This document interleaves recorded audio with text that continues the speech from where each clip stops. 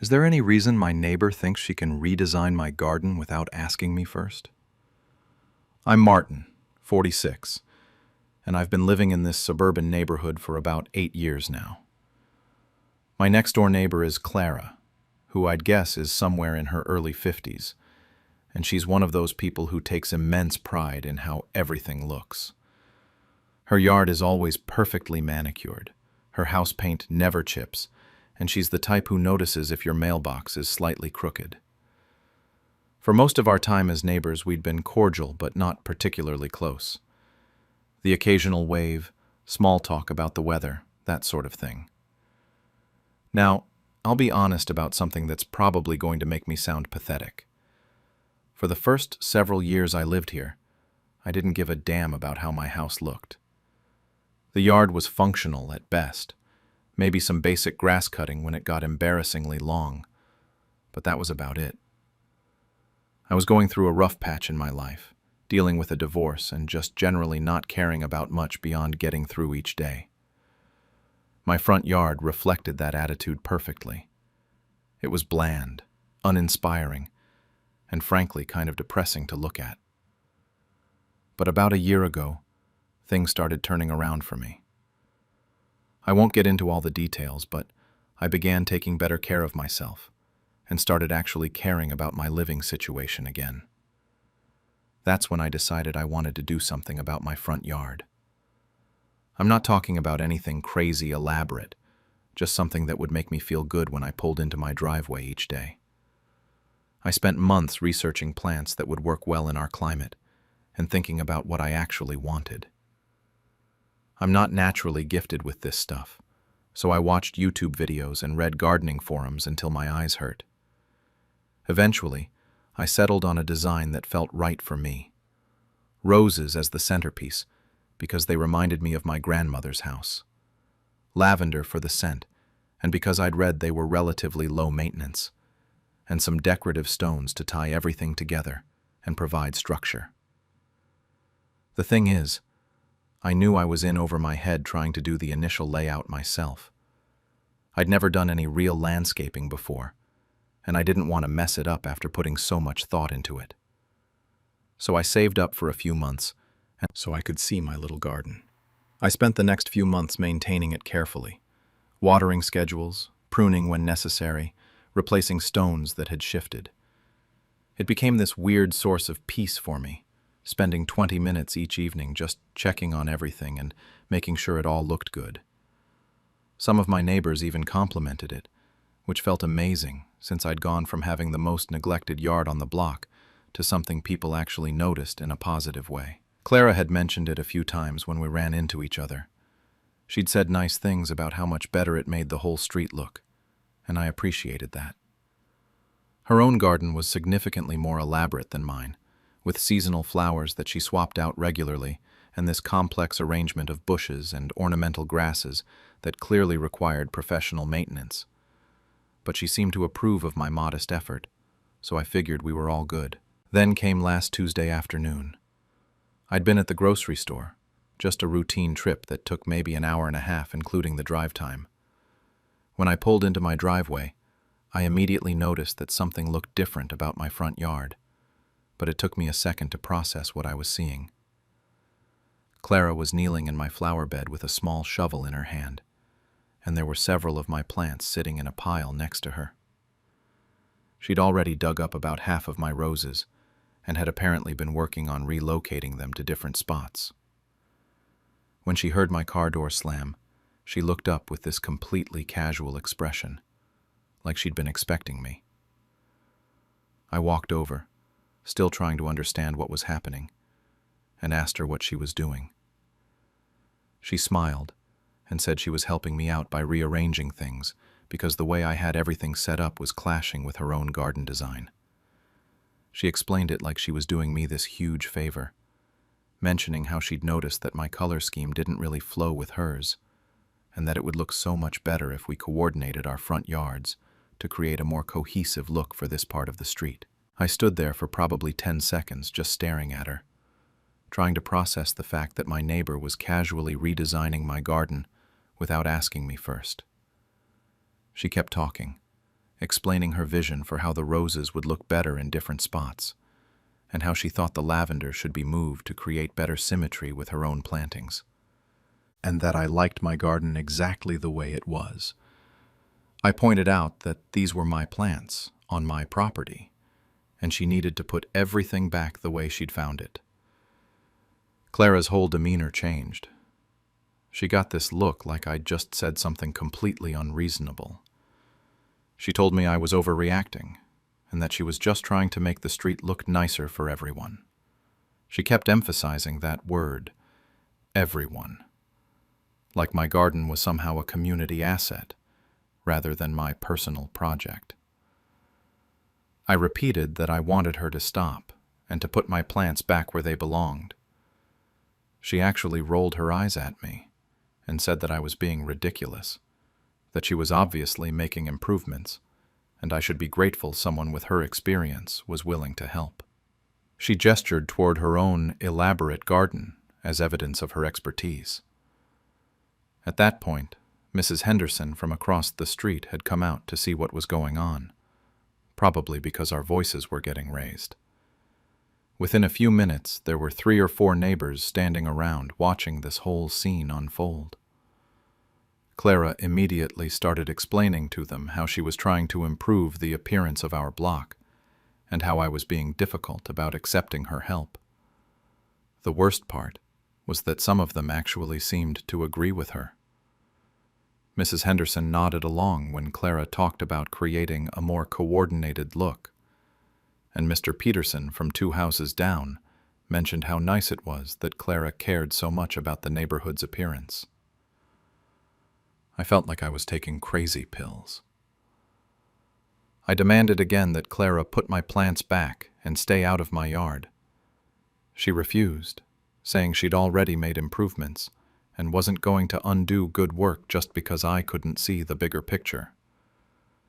Then she packed up her tools and walked back to her house, leaving my roses sitting in a pile on the ground and my carefully planned garden completely disrupted. I spent that entire evening replanting my roses, trying to remember exactly where each one had been positioned. My hands were shaking with anger the whole time, and I kept messing up because I was so furious I couldn't think straight. Some of the root systems had been damaged when Clara pulled them up, and I wasn't even sure if they'd survive being moved twice in one day. Her interest in neighborhood aesthetics, she had no right to dig up my plants without permission. Clara just stared at me like I was speaking a foreign language. Then she said something that made my blood boil. She told me that property lines were just legal technicalities, and that people who really cared about their community thought about the bigger picture. That's when I realized this wasn't going to be resolved through polite conversation. Clara genuinely believed she had done nothing wrong. In her mind, her superior gardening knowledge and her concern for the neighborhood's appearance gave her the right to modify other people's property. She wasn't apologetic or embarrassed. She was annoyed that I wasn't grateful. Over the next few days, I started noticing how divided the neighborhood had become over this situation. Mrs. Henderson stopped by to tell me that she thought Clara had good intentions, even if her methods were questionable. She suggested I consider Clara's suggestions because her garden really was beautiful, and maybe there was something to learn from her expertise. Mr. Peterson was more direct. He said Clara had improved property values on our street with her gardening efforts over the years, and maybe I should be more open to collaboration. But then Mrs. Kim from the house behind mine came over while I was trying to repair the damage to my garden. She told me she would have called the police if someone had done that to her property. She said she'd been watching Clara for years, and that this kind of behavior was exactly what she'd expect from someone who thought she was the unofficial neighborhood manager. Apparently, Clara had made comments about other people's landscaping choices before, though she'd never actually dug up anyone else's plants. The Johnsons, who live at the end of our block, stopped by during their evening walk and said they couldn't believe what had happened. They told me they'd be furious if anyone touched their yard without permission, regardless of how good their intentions might be. but even they seemed uncomfortable taking a strong stance against Clara. Probably because they didn't want to get involved in neighbor drama. What really got to me was how Clara started spinning the story to anyone who would listen. Within a week, she'd somehow transformed herself from someone who had dug up my plants without permission into a victim of my unreasonable anger. She told people I had yelled at her for trying to help with gardening, conveniently made it clear he thought I was being the difficult one. The worst part was running into Clara herself. She'd developed this martyred expression whenever she saw me, like she was bravely enduring my unreasonable hostility. If other neighbors were around, she'd make these passive-aggressive comments about how some people just couldn't accept help graciously. She never directly addressed what she'd done, but she'd talk about how hard it was to live next to someone who got so upset about neighborhood improvement efforts. I started losing sleep over the whole situation. Every morning when I left for work, I had to see Clara's perfectly manicured garden right next to my damaged one, with some of my plants still struggling to recover from being transplanted twice. Every evening when I came home, I wondered if she'd decided to make more improvements while I was gone. I actually considered installing a security camera, which felt completely insane but also necessary. The social pressure was getting to me in ways I hadn't expected. I'd worked hard to build a decent relationship with my neighbors after years of being the guy who didn't care about his yard. Now I felt like I was becoming known as the person who caused problems over gardening. Some of the neighbors who had initially supported me started suggesting that maybe I should just let Clara finish what she'd started, since the conflict was making everyone uncomfortable. I began questioning everything. Maybe I was overreacting. Maybe Clara really had been trying to help, and I'd handled it badly. Maybe caring so much about my little garden was silly, and I should just let her coordinate our yards the way she wanted. The rational part of my brain knew these thoughts were crazy, but the constant social pressure was wearing me down. Clara seemed to sense my uncertainty and started pushing harder. She'd make comments about how she could still help me finish the improvements if I was willing to be reasonable about it. She'd point out problems with my current setup to other neighbors when I was within earshot, like how the spacing wasn't quite right, or how certain plants would struggle in those positions long term. The breaking point came when I overheard her talking to Mrs. Henderson about how some people just couldn't handle constructive criticism about their landscaping choices. She said it was unfortunate when pride got in the way of making the neighborhood look its best. Mrs. Henderson made some property law. I found documentation about landscaping regulations and rules about modifications to others' property. I drafted emails to the HOA board and practiced explaining the situation in terms that wouldn't make me sound petty or vindictive. But I also knew that filing a formal complaint would turn this into a full-scale neighborhood war. Clara lived right next door to me. I'd have to see her every single day, probably for years to come. If I went the official route, and she felt like I'd humiliated her publicly, there was no telling how she might retaliate. She'd already shown she had no respect for boundaries, and she was clearly skilled at manipulating social situations to her advantage. I was stuck between standing up for my property rights and keeping the peace in a community where I had to live every day. And Clara seemed perfectly content to let me twist in that impossible position, while she continued to position herself as the reasonable one, just trying to make the neighborhood beautiful. After spending 2 weeks going back and forth in my head, I finally decided to file a formal complaint with the Homeowners Association. I couldn't keep living in this weird limbo where Clara acted like she'd done me a favor, and I was supposed to be grateful for having my property damaged. I drafted a detailed letter explaining exactly what had happened, included photos of my garden before and after her intervention, and submitted it through the proper channels. The HOA responded within a few days, saying they'd investigate the matter and schedule a hearing. They sent Clara a notice about the complaint, and that's when things really went sideways. Within hours of receiving that letter, Clara was knocking on doors throughout the neighborhood, telling her version of events to anyone who would listen. She described me as someone who was trying to use the HOA to bully her for trying to help improve the community. Mrs. Henderson called me that evening to say she was disappointed that I'd escalated things to an official level instead of trying to work it out neighborly. She said Clara was upset and felt like I was trying to get her in trouble over a misunderstanding. When I tried to explain that Clara had literally dug up my plants without permission, Mrs. Henderson said that sometimes we have to compromise for the good of the community. The hearing was scheduled for 3 weeks out, which meant 3 more weeks of this awkward tension every time I stepped outside my house. Clara had apparently decided that themselves. I watched this strategy work. People started talking about how Clara was always doing nice things for the neighborhood, how she'd helped with this or fixed that without being asked. The implication was obvious.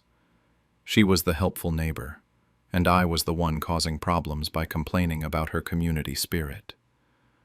During those 3 weeks, I started documenting everything. I took photos of my garden every day to make sure Clara didn't make any more modifications while I wasn't home. I wrote down every interaction we had, every passive-aggressive comment she made within my hearing, every time I caught her talking to other neighbors about the situation. I probably looked paranoid doing all this, but I felt like I needed evidence of her ongoing behavior. The worst part was how the conflict was affecting my daily routine. I'd started timing my departures for work to avoid running into Clara during her morning garden maintenance. I'd park in my garage instead of the driveway, so I wouldn't have to walk past her yard. I was basically hiding from my own neighbor, which made me feel pathetic, but also seemed necessary to avoid constant confrontation. 2 days before the hearing, Clara made her biggest move yet. She organized what she called a neighborhood beautification day, where volunteers would work on various improvement projects throughout our section of the development. She posted flyers in everyone's mailboxes and sent emails through the neighborhood group chat, positioning it as a community-building activity that would benefit everyone. The thing is, it was actually a brilliant move. About 15 neighbors showed up, and they spent the day mulching common areas, touching up paint on the community mailbox station, and doing other genuinely helpful projects. Clara made sure everyone knew she'd organized the whole thing, and she kept making comments about how wonderful it was when neighbors worked together for the common good. I didn't participate, obviously, because I knew it was basically a campaign event designed to make Clara look like a community leader before our HOA hearing. But my absence was notable, and I'm sure it reinforced the narrative that I was uncooperative and only cared about my own interests. The hearing itself was a disaster from my perspective. The HOA board consisted of 5 people, and 3 of them seemed to already have their minds made up before I even presented my case. I explained what landscaping and her desire to help neighbors who might not have her level of experience. She apologized for not communicating better, but she made it sound like the real problem was a failure of neighborly cooperation rather than a violation of property rights. She even offered to work with me to develop a coordinated landscaping plan that would satisfy both of our preferences, which made me look unreasonable for not accepting her olive branch. The board issued what they called a compromise ruling. Clara received an official warning about modifying other people's property without permission, but they also recommended that neighbors work together on landscaping decisions that affected the overall appearance of the street. They suggested mediation services and emphasized the importance of community cooperation. Clara left that meeting acting like she'd been vindicated. She told several neighbors that the HOA had recognized her good intentions and that the whole situation could have been avoided if I'd been more open to collaboration from the beginning. The official warning was treated as a minor technicality, while the recommendation for cooperation was seen as validation of her approach. Meanwhile, I was left feeling like I'd wasted weeks of stress and emotional energy to achieve basically nothing. Clara hadn't been required to compensate me for the damage to my plants, or to promise she'd never touch my property again. The ruling was so diplomatically worded that she could easily interpret it as support for her community-minded approach to neighborhood improvement. In the weeks following the hearing, things have settled into an uncomfortable routine. Clara continues to maintain her perfect garden and make subtle comments about community cooperation whenever other neighbors are around. She's never directly interfered with my property again, but she's also never acknowledged that what she did was actually wrong, rather than just poorly communicated. I've basically given up on the idea of having a normal, neighborly relationship with her. We're polite when we have to interact, but there's this underlying tension that I don't think will ever go away. Some of the other neighbors have moved on and treat the whole thing as ancient history, but a few still seem to think I overreacted to someone who was just trying to help. My garden eventually recovered. Mostly. I had to replace 2 of the roses that didn't survive being transplanted twice, and the overall layout never quite looked as good as it had originally. Every time I didn't matter as much as I thought it did. But then, I remember the feeling of coming home to find someone digging up my plants without permission. And I know that wasn't about gardening at all. That was about respect and boundaries, and whether people have the right to make decisions about your property without consulting you first. Clara has started telling other neighbors I yelled at her for gardening, and a few have been giving me side eyes ever since. I'm seriously questioning whether I'm in the wrong, or if she just crossed a massive boundary that nobody wants to acknowledge. Why did my mother expect me to hand over my inheritance to fund my brother's lifestyle? I'm Lydia, 38, and I work as a high school English teacher. This whole mess involves my younger brother Ethan, who's 32, and our mother, who has always had a massive blind spot when it comes to him. I've been dealing with this situation for months now, and I honestly don't know what to do anymore. Let me start from the beginning so this makes sense. Growing up, Ethan was always the favorite. He was the charming one, the athlete, the one who could talk his way out of any trouble. I was the quiet, studious kid who got good grades and never caused problems. Mom always said she didn't have favorites, but it was pretty obvious to everyone else that Ethan could do no wrong in her eyes. When he got arrested for underage drinking in high school, she blamed his friends. When he dropped out of college after 2 years, she said the professors just didn't understand his learning style. When he couldn't hold down a job for more than 6 months, she said employers these days don't appreciate loyalty. I went the opposite route. I finished college, got my teaching degree, and have been working at the same school for 12 years now. I'm not rich by any means, but I'm stable. I pay my bills on time, I contribute to my retirement fund, and I try to be smart with money because nobody else is going to take care of me. 2 years ago, our father passed away after a long battle with cancer. It was devastating for all of us, but especially hard on Mom. Dad had always been the one to keep the family grounded and handle the finances. After the funeral and all the legal stuff was sorted out, Ethan and I each inherited about $85,000.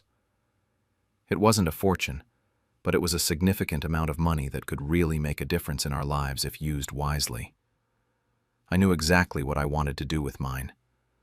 I had about $30,000 in student loan debt that had been hanging over me for years, plus some credit card debt from when I had to replace my car and deal with some medical expenses a few years back.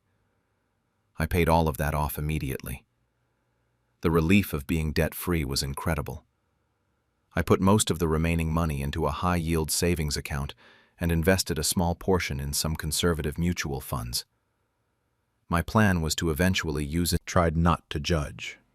It was his money, and people grieve differently. Maybe this was his way of dealing with losing Dad. But I'd be lying if I said I wasn't concerned, especially when he started talking about all these business ideas he wanted to invest in. He was convinced he was going to flip houses or start some kind of online business, but he never actually followed through on any of it. Instead, the money just kept disappearing on what he called living expenses, but what looked like pure entertainment to me. Mom thought it was great that he was enjoying himself and not obsessing over every penny like I was. She'd make little comments about how I was too cautious, too worried about the future, too focused on being practical instead of living in the moment. It stung, but I tried to ignore it. I figured she was still grieving, and probably worried about Ethan, since he'd taken Dad's death pretty hard. By the 18-month mark, it was obvious that Ethan was running low on money. He moved out of his nice apartment and back in with Mom temporarily. The BMW got repossessed because he'd financed most of it and couldn't keep up with the payments. He started posting less on social media and seemed stressed whenever I saw him at family gatherings. I felt bad for him, but I also felt frustrated. This was completely predictable, and he'd had so many opportunities to be smarter with the money. I thought maybe this would be a wake-up call for him. Maybe he'd get a stable job and learn from this experience. Mom kept telling anyone who'd listen that he was just going through a rough patch and that things would turn around soon. She helped him with his rent and groceries, which was fine. That's what parents do sometimes. But then last month, Mom called and invited me over for dinner. She said she was making lasagna, which is my favorite, and that she wanted to have a nice family meal. I should have known something was up, because she only makes lasagna for special occasions or when she wants something. But I was just happy that she wanted to spend time together, especially since things had been a little tense between us lately, over some unrelated family drama.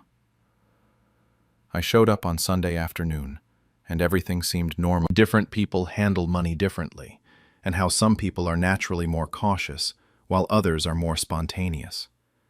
She said both approaches have their merits, but sometimes the cautious people need to help out the spontaneous ones when they hit rough patches.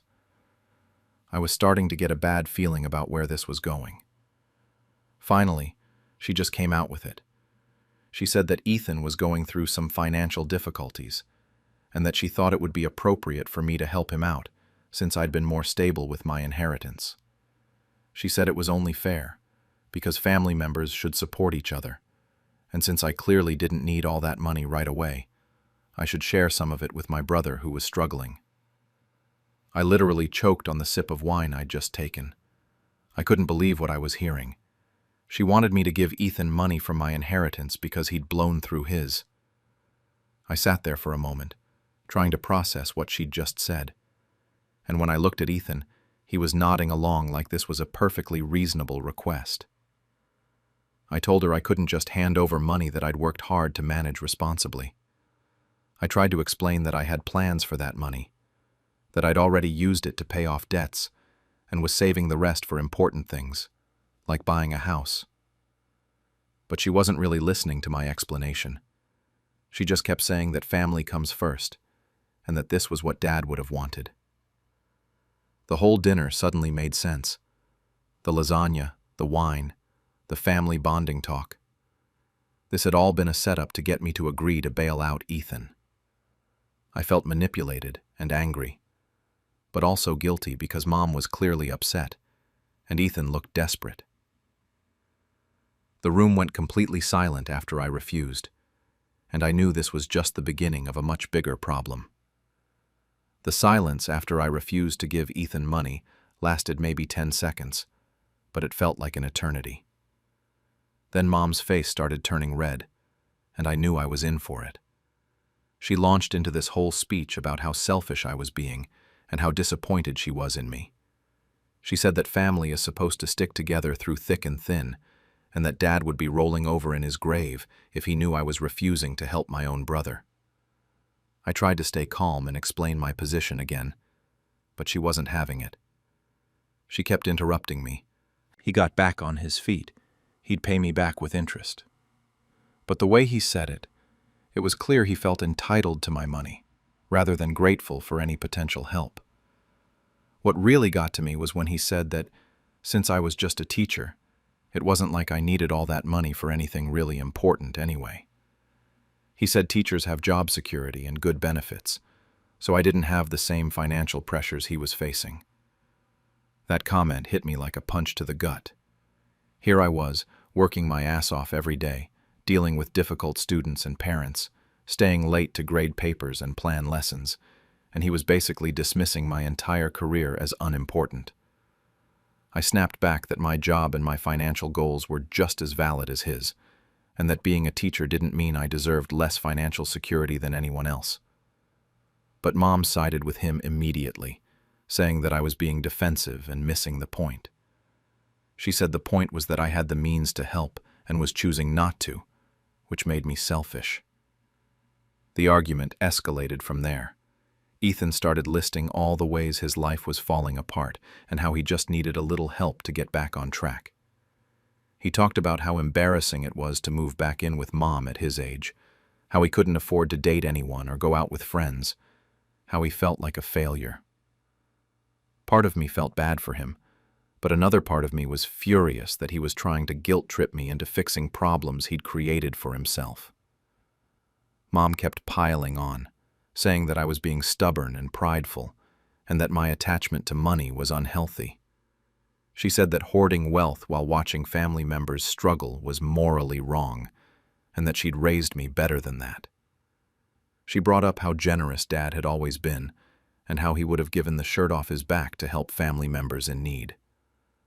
I pointed out that there's a difference between being generous and enabling someone's poor decisions, but that just made them angrier. Ethan accused me of being judgmental and acting like I was better than him just because I managed my money differently. He said that not everyone could be as boring and predictable as me, and that some people actually wanted to enjoy their lives instead of counting every penny. The whole thing devolved into personal attacks pretty quickly. Mom said I'd become cold and distant, responsible. I told them both that I wasn't going to throw away my financial security to subsidize his lifestyle choices. After I said that, Mom started crying and said I was tearing the family apart. She said that Dad's death should have brought us closer together, not driven us apart over money. She accused me of caring more about my bank account than about my family relationships, and said she didn't recognize the person I'd become. The dinner ended with everyone yelling, and Mom telling me to leave if I was going to be so heartless. I grabbed my purse and walked out, but I could hear them talking about me as I left. Ethan was saying something about how he'd always known I was selfish, and Mom was agreeing with him. Over the next few days, my phone was blowing up with texts and calls from extended family members. Apparently, Mom and Ethan had called everyone to tell their version of what happened. Some relatives were on my side, but others thought I was being unreasonable. My cousin Jake called me and said that while he understood my position, maybe I could compromise and give Ethan half of what he was asking for. My Aunt Martha left me a voicemail saying that family harmony was more important than money and that I should reconsider. But then there were family members who supported me too. My Uncle Tom told me privately that he'd always thought Ethan was irresponsible and that giving him money would just make things worse. My cousin Sarah said she'd been through something similar with her brother and that I was absolutely right to protect myself. My dad's sister called and said that Dad would actually be proud of me for being responsible with my inheritance and not throwing it away. The family group chat became a battlefield. Mom would post articles about sibling relationships and family loyalty, clearly aimed at me. Other relatives would make passive-aggressive comments about people who put money before family. Some cousins tried to play peacemaker, suggesting family meetings and compromise solutions. But it was obvious that the family was split down the middle on this issue. What made it worse was that Ethan started posting on social media about how hard his life was and how alone he felt. He never mentioned me directly, but it was clear he was trying to get sympathy and maybe pressure me to change my mind. He posted quotes about family betrayal and fake people, and Mom was liking and sharing everything he posted. Work, and I was constantly second-guessing myself. Maybe I was being too harsh. Maybe I should just give him some money to restore peace in the family. But every time I considered it, I remembered how entitled he'd acted, and how he'd dismissed my career and my goals. I also thought about how this wouldn't actually solve anything long-term, since he hadn't changed his spending habits or taken responsibility for his choices. After 2 weeks of this family war, I decided I needed to try a different approach. The constant fighting and family drama was eating me alive, and I genuinely wanted to find a solution that could work for everyone. I wasn't willing to just hand over cash, but maybe there was a middle ground that could help Ethan without enabling his poor decisions. I called Mom and asked if we could all sit down and talk calmly about the situation. She was hesitant at first, but eventually agreed to meet at her house again. I spent hours preparing what I was going to say, trying to come up with a compromise that would show I cared about Ethan without just throwing money at his problems. When we met up, I laid out my alternative proposal. I offered to help Ethan create a realistic budget and teach him some basic financial planning skills. I said I'd be willing to co-sign for a smaller, more affordable apartment so he could move out of Mom's house with some dignity. I offered to help him update his resume and practice for job interviews, since he'd been struggling to find steady work. I even said I'd pay for a financial planning course if he was serious about learning to manage money better. Basically, I was offering to invest time and energy in helping him get back on his feet, rather than just giving him cash that would likely disappear within a few months. I thought this showed that I cared about him and wanted to help, while also addressing the root causes of his financial problems instead of just treating the symptoms. But that wasn't what they wanted to hear. Ethan got defensive immediately and said he didn't need lectures or life coaching. He said he just needed some cash to get through the next few months while he figured out his next move. He acted like my offer was insulting, as if I was treating him like a child who couldn't handle his own affairs. Mom backed him up completely. She said, and they wanted it from me. When I refused to change my position, Mom completely shut down. She said she was done talking about it and that I'd made my choice. She told me that I was prioritizing my money over my family and that she couldn't force me to be a good sister if I didn't want to be one. Then she basically kicked me out of her house again. That's when the silent treatment started. Mom stopped returning my calls and texts completely. She blocked me on Facebook and Instagram. When I tried calling her house phone, she'd either not answer or hang up when she heard my voice. It was like I'd been erased from her life overnight. The silence was devastating. I'd never gone more than a few days without talking to my mom, and suddenly weeks were passing without any contact. I kept thinking she'd cool down and reach out, but she didn't. Family members told me she was telling everyone that I'd chosen money over family, and that she was too hurt to talk to me. Then about 6 weeks after our last conversation, things got even worse. I woke up to a 3-paragraph text message from Ethan that was absolutely brutal. He said I'd abandoned him in his time of greatest need, and that he never thought his own sister could be so heartless and selfish. He said I was sitting on a pile of money that I didn't even need while watching him struggle to survive. The text went on to say that I'd always been jealous of his relationship with Mom, and that this was my way of getting revenge. He said that Dad would be ashamed of the person I'd become, and that our father had always taught us to take care of each other. He accused me of using Dad's death as an excuse to hoard money and pull away from the family.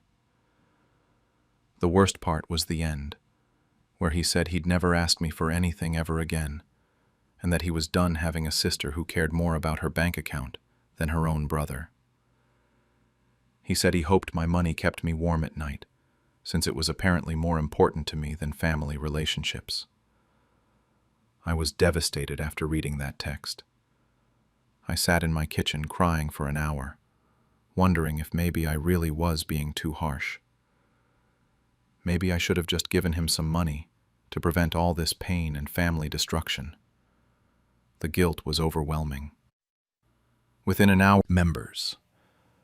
Apparently, this had been going on for months.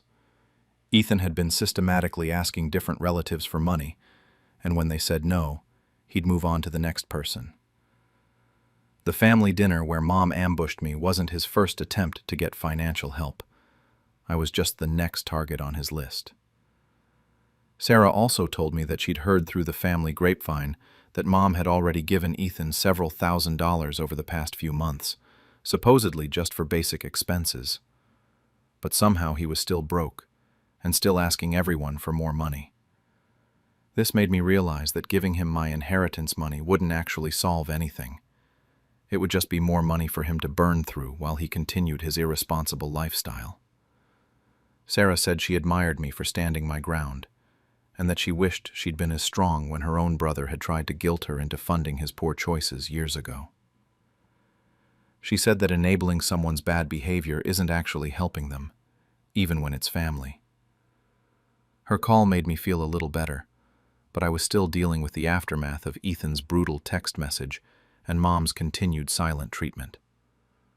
Other family members were starting to take sides more openly, and it was clear that this conflict was going to have lasting effects on our family dynamics. I started seeing a therapist to help me process everything that was happening. She helped me understand that I wasn't responsible for fixing Ethan's problems or managing Mom's emotions about the situation. She also helped me recognize that my offer to help Ethan with budgeting and job searching was actually very generous, and that his rejection of that help revealed a lot about his true priorities. Now it's been almost 3 months since this whole thing started, and I'm still dealing with the fallout.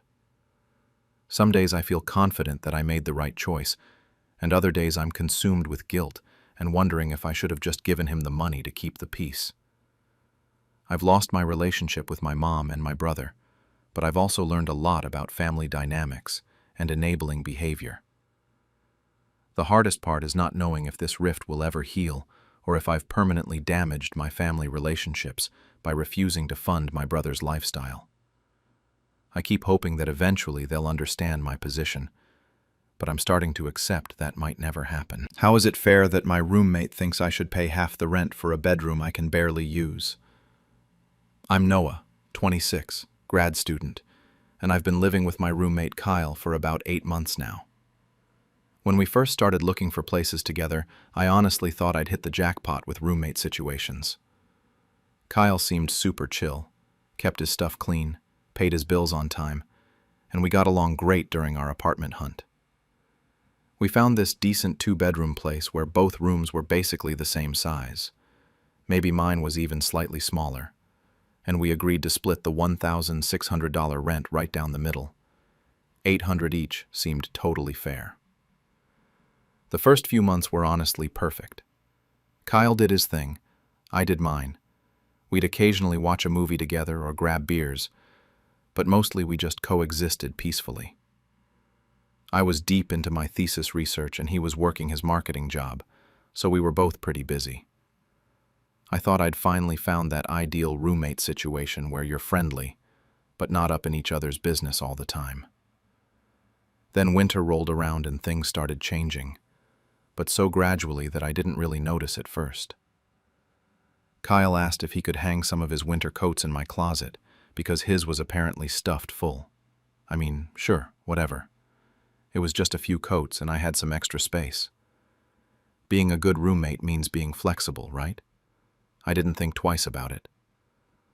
A week later, Kyle brought home this exercise bike he'd bought off Craigslist. He wheeled it into my room and said he just needed to store it there temporarily, while he figured out the best spot for it in the apartment. He mentioned something about wanting to rearrange his room first and see where it would fit best. I was in the middle of writing a paper and just nodded along. It was bulky, but it wasn't like it was in my way or anything. Then, Kyle went through this messy breakup with his girlfriend Emma around month 4. She'd apparently left a bunch of stuff at his place over the months they were dating, and after they broke up, she just wanted it all gone ASAP. Kyle showed up one day with 3 cardboard boxes and asked if he could stick them in my room just until Emma could pick them up. I felt bad for the guy. Breakups suck, so of course I said yes. Those boxes ended up didn't want to mess with his current layout. He promised he'd figure out what to do with the desk soon, maybe sell it or donate it, but in the meantime, could it just hang out in my room? I was starting to feel a little weird about how much of Kyle's stuff was accumulating in my space.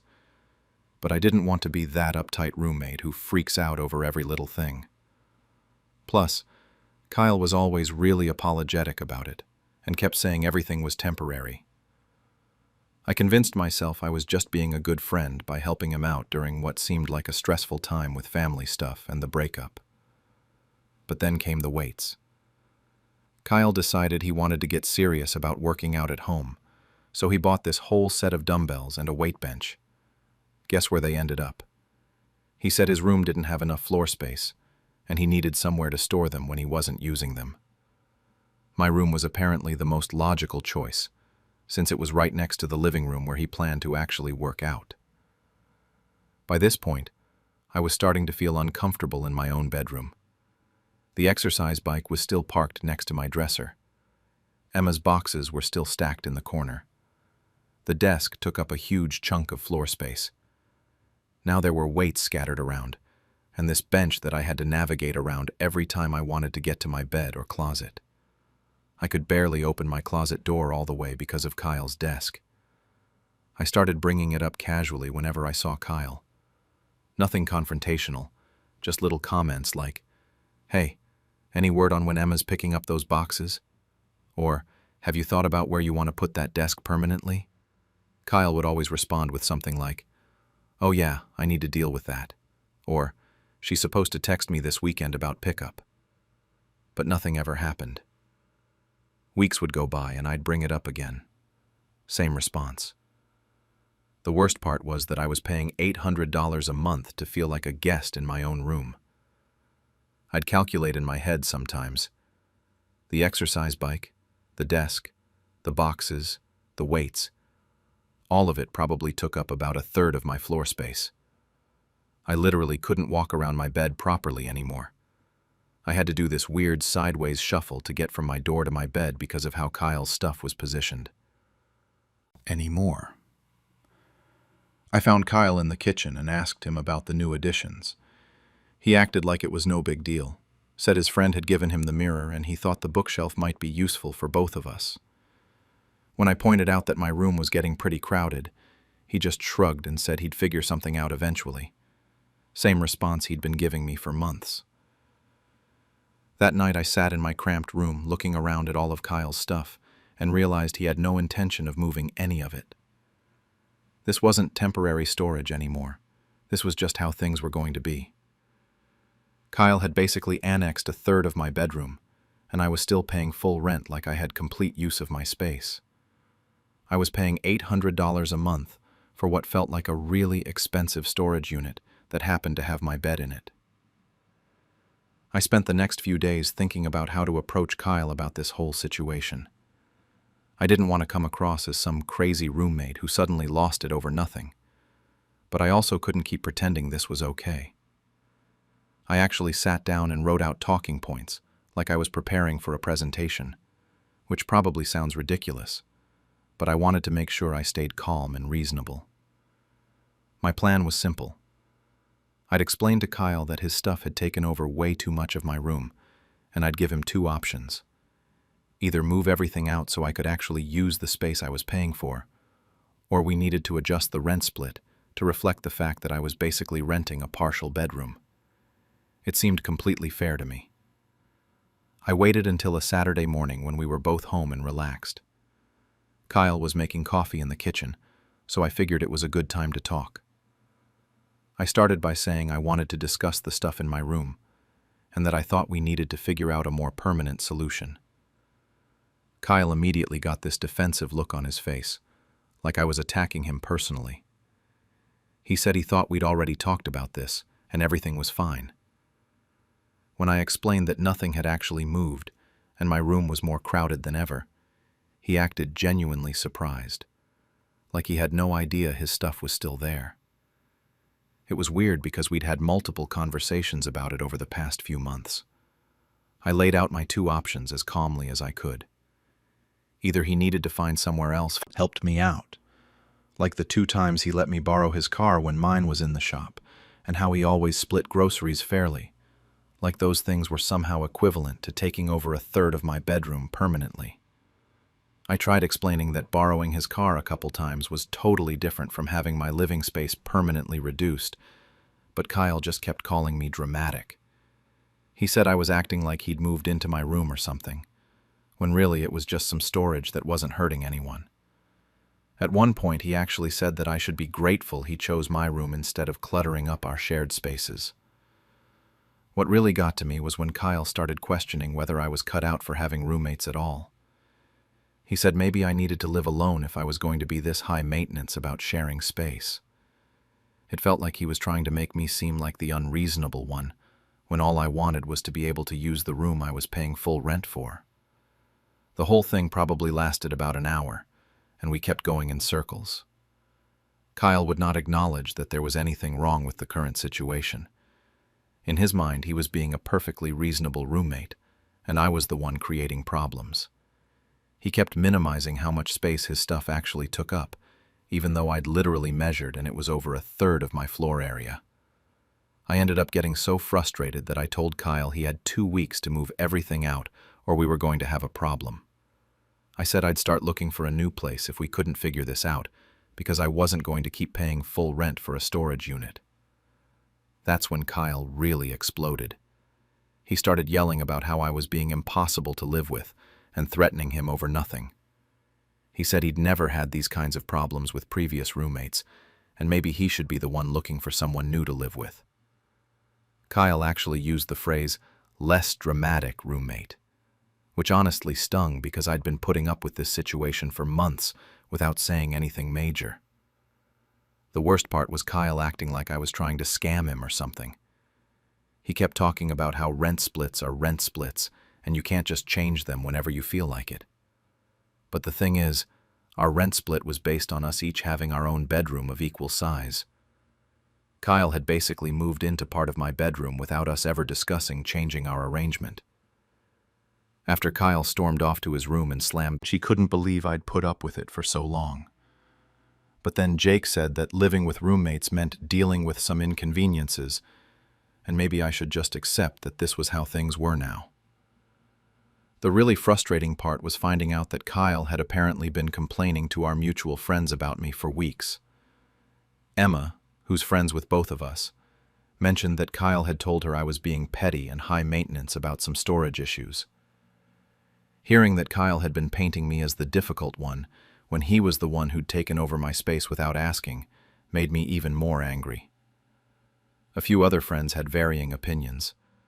Some thought I should just put Kyle's stuff in the living room myself if he wouldn't move it.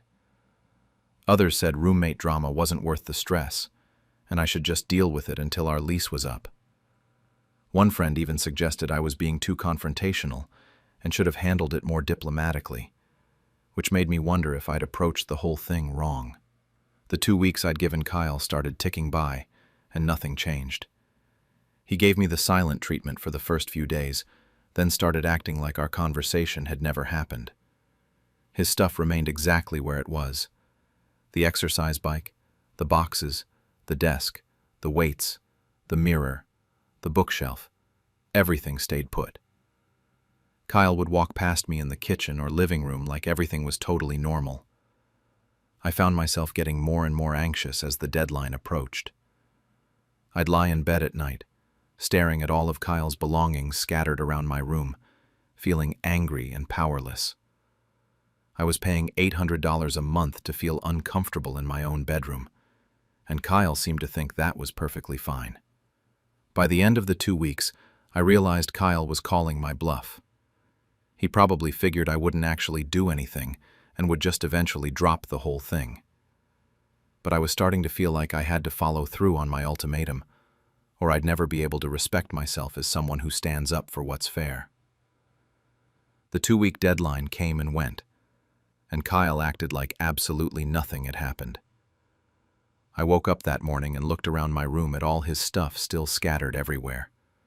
The exercise bike, Emma's boxes that had been there for 4 months now, his old desk blocking half my window.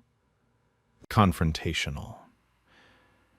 Maybe other people really would just deal with this kind of situation without making it into such a big issue. I kept replaying our argument in my head, wondering if I could have approached it differently or been more diplomatic about the whole thing. But then I did something that made me feel a lot more confident about my position. I actually measured my room properly with a tape measure and calculated exactly how much space Kyle's stuff was taking up. My room is 12 by 10 feet, so 120 square feet total. I mapped out where all of Kyle's belongings were positioned and did the math. His stuff was taking up about 42 square feet of floor space, which is exactly 35% of my room. If we were splitting rent proportionally based on actual usable space, I should be paying around $520 instead of $800. Kyle was essentially getting $280 worth of storage space in my room every month while I was subsidizing it. Seeing the actual numbers made me realize I wasn't being dramatic or unreasonable at all. This was a significant chunk of money and space. I started browsing apartment listings online just to see what my options were. Breaking our lease early would cost me $1,200 according to our rental agreement, but I found a few studio apartments in decent neighborhoods that I could actually afford on my grad student budget. There was one place about 15 minutes from campus that was $950 a month, which was more than I was paying now, but would give me my own space without any roommate drama. The weird thing was that Kyle seemed to sense I was serious about potentially moving out because he suddenly started being friendly again. Not friendly enough to actually address the elephant in the room, but he'd say good morning when we passed in the hallway and ask how my thesis research was going. It felt like he was testing whether I was still mad or if we could just pretend everything was back to normal. Meanwhile, I kept getting mixed reactions from friends about the whole situation. I called my sister to vent about it, and she was completely on my side.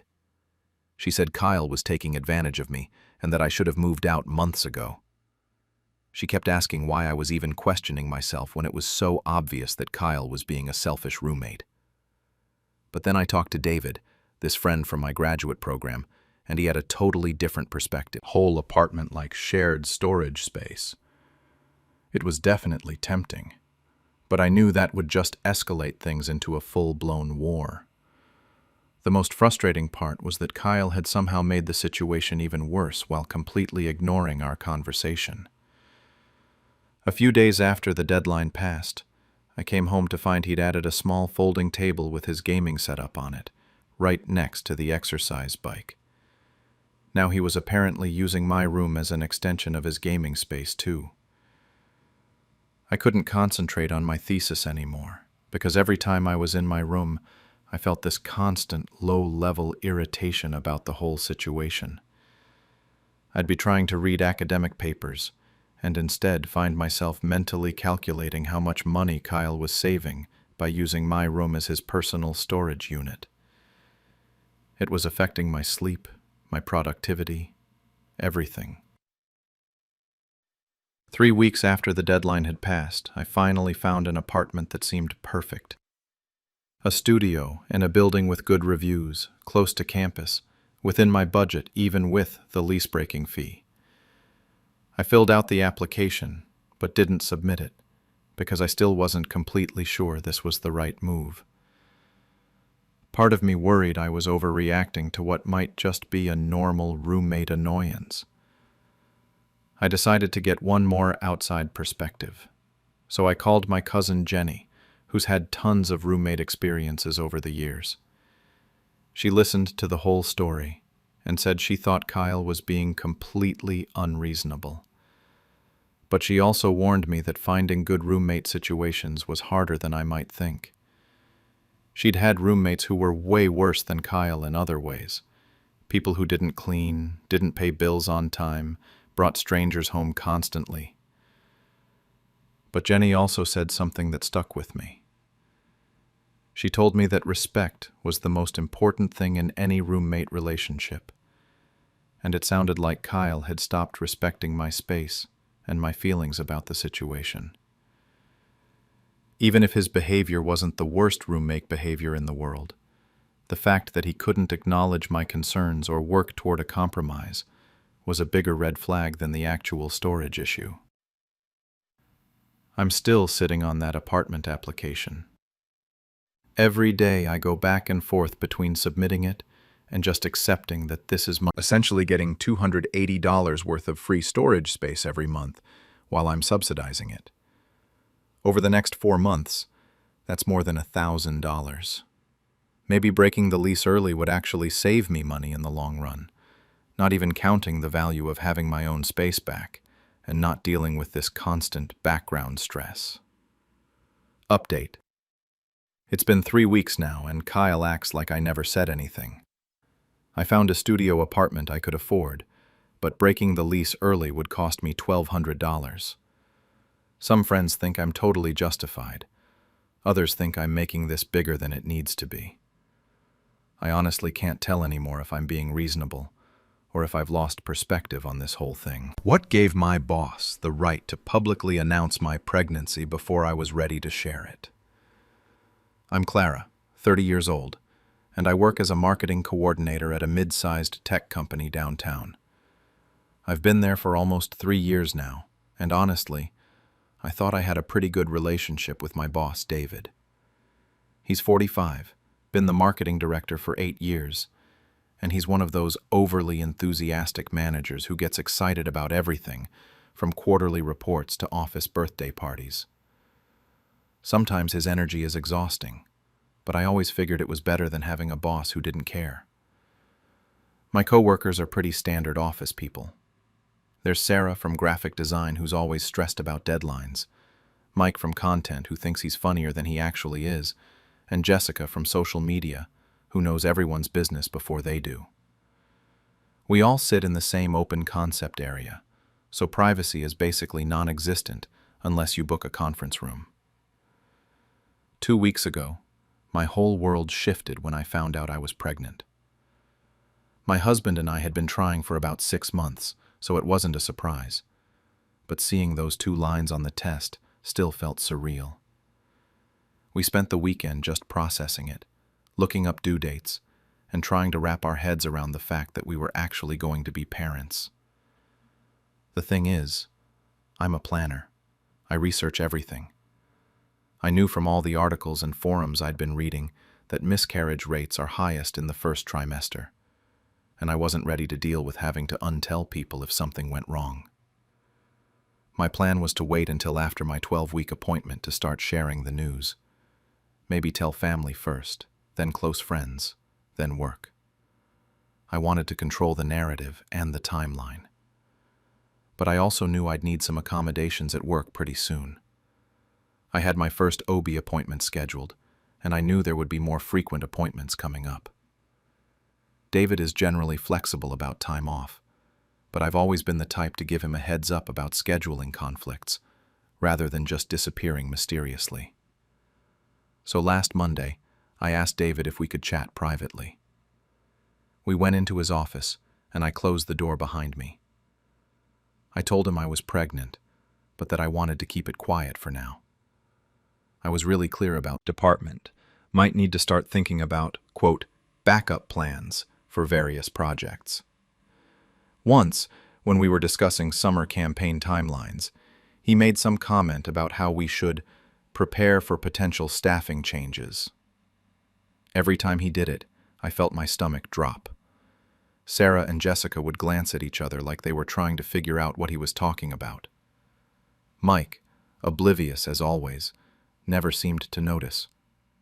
But I noticed. I noticed every single hint and loaded comment. I kept telling myself I was being paranoid. Maybe David was just thinking out loud about general staffing stuff. Maybe the pregnancy news had made him more aware of the fact that people sometimes need time off. I tried to convince myself that he wasn't actually planning to out me. Then yesterday happened. We had our weekly team meeting in the main conference room. Nothing special, just our usual rundown of ongoing projects and upcoming deadlines. David was in his typical cheerful mood, going through his agenda items.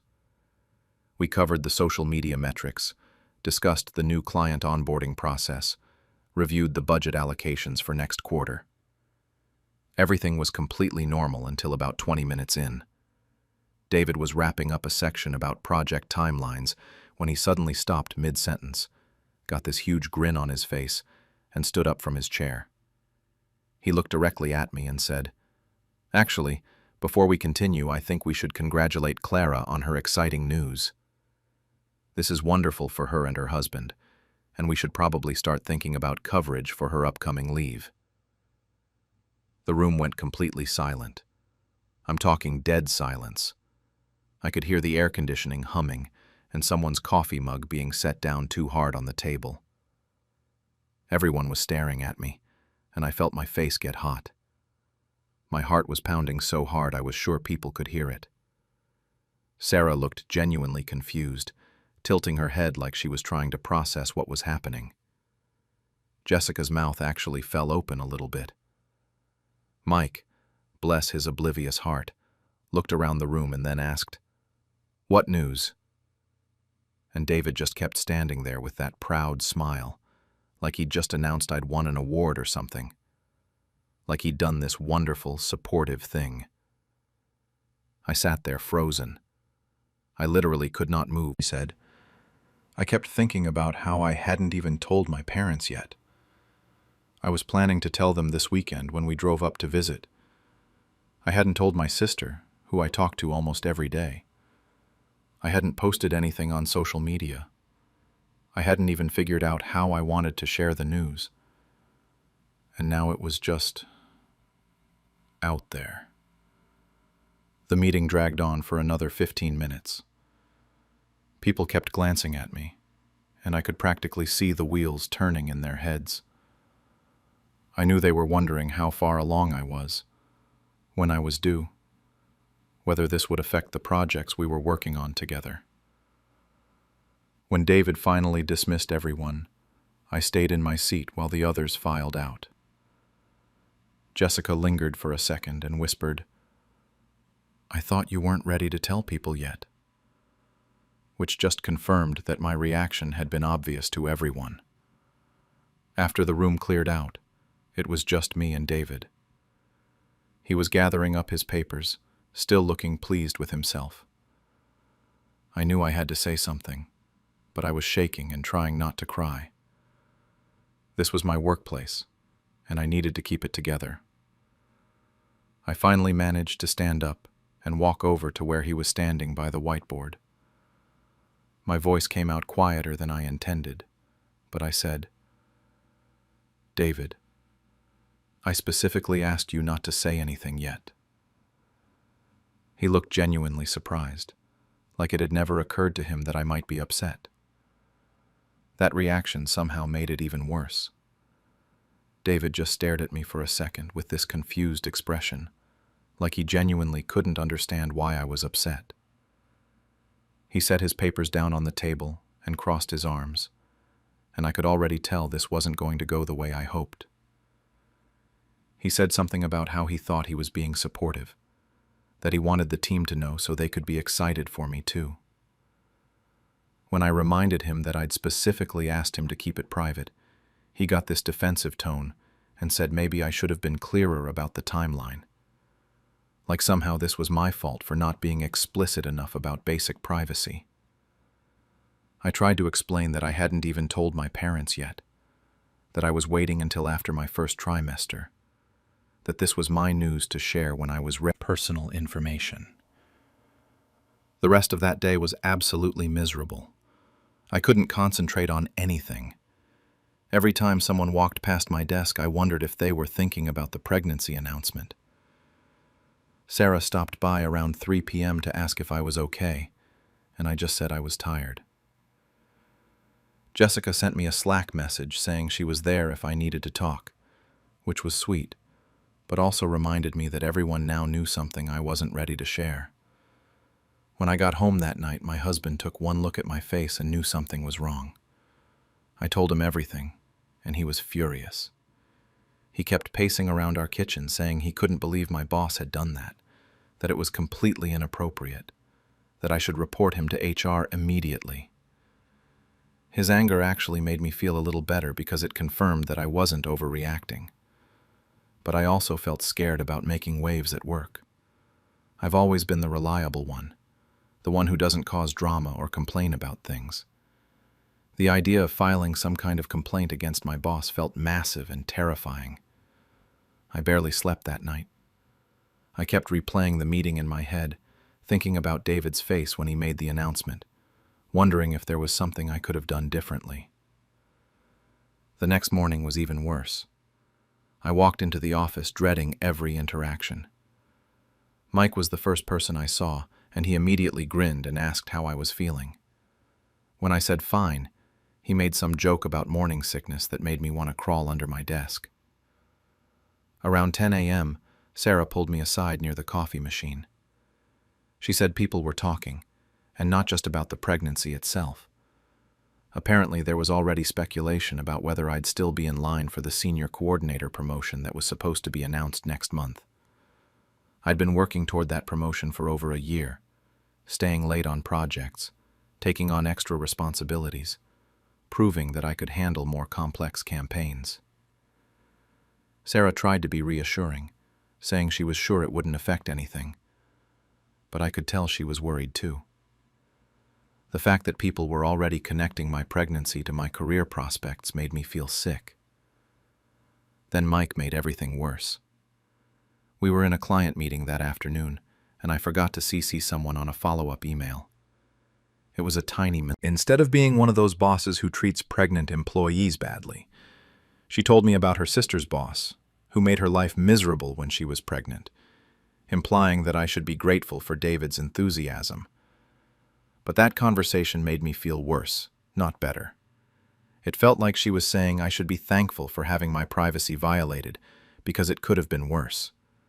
Like the bar for acceptable behavior was so low that publicly announcing someone's pregnancy without permission was somehow supportive. I spent the next few days in this weird limbo.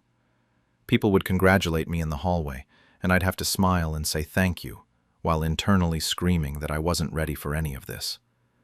I had to field questions about due dates and whether we knew the gender yet, and if we'd picked names. Questions I hadn't even fully processed myself. The worst part was that I couldn't even be excited about my own pregnancy anymore. Every time I thought about the baby, I immediately thought about work and how everything had gotten complicated before I was ready to deal with it. My parents called me that weekend because apparently one of their friends saw a Facebook post where someone had tagged me with "Congratulations." My mom sounded hurt when she asked why she was hearing about her first grandchild through social media.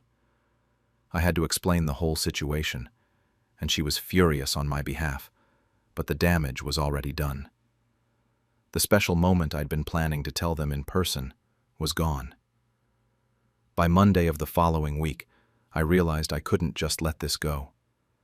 Every interaction with David felt tense and weird. He'd ask how I was feeling with this overly concerned tone that felt fake. He made comments about not overworking myself, which would have been nice if I'd asked for accommodations, but instead felt condescending. I kept thinking about what my husband had said about reporting this to HR. Part of me worried I was making a big deal out of nothing, but another part of me knew that what David had done was wrong. I'd explicitly asked him to keep my pregnancy private, and he'd ignored that request completely. I also couldn't stop thinking about the promotion and whether my pregnancy would affect it.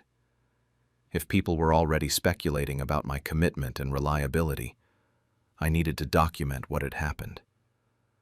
I needed a paper trail showing that any negative treatment of my pregnancy in confidence, specifically requested privacy until I was ready to share the news myself, and that he'd announced it publicly in a team meeting without my permission. I asked for clarification about company policies regarding medical privacy and requested that they address the situation with David. My finger hovered over the send button for probably 5 minutes before I finally clicked it. As soon as it was gone, I felt this weird mix of relief and terror. There was no taking it back now. HR responded faster than I expected. Linda from HR emailed me back within 2 days, saying they took privacy concerns seriously and would look into the situation. She asked if I wanted to schedule a meeting to discuss it further, and we set something up for later that week. She also mentioned they'd be addressing appropriate communication protocols with management, which I assumed meant they were going to talk to David. The meeting with Linda was actually really validating. She listened to everything I said without interrupting, took notes, and agreed that David shouldn't have shared my personal medical information without permission. She said they'd have a conversation with him about respecting employee privacy and following proper procedures for accommodation requests. For about 48 hours, I felt like I'd done the right thing. I'd stood up for myself professionally, documented what happened, and HR seemed to be taking it seriously. Then David's attitude toward me completely changed. It was subtle at first. He stopped making eye contact during team meetings. His usual overly friendly greetings turned into these curt nods when he passed my desk. When I had questions about projects, his responses were short and businesslike, instead of his normal chatty explanations. The real turning point came the following week. I'd been preparing for a client presentation for our biggest account for over a month. I'd done all the research, created the deck, coordinated with the client's schedule. It was exactly the kind of high-visibility project that would help my case for the promotion. 3 days before the presentation, David called me into his office and told me he was reassigning it to Mike.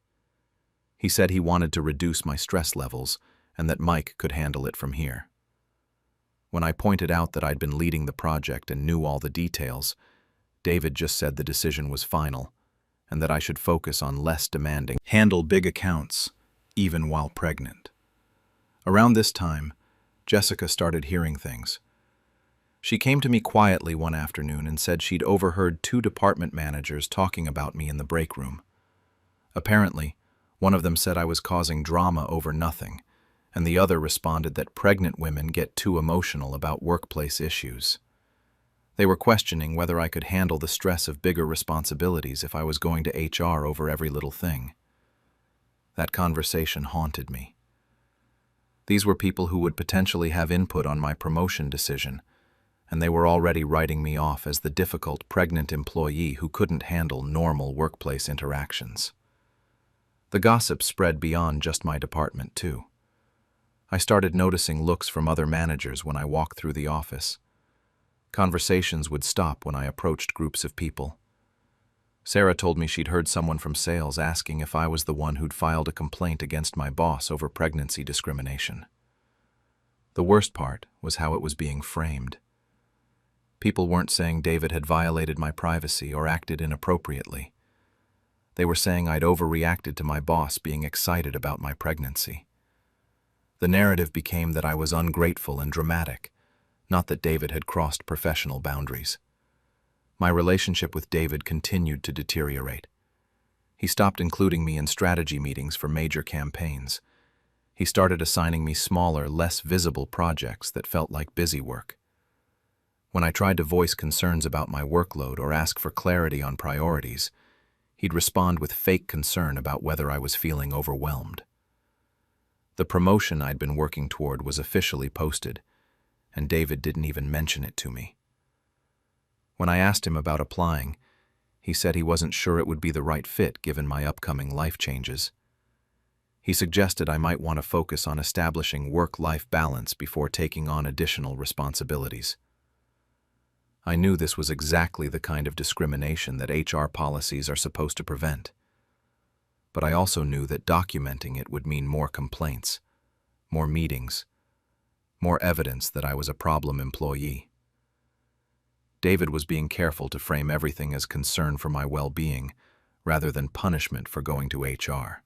3 weeks after the original meeting announcement, I still hadn't told most of my extended family. I'd been planning. Other people knew before they did.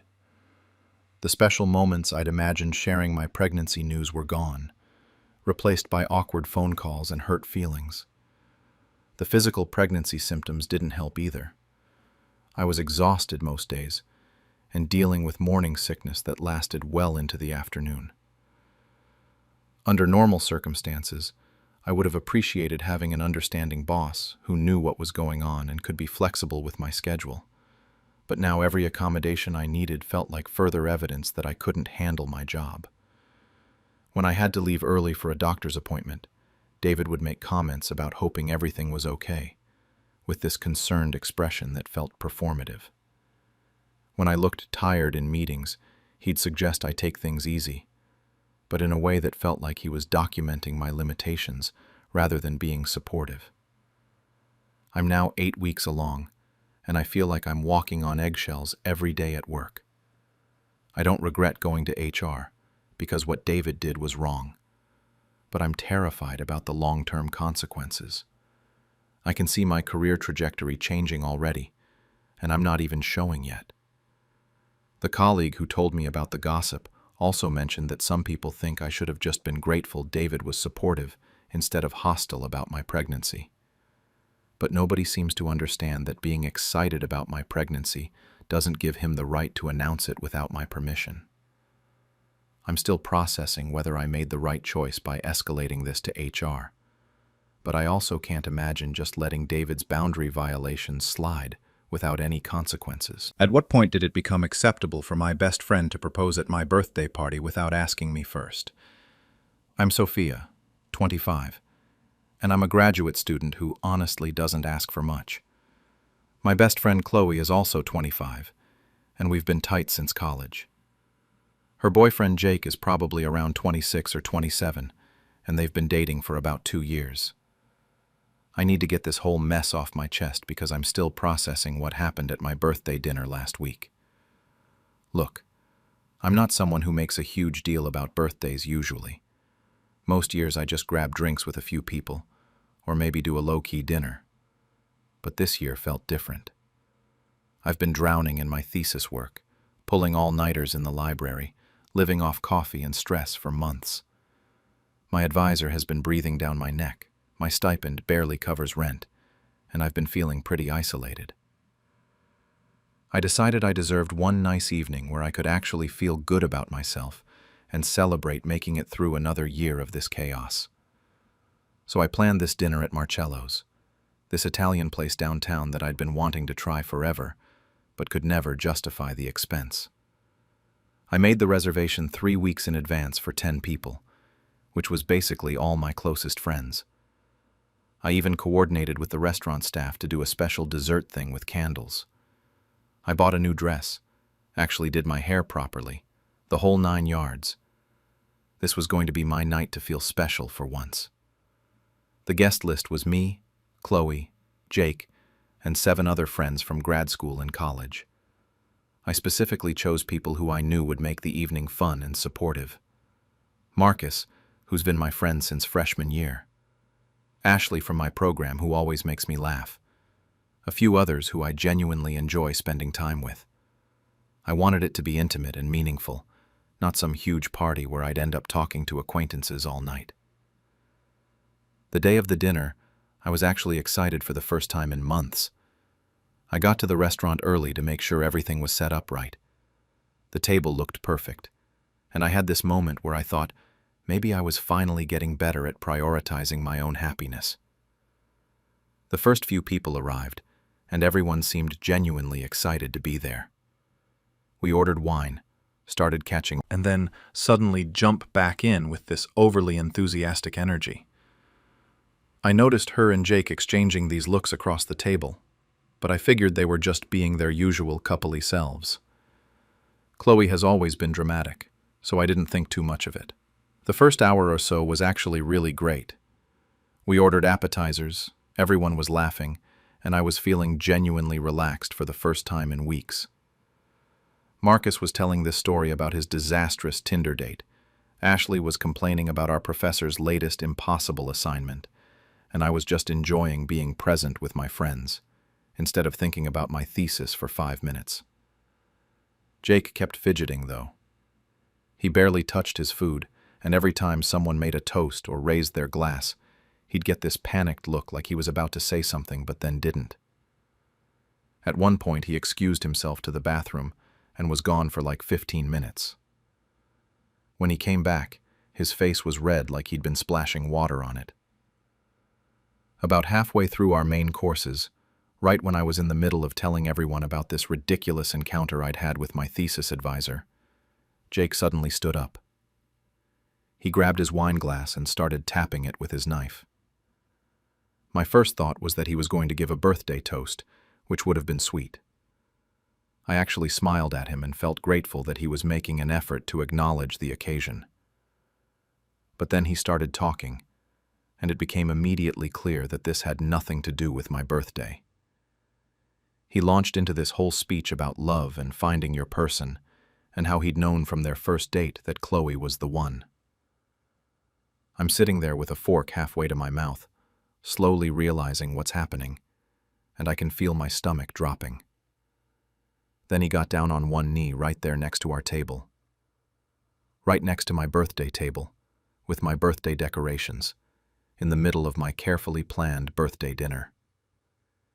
He pulled out this ring box and started proposing to Chloe, and she's crying and saying yes, and suddenly everyone at our table is screaming and clapping. The whole restaurant turned to look. Other diners started cheering and taking pictures. The waitstaff stopped what they were doing to watch. Within 30 seconds, my intimate birthday dinner had become a public engagement spectacle, with me sitting in the middle of it like engagement. The next hour was basically a blur of engagement photos, ring close-ups, and everyone calling their parents to share the news.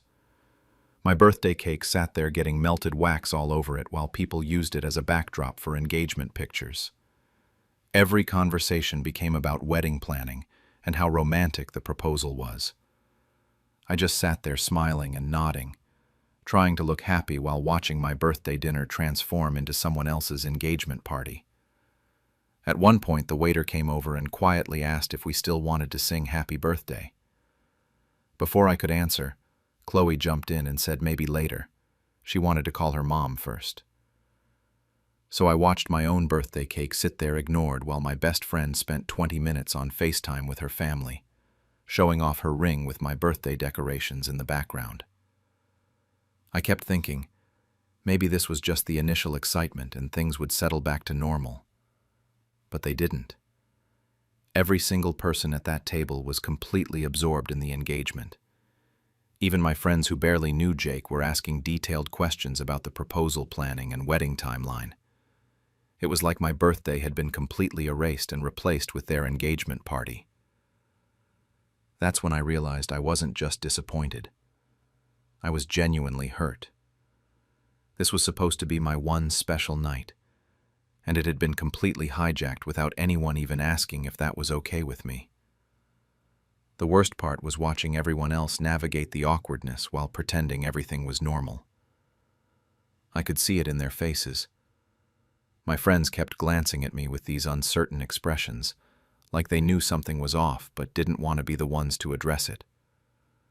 Marcus especially kept looking between me and the happy couple with this uncomfortable frown. But nobody was going to be the person to kill the engagement buzz. The restaurant staff clearly had no idea what to do either. Our original waiter kept hovering near our table, probably wondering if he should attempt the birthday song or just pretend this was always supposed to be an engagement dinner. Other servers kept walking by to congratulate Chloe and Jake, and I'm sitting there like a ghost at my own party. At one point, a manager came over to offer them complimentary champagne for the engagement, and I actually had to bite my tongue to keep from mentioning it was supposed to be my birthday celebration. What really killed me, photo became an engagement photo. The conversations were excruciating. Every single topic somehow circled back to the engagement. Someone would start talking about work or school, and within 2 minutes, it would shift to wedding venues or proposal stories, or how long they'd been planning this. I tried a few times to steer things back to normal dinner conversation, but it felt forced and awkward, like I was being the party pooper for wanting to talk about literally anything else. Jake was soaking up all the attention in a way that honestly surprised me. I'd always thought he was pretty low-key, but he kept retelling the proposal story from his perspective, describing how nervous he'd been and how he'd been planning this for months. Each time he told it, he added more details about the preparation and the symbolism of the ring choice. And every time he said how perfect the evening was, I felt like I was being erased a little more. Chloe was in full bride mode within about 20 minutes. She was already talking about potential wedding dates and asking people about their availability for next summer. She kept saying how she wanted everyone at the table to be in the wedding party, and people were getting swept up in the excitement. It was like watching my birthday dinner transform into an impromptu engagement party planning session. The breaking point came when someone suggested we should do a toast. Not to my birthday, to the engagement. Everyone raised their glasses and started saying these beautiful things about love and partnership and finding your soulmate.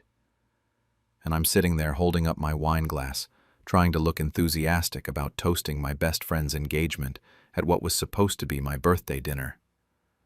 That's when I knew I had to say something.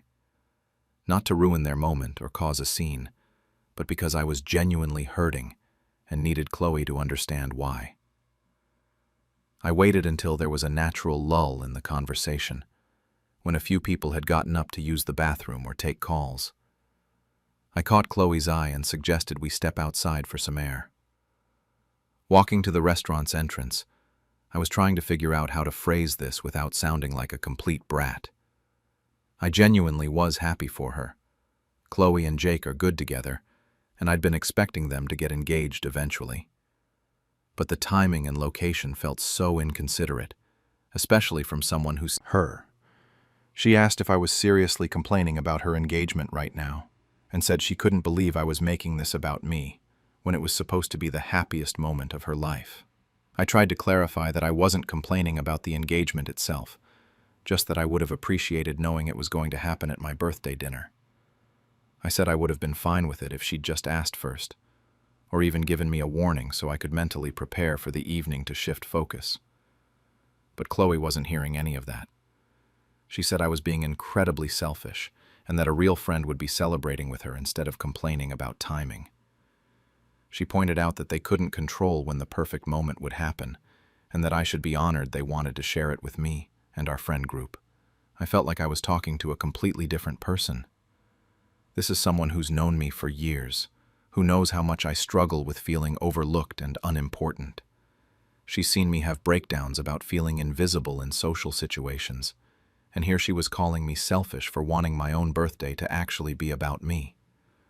The conversation kept escalating, because neither of us was really listening to the other. I was trying to explain that it wasn't about being against her happiness. It was about basic consideration for what was supposed to be my special evening. But every time I said anything, she heard it as me trying to diminish her engagement. She started saying things like how she thought I'd be more mature about this, and how she was disappointed that I couldn't just be genuinely happy for her.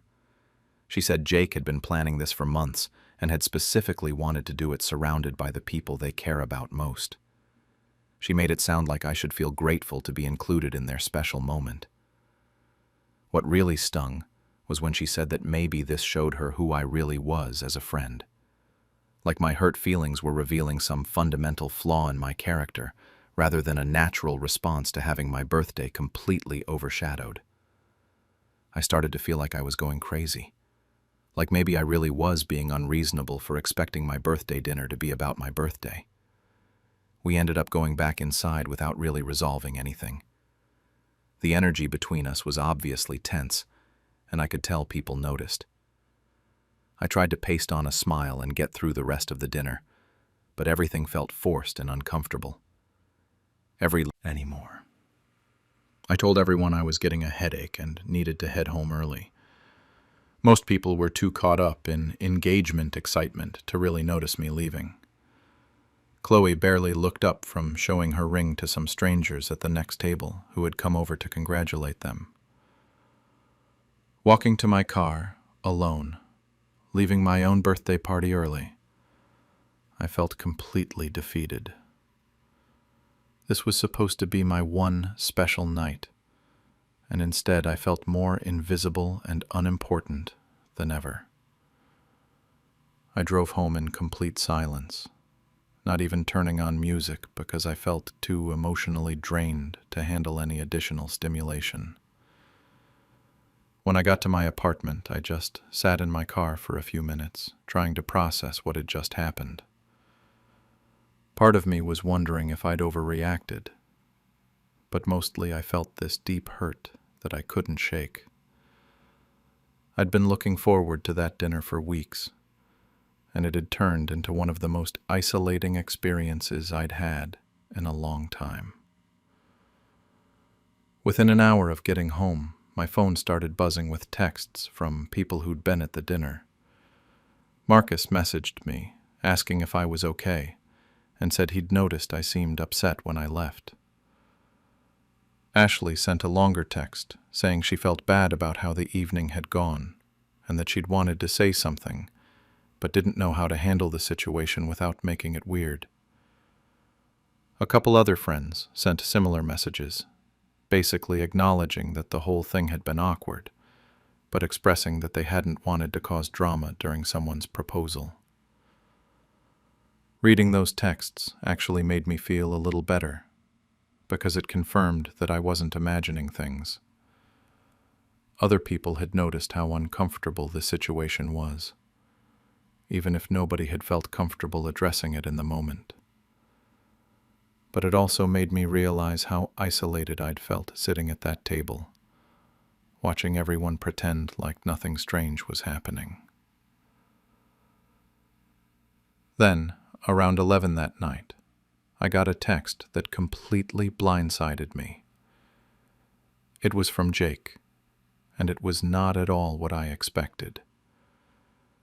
Instead of maybe acknowledging that the timing had been awkward, or thanking me for handling it gracefully, he basically attacked me. He said it was manipulative for Jake to turn their decision to propose at my birthday into somehow being my fault for not reacting perfectly. She pointed out that if they really thought it was appropriate, they wouldn't be so defensive about my reaction. That conversation helped me feel less crazy about the whole situation. For the next 3 days, I didn't hear anything from Chloe directly. No text, no call, nothing. It was like our entire friendship had just evaporated overnight. I kept expecting her to reach out, maybe to talk through what had happened, or at least acknowledge that the situation had been complicated. But there was just silence, which honestly hurt more than the original incident. Meanwhile, other people from the dinner kept texting me.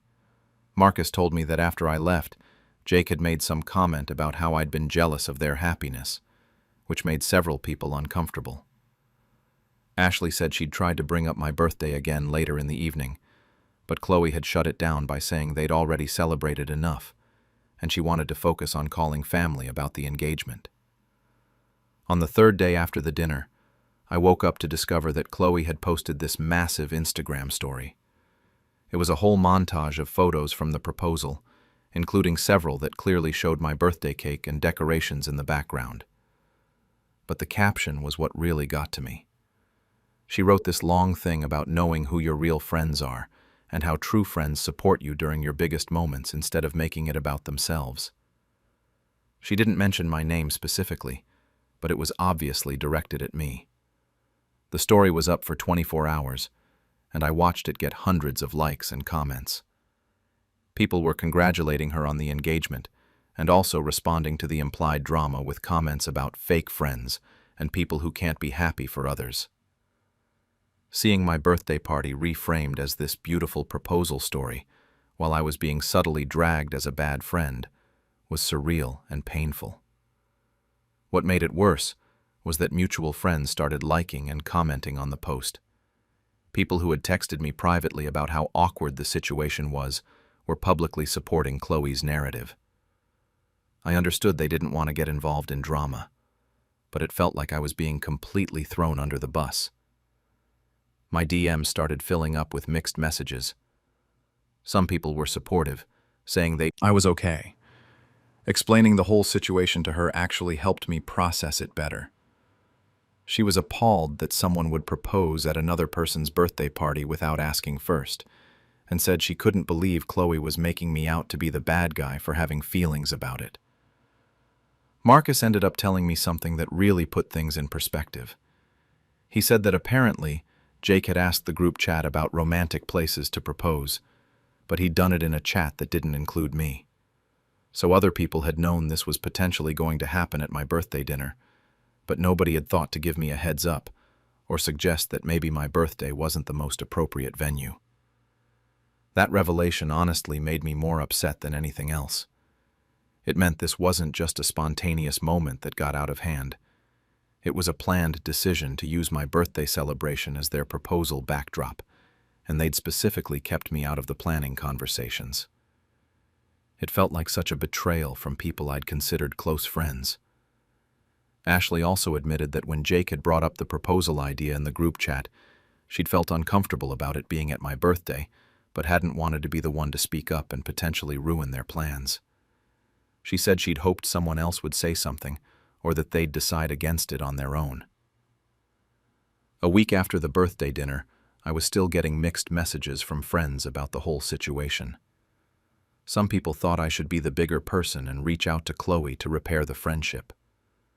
Others thought Chloe owed me an apology, and that I shouldn't have to chase after someone who had treated me so inconsiderately. The friend group was clearly divided, and I could feel the tension even in conversations that weren't directly about the incident.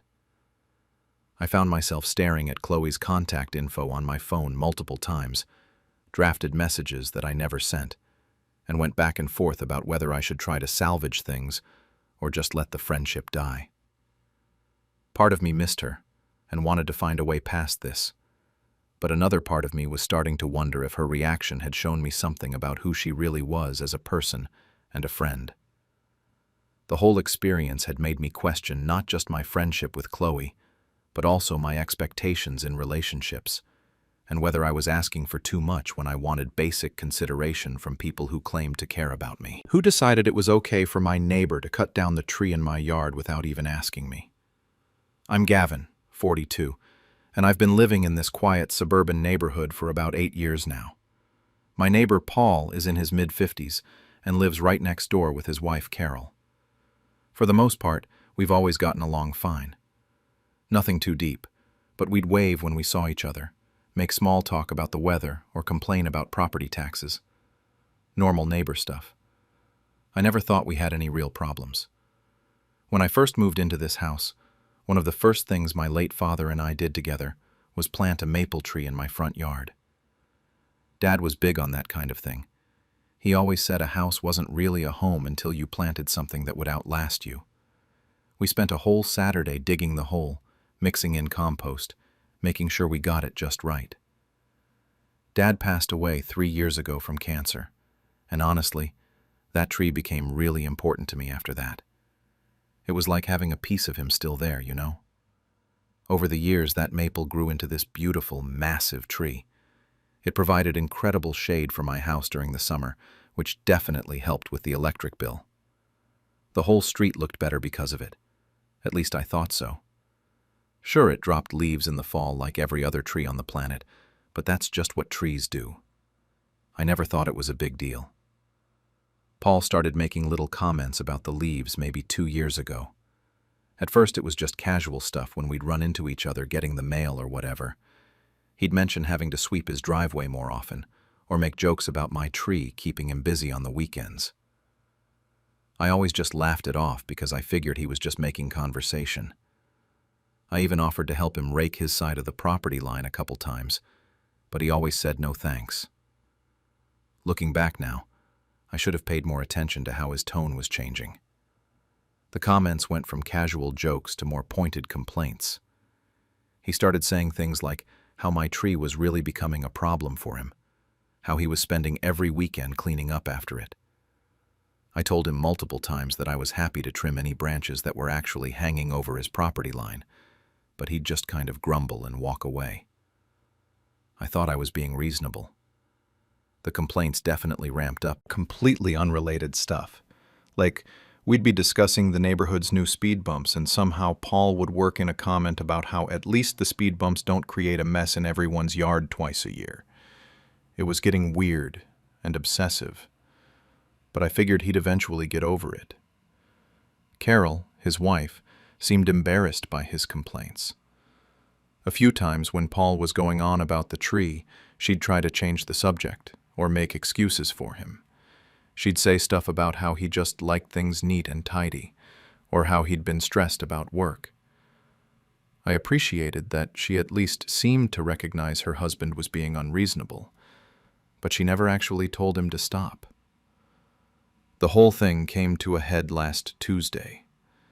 I had a normal day at work, left the office around 5:30, stopped to grab some groceries, and headed home. As I turned onto our street, I could see there was some kind of commotion near my house. There were wood chips scattered everywhere, these deep tire tracks gouged into my front lawn, and this massive pile of branches stacked up by the curb. It took me a few seconds to process what I was actually looking at. My maple tree, the one my father and I had planted together, the one that had been growing in my front yard for 8 years, was completely gone. Not trimmed back, not partially removed, gone. There was nothing left except a fresh stump and absolute destruction everywhere else. I sat in my car for probably 10 minutes just staring at my front yard, trying to make sense of what had happened. The tree service had clearly finished up and left, but they'd made a complete mess of everything. My grass was torn up, there were wood chips in my flower beds, and oil stains on my driveway from their equipment. It looked like a tornado had hit, just my property and nowhere else. My first thought was that there had been some kind of emergency. Maybe the tree was diseased and the city had ordered it removed, or maybe there was a gas leak and they needed access. I was trying to think of any logical explanation for why someone would cut down my tree without telling me. But as I walked around the damage, it was obvious this wasn't an emergency removal. They'd taken their time, cleaned up most of the debris. I asked him what gave him the right to cut down a tree in my yard. Paul claimed the tree was mostly on his side of the property line anyway, which is complete garbage. That tree was clearly planted well within my property boundaries, and even if a few branches hung over his driveway, that doesn't give him the right to remove the entire thing. Paul went into this whole speech about how he'd actually done me a favor by getting rid of what he called a nuisance tree that was destroying both our properties. He kept saying I should be thanking him because now neither of us would have to deal with the mess anymore. He actually told me that once I calmed down, I'd realize how much better both our yards would look without that tree dropping leaves everywhere. I couldn't believe what I was hearing. This guy had hired strangers to come onto my property and cut down my tree without asking me, without even giving me a heads up, and he was acting like he'd done me some kind of favor. I was so angry I could barely form complete sentences. I told him he'd had no right to touch anything in my yard, and that I was calling the police. Paul just shrugged and said I could call whoever I wanted, but that he'd solved a problem that was affecting multiple properties in the neighborhood. Then he went back into his garage and closed the door like the conversation was over. Standing there, looking at the stump where my father's tree used to be, I realized this was going to be a much bigger problem than just replanting something new. That same night I called the police, but Officer Martinez basically told me what I was afraid to hear. She said that unless I could prove Paul had trespassed or committed some kind of obvious crime, this was going to be a civil matter. Tree disputes between neighbors apparently happen all the time, and the police usually can't do much about them.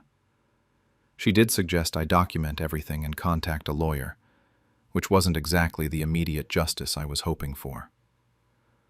I spent the next couple days taking pictures of the damage and trying to figure out what my options were.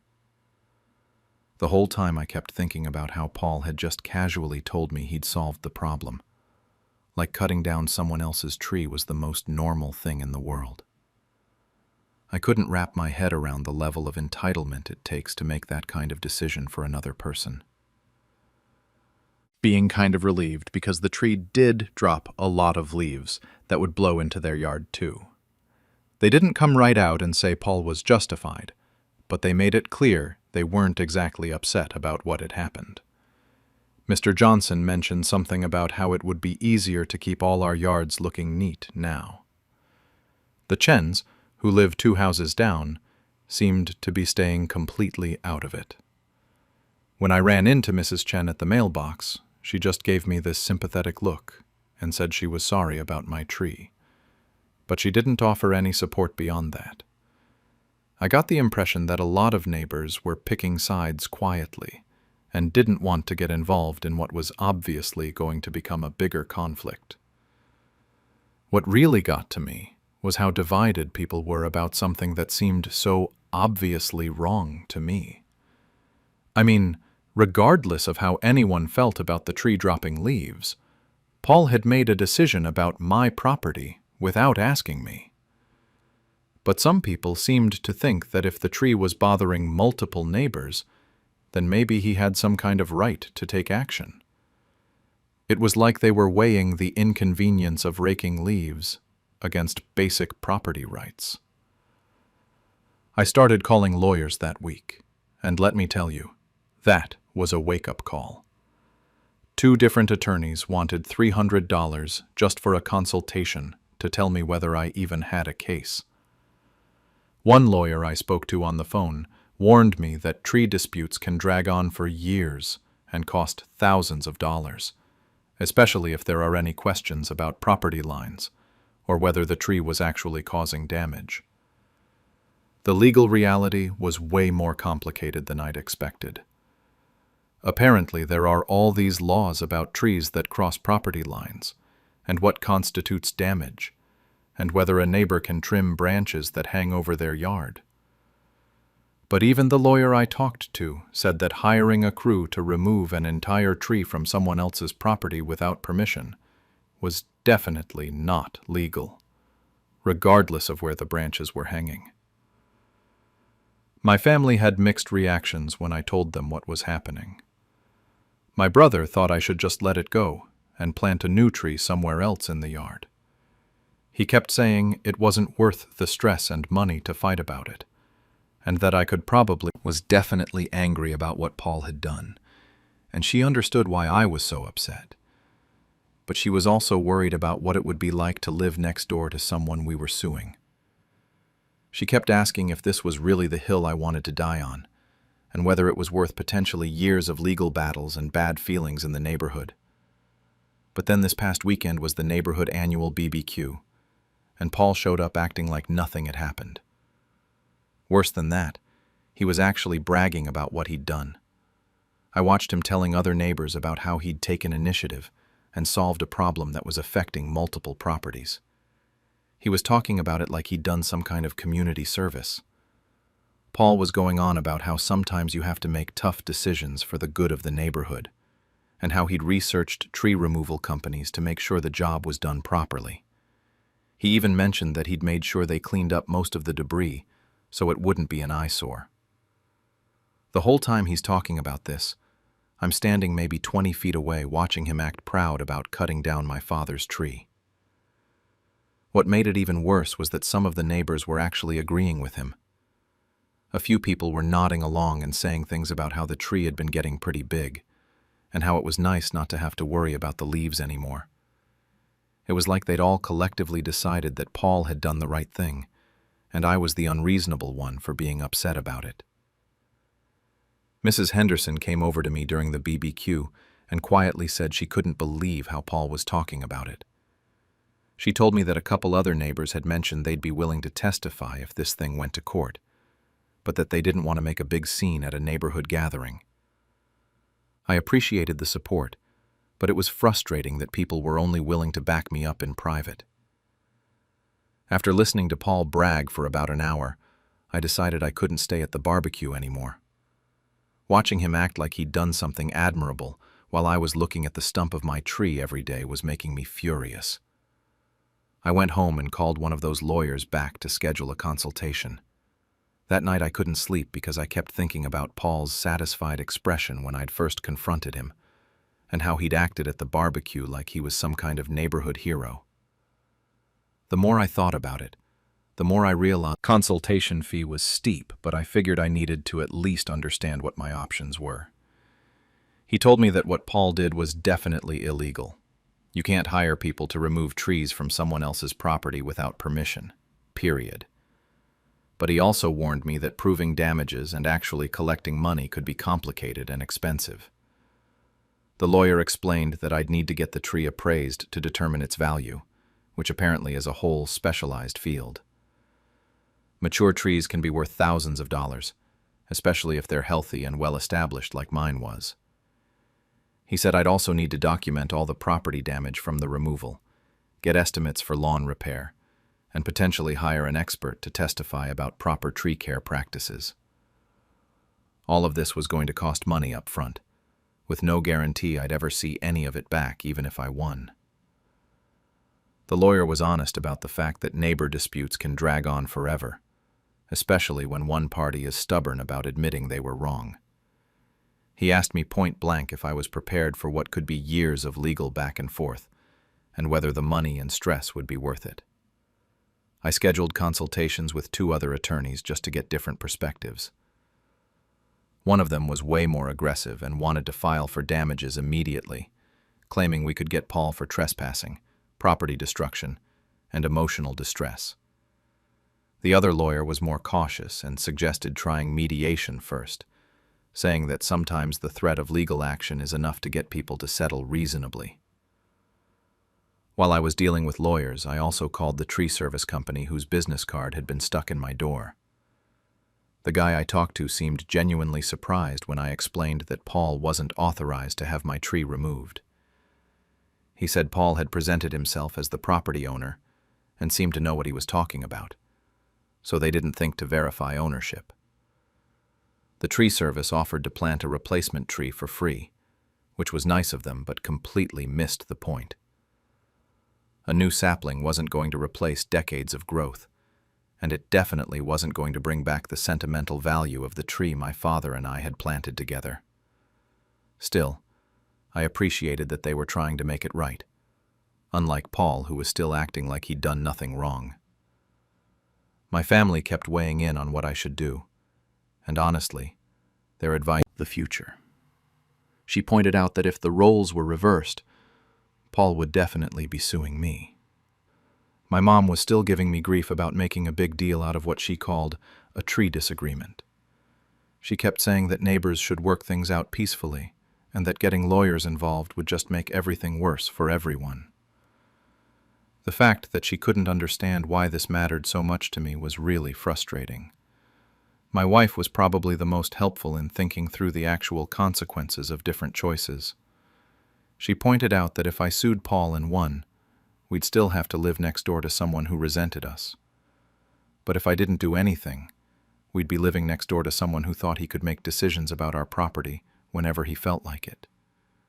Neither option was great.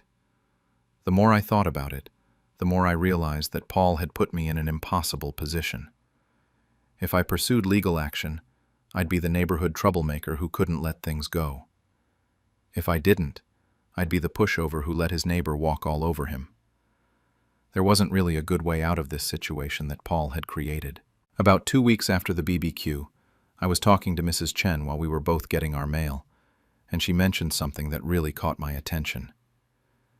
She said Paul had tried to move her property marker a few years back when he thought she wasn't paying attention. She caught him doing it and confronted him, and he claimed he was just trying to make sure it was in the right place.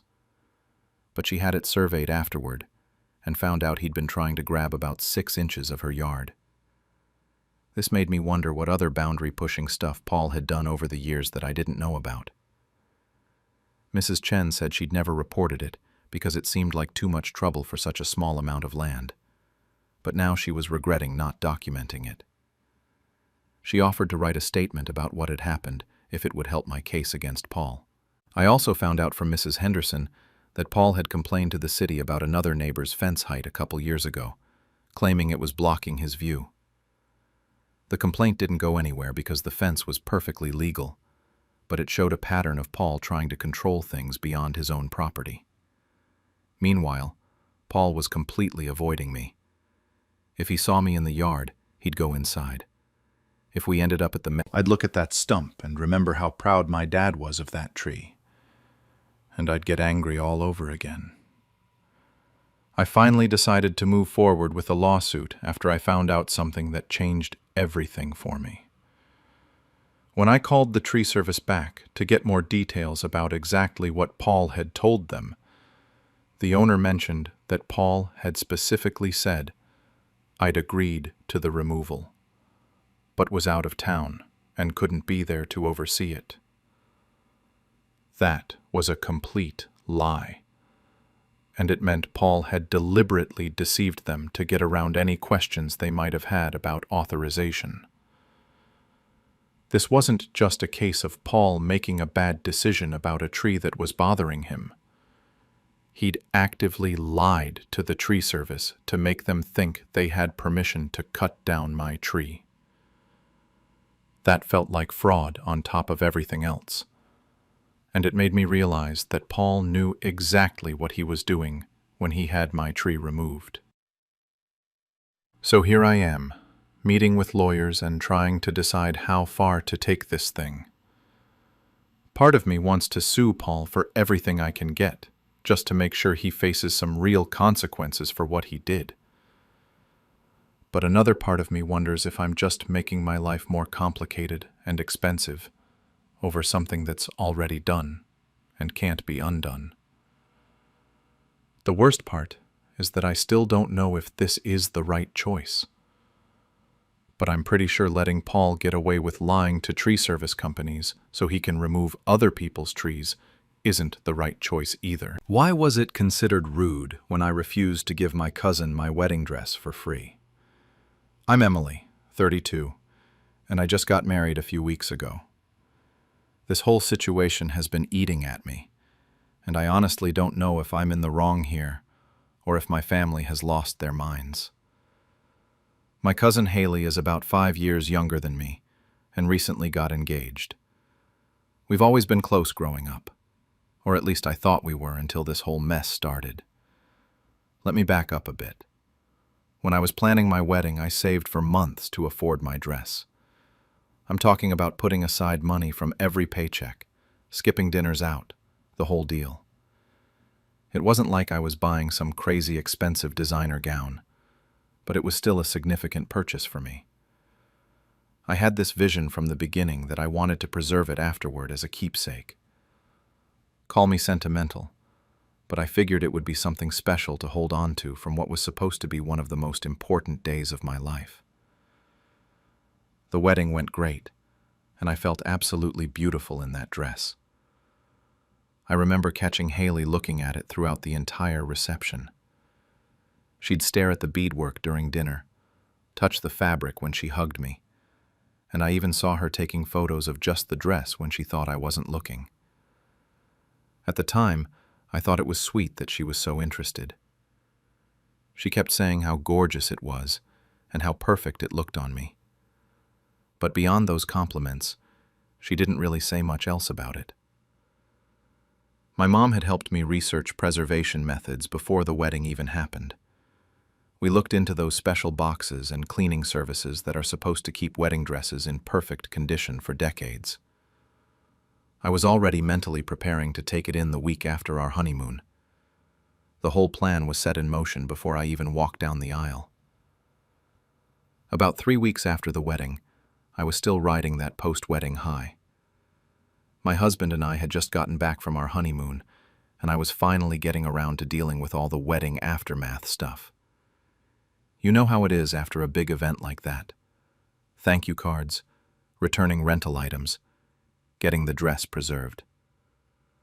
I had the dress hanging in our spare bedroom, still in its garment bag, waiting for me to take it to the preservation service. So caught off guard that I actually asked her to repeat herself because I thought I had misheard.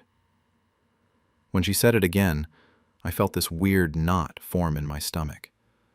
I tried to explain that I wasn't ready to part with the dress, that I had already made plans to preserve it. I suggested she look into renting a dress, or maybe check out some of those second-hand bridal shops that have really nice options for way less money. I even offered to help her look online for similar styles. That's when her tone completely changed. She got this edge in her voice and said I was being ridiculous because I was done with the dress anyway. She pointed out that I'd never wear it again, so what was the point of keeping it? When I tried to explain that it had sentimental value to me, she actually laughed and said that was just an excuse to be selfish. I was honestly stunned. This was coming from someone I'd always considered close family, someone I thought understood me. I tried to stay calm and explained again that the dress meant something special to me, that I'd saved up for it specifically, and that I'd always planned to keep it. I mentioned that there were plenty of other options for her to find a beautiful dress within her budget. But Haley wasn't having any of it. She kept pushing, saying that family should help each other out, and that it wasn't fair for me to hoard something I'd never use again. She brought up times when other family members had shared things, like when our aunt gave her old prom dress to another cousin years ago. The whole conversation was getting more and more uncomfortable. I could tell she was getting really upset, but I also felt like I was being backed into a corner. This wasn't some random item we were talking about. This was my wedding dress. I tried to redirect the conversation back to helping her find alternatives, but she kept circling back to wanting my dress specifically. She said it would save her so much money and stress, and that it would mean the world to her. The call ended with both of us frustrated. She said she needed to think about things, and I said I hoped she'd understand my position. But I could tell from her tone that she definitely didn't understand, and I had this sinking feeling that this wasn't going to be the end of it. I spent the rest of that day feeling completely thrown off. Part of support, I still felt this nagging guilt about disappointing Haley.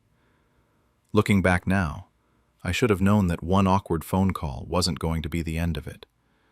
Haley has always been the type of person who doesn't give up easily when she wants something. And apparently, she really wanted my dress. What I didn't realize at the time was that she was already planning her next move, and it was going to involve a lot more people than just the two of us. The preservation appointment I'd scheduled was still a few days away, and that dress was still hanging in our spare room. I remember walking past it that night and wondering if I was making the right choice. But every time I looked at it, I felt the same way I did on my wedding day. Like it was mine. Like it represented something important about that day, and about me. I wasn't ready to let that go, regardless of what anyone else thought I should do. I thought maybe Haley would cool off after a few days, and we could move past the whole dress situation. I was so wrong. Instead of letting it go, she decided to turn it into a family-wide campaign against me. It started with my aunt calling me 3 days after that awkward conversation with Haley. My aunt is Haley's mom, and she's always been one of those people who thinks family should drop everything for each other no matter what. The second I heard her voice on the phone, I knew Haley had gotten to her first. My aunt didn't even bother with pleasantries. She jumped right into this lecture about how disappointed she was in me for being so selfish with Haley. She said Haley had been crying for days about how her own cousin wouldn't help her out during one of the most important times in her life. According to my aunt, I was being cruel and heartless over a piece of fabric I'd never wear again. She went on and on about how when she was younger, family members always shared things like this. She brought up the time she gave away her own wedding dress to her sister-in-law, and how another cousin had passed down her engagement ring. She made it sound like I was breaking some sacred family tradition by wanting to keep my own dress. The worst part was when she started guilt-tripping me about my financial situation compared to Haley's. She pointed out that my husband and I both have good jobs, and that we could afford our wedding without going into debt. She said the institution of marriage, like I was treating it as some kind of trophy, instead of focusing on the actual meaning of the day. By the end of that phone call, I felt like I'd been run over by a truck. My aunt made it clear that she expected me to call Haley and apologize, then arranged to give her the dress immediately. She said the whole family was watching to see what kind of person I really was, and that my actions would be remembered for years to come. After I hung up, I was shaking. I called my mom right away because I needed someone on my side. Thank God for my mom, because she was absolutely furious when I told her what happened. She said my aunt was way out of line, and that nobody had the right to demand someone else's wedding dress. My mom reminded me that she'd helped me plan the preservation process, and that she knew how important keeping the dress was to me. But then my mom let me know that this thing had already spread way beyond just Haley and my aunt.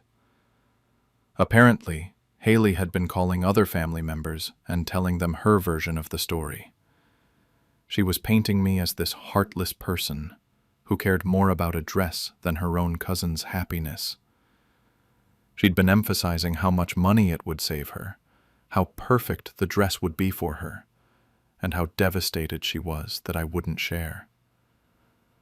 My mom said she'd already gotten calls from 2 other relatives asking her what was wrong with me. One of my great aunts had called to say she was shocked at my behavior, and another cousin had sent my mom a text asking if there was more to the story, because what she'd heard didn't sound like me at all. The family group chat became this toxic battlefield.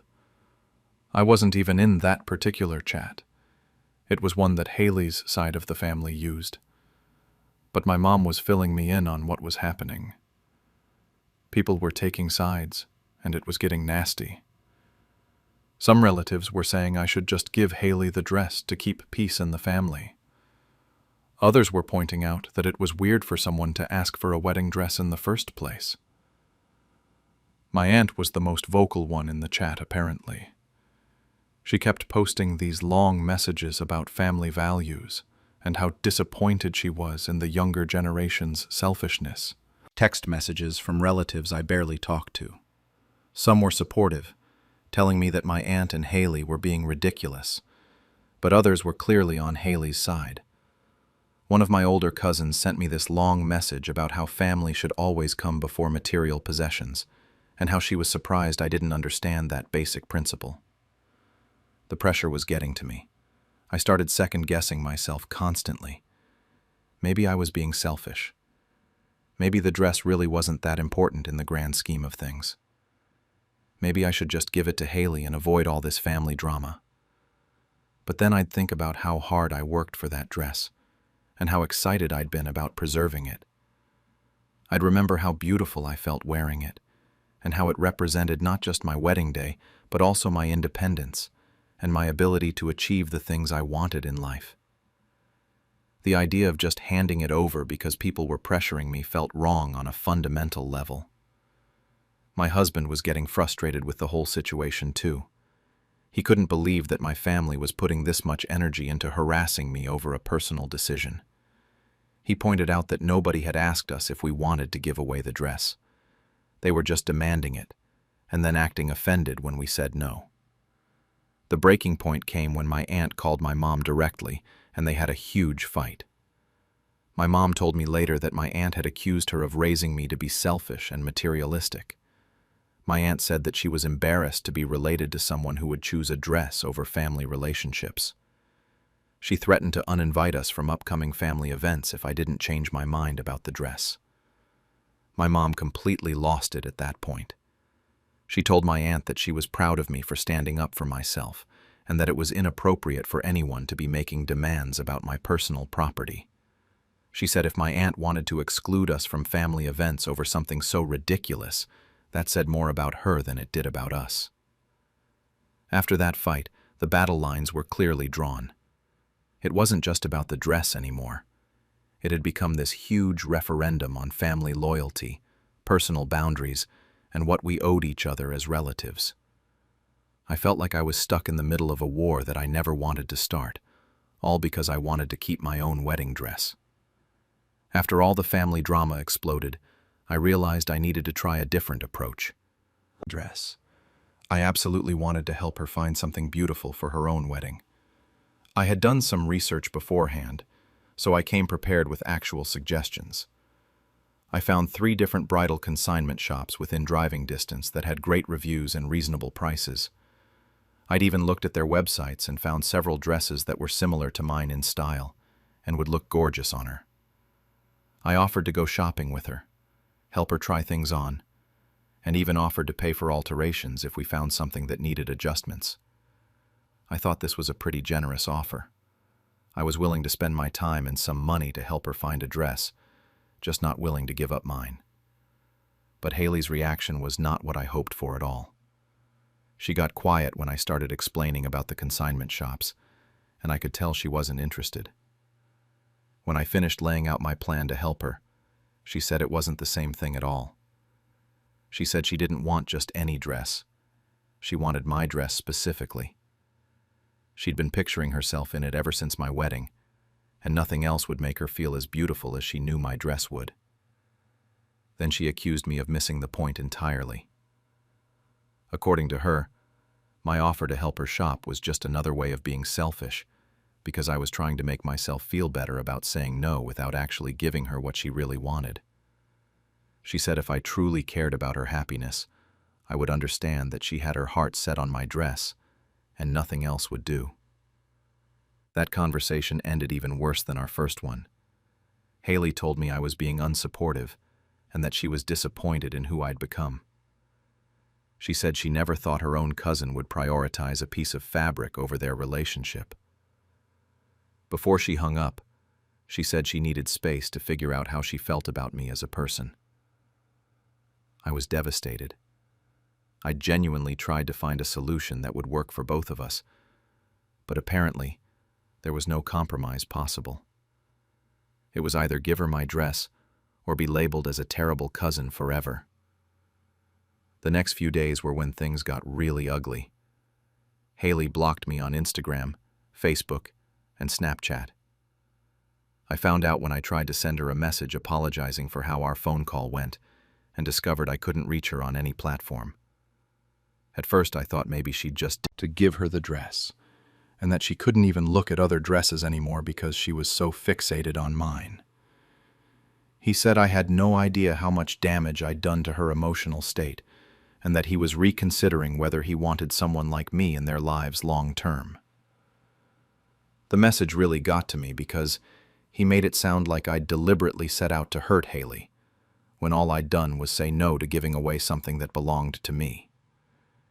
He painted this picture of Haley as this heartbroken victim whose wedding was ruined because of my selfishness. He even said that other people in their friend group were shocked when they heard about my behavior. But then something interesting happened. I started talking to friends outside my family about the whole situation, just to get some perspective from people who weren't emotionally invested in family politics. Every single person I talked to had the same reaction. They couldn't believe Haley had asked for my dress in the first place. My best friend from college was actually angry when I told her the story. She said she'd never heard of anyone asking for someone's wedding dress, and that the fact that Haley was making me feel guilty about saying no was completely out of line. Another friend said she would have been offended if someone asked her for her dress, because it would feel like they were reducing one of the most meaningful days of her life to just a piece of clothing that could be passed around. My coworkers had similar reactions. One of them said she'd kept her wedding dress for 15 years and would never consider giving it away, even though she knew she'd never wear it again. Another coworker shared a story about her sister-in-law asking to borrow her engagement ring for photos, and how uncomfortable that had made her feel. These conversations helped me realize that maybe I wasn't crazy for wanting to keep my dress. People outside my family seem to understand instinctively that wedding dresses are personal and meaningful, in a way that makes them different from other clothes you might share or give away. But the family drama was far from over. More relatives kept getting pulled into the situation. My aunt was still posting in the family group chat about how disappointed she was in me. Some cousins were taking sides, and it was creating tension at family gatherings that didn't even involve me directly. My great-aunt, who's usually pretty neutral in family conflicts, frustrated because he could see how much the situation was affecting me, and he felt helpless to fix it. Meanwhile, I still had my wedding dress hanging in the spare bedroom. I'd never made it to that preservation appointment because this whole crisis had consumed so much of my time and emotional energy. Every time I looked at it, I felt this weird mix of love for what it represented and guilt over the chaos it had caused. The most recent development is that Haley's wedding is in about 6 months, and she still hasn't found a dress. According to what I'm hearing through the family grapevine, She's barely even looking anymore because she's so fixated on the idea that she should have mine. Her fiancé is apparently getting stressed about the timeline, but Haley keeps insisting that I'm going to change my mind eventually.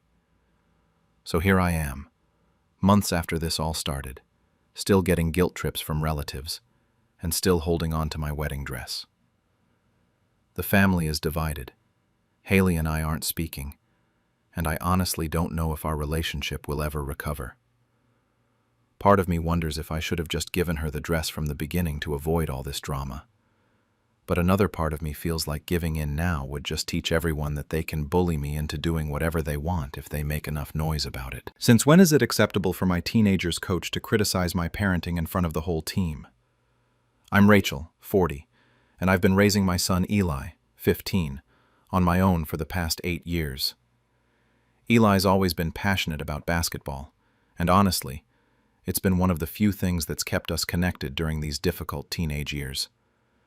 But lately, his grades have been absolutely tanking because he's so focused on the sport. Let me back up a bit. Eli started high school with a decent 3.2 GPA, nothing spectacular, but solid. He was managing his coursework fine while playing junior varsity basketball his freshman year. But this year, everything changed when he made varsity. Suddenly, basketball became his entire world. Practice 5 days a week, games on weekends, summer camps, travel tournaments. Coach Martinez made it clear from day one that varsity players were expected to live and breathe basketball. By November, I noticed Eli's grades slipping. He'd come home exhausted from practice, wolf down dinner, and either fall asleep over his homework or rush through assignments. When his first quarter report card came home showing a 2.8, I had a serious talk with him about time management. He promised to do better, but things only got worse. The breaking point came when his second quarter grades dropped to a 2.1. A 2.1. He was failing chemistry outright, barely passing English, and his math teacher sent home a note saying he'd missed turning in 3 major assignments. I knew something had to change, and fast. The weekend tournament in question was a big one, some kind of regional showcase where college scouts supposedly show up to watch players. Coach Martinez had been hyping it up for weeks, talking about how this was their chance to get noticed. But Eli had 3 overdue assignments that were worth significant portions of his grades, and his chemistry teacher had already warned that another failed test would mean he'd have to repeat the class. I made what I thought was the responsible parenting decision. I told Eli he needed to skip the tournament and spend the weekend catching up on his schoolwork. You should have seen his face. He looked at me like I'd just told him I was selling his dog. He argued. He pleaded. He even tried to negotiate doing the work after the tournament. But I held firm. His education had to essay. By Sunday evening, he'd caught up on everything and even had time to study for his upcoming math test. He seemed almost relieved, though he'd never admit it. I thought the worst of it was over. Coach Martinez would be annoyed for a few days, maybe bench Eli for a game, or make him run extra suicides.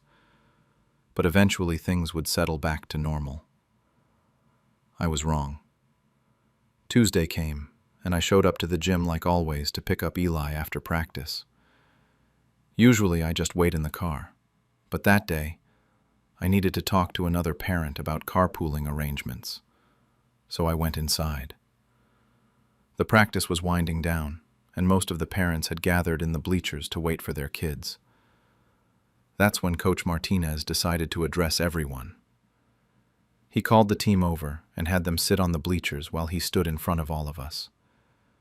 At first, I thought he was just going to give some generic speech about upcoming games or remind parents about volunteer opportunities. But then he started talking about commitment and dedication, and I got a sinking feeling in my stomach. He said that basketball wasn't just about showing up to practice. It was about making sacrifices and putting the team first. Then he looked directly at me and said that some parents claim they support their kids, but then hold them back from opportunities. His exact words were that parents like that don't understand what it takes to make it in basketball. and that they're essentially sabotaging their kids' futures. The entire gym went dead silent. I felt my face burning with embarrassment and anger. Eli was sitting with his teammates, and I could see him shrinking into himself, his face bright red. The other parents were all looking at me, some with sympathy, others with curiosity, like they were watching a car accident happen in slow motion. But Coach Martinez wasn't done. He went on about how college scouts don't care about excuses. They only care about players who show up when it matters. He said that missing important tournaments sends a message that basketball isn't really a priority, no matter what parents might say about supporting their kids' dreams. I wanted to stand up and walk out, but I also didn't want to make an even bigger scene. So I sat there, close to failing, and I knew I'd made the right decision, even if it wasn't the popular one. The more I thought about it, the angrier I became. Even if Coach Martinez disagreed with my decision, what gave him the right to humiliate me publicly like that? There had to be better ways to handle parent-coach disagreements than calling someone out in front of a crowd.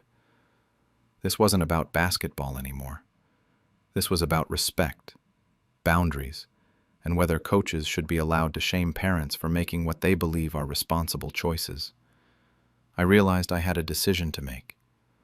I could let it slide, hope things would blow over, and try to keep the peace for Eli's sake. Or I could stand up for myself and address what I saw as completely inappropriate behavior. The problem was, whatever I chose would affect not just me, but Eli too. And right now, he was already caught in the middle of something he never asked to be part of. I decided I couldn't just let it slide. The next morning, I waited until practice was over, and most of the other parents had left before approaching Coach Martinez. He was in his office, writing something in what looked like a playbook. When I knocked on the doorframe, he looked up with this expression like he'd been expecting me. I tried to keep my voice calm and professional. I told him I wanted to discuss what happened the night before, and that I felt his comments were inappropriate and unprofessional. I explained that while I understood he was disappointed about Eli missing the tournament, publicly calling out a parent in front of the team crossed a line. His response floored me. Instead of apologizing, or even acknowledging that maybe he'd handled things poorly, he doubled down completely. He said that if I really cared about Eli's future, I'd understand that college scouts only look at dedicated players who show up consistently. He went on about how grades can be fixed later, but missed opportunities with scouts can't be undone. Then he started getting more aggressive about it. He said parents like me think we know better than coaches who've been doing this for 20 years, but we don't understand how competitive the basketball world really is. He actually used the word sabotaging when talking about my decision to prioritize Eli's schoolwork, like I was actively trying to destroy my own son's basketball tournaments. And he genuinely seemed to believe he was in the right. I left that meeting more frustrated than before. At least when he'd called me out publicly, I could tell myself maybe he was just having a bad day or spoke without thinking. But this private conversation showed me that his behavior was completely intentional and that he had no intention of changing his approach. Over the next few days, I started hearing from other parents. It was interesting how divided everyone was. Sarah, whose son Jake plays point guard, called me that Thursday evening and told me she thought Coach Martinez was completely out of line. She said she'd been wanting to speak up during the team meeting, but didn't want to make things worse for Jake. But then I found out that several other parents actually agreed with the coach. Lisa, whose daughter plays on the girls' team with the same coach, mentioned at the grocery store that maybe I should reconsider my priorities. She said her daughter had missed family vacations and birthday parties for tournaments, and that's just what it takes to be serious about sports. The worst part was hearing from another parent, Michelle, that this wasn't the first time Coach Martinez had done something like this. Apparently, last year he'd called out another parent for not driving their kid to a summer camp 3 hours away every day for a week. And 2 years ago, He'd made some comment about a A parent being financially uncommitted when they couldn't afford the expensive team gear. Learning about this pattern made me realize this wasn't just about my situation with Eli. Coach Martinez seemed to think it was perfectly acceptable to publicly shame parents whenever they made decisions he disagreed with. The more I thought about it, the more I realized someone needed to address this behavior before more families got hurt. Meanwhile, things at home were getting complicated. Eli was clearly embarrassed about what had happened, but he was also confused about whose side he should be on. He'd come home from practice with stories about teammates asking if his mom didn't believe in him or if I was making him quit basketball. Other kids were apparently saying their parents thought I was holding Eli back. I could see how torn he was. On one hand, he understood why I'd made him skip the tournament, and he'd actually done better on his chemistry test because of the study time. But on the other hand, he was dealing with social pressure from his teammates and probably feeling like he had crafting that email, trying to strike the right tone. I wanted to be clear about what had happened without sounding like an overreacting parent. I detailed the public humiliation, the follow-up conversation where Coach Martinez doubled down, and what I'd learned about this being a pattern of behavior. I also made sure to emphasize that this wasn't about basketball strategy or coaching decisions. I wasn't trying to tell Coach Martinez how to run his team or which players to start. This was about professional conduct and whether it was appropriate for a school employee to publicly shame parents for making what they believed were responsible parenting choices. I sent the email on a Sunday evening, and by Tuesday morning, I had a response from the athletic director asking to schedule a meeting. That felt promising until Eli found out about it. He was furious with me. He said I was making everything worse, and that now everyone would think he couldn't handle his own problems. He was worried that involving the administration would make Coach Martinez treat him differently, or that other parents would see our family as troublemakers. I tried to explain that this was about protecting him and other kids from inappropriate behavior, but he couldn't see past the immediate social consequences. From his perspective, I was escalating a situation that he just wanted to go away. He was 15 and dealing with normal teenage concerns about fitting in and not standing out for the wrong reasons. That's when I really started questioning myself. Was I making this bigger than it needed to be? Was I prioritizing my own feelings about being humiliated over what was actually best for Eli? Maybe I should have just taken the hit, let Coach Martinez have his moment, and moved on. But then I'd think about what Michelle had told me about the other families who'd been treated this way, and I'd remember the look on Eli's face when Coach Martinez was calling me out publicly. No parent should have to endure that, and no kid should have to watch their parent be humiliated like that. I was stuck between wanting to protect my son from an adult who was clearly abusing his authority and wanting to protect my son from the social fallout that might come from standing up to that adult. Either way, Eli was caught in the middle of something that never should have involved him in the first place. The athletic director scheduled our meeting for the following week, calling it a mediation session, where we could all discuss mediation.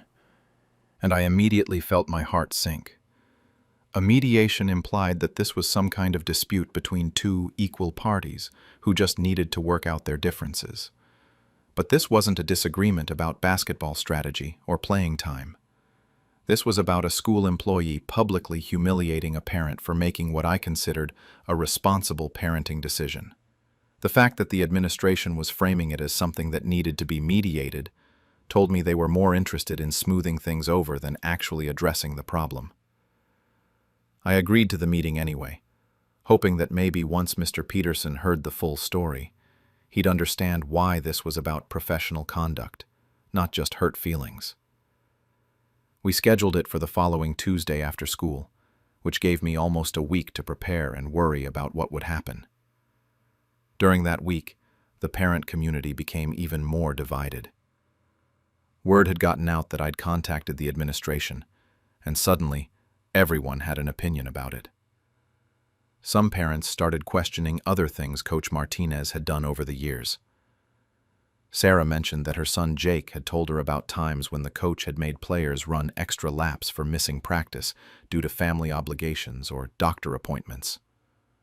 Another parent, David, whose son had graduated last year, reached out to tell me about an incident where Coach Martinez had criticized a player's mother during a parent meeting for not volunteering enough hours at fundraising events. Apparently, the woman had just gone through a divorce and was working 2 jobs, but the coach made it sound like she didn't care about the team. But for every parent who supported me, there seemed to be another who thought I was making a big deal out of nothing. The Sports First crowd really closed ranks around Coach Martinez.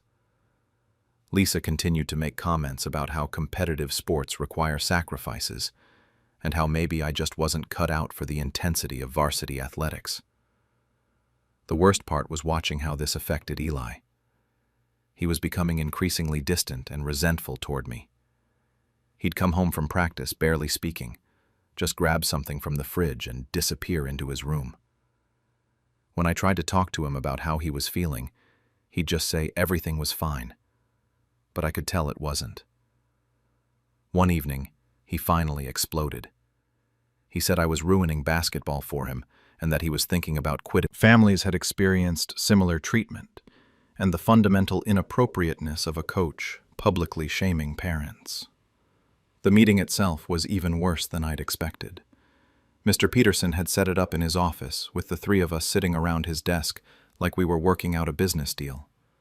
Coach Martinez came in, acting like nothing unusual had happened, shaking hands with Mr. Peterson and even nodding politely at me.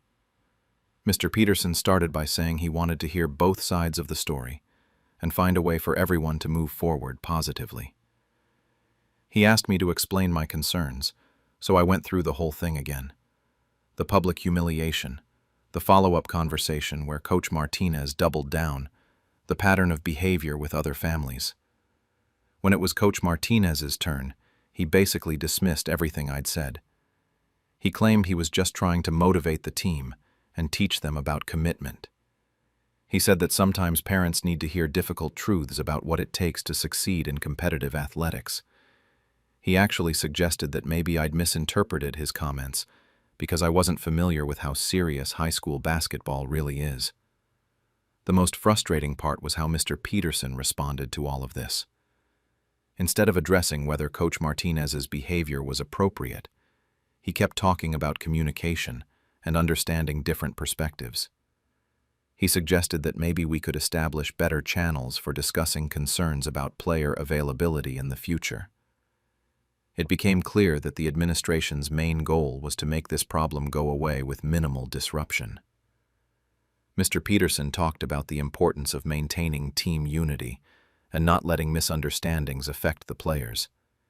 He suggested that both Coach Martinez and I could probably have handled things differently, which felt like he was blaming me equally for what had happened. By the end of the meeting, nothing had really been resolved. Coach Martinez agreed to be more mindful about how he communicated concerns to parents, but there was no acknowledgement that what he'd done was inappropriate. No apology, no consequences, no assurance that this wouldn't happen to other families. I left feeling like I'd wasted everyone's time and accomplished nothing except making myself look like a difficult parent. Worse, I knew that Eli would somehow bear the consequences of my decision to speak up. And I was right about that.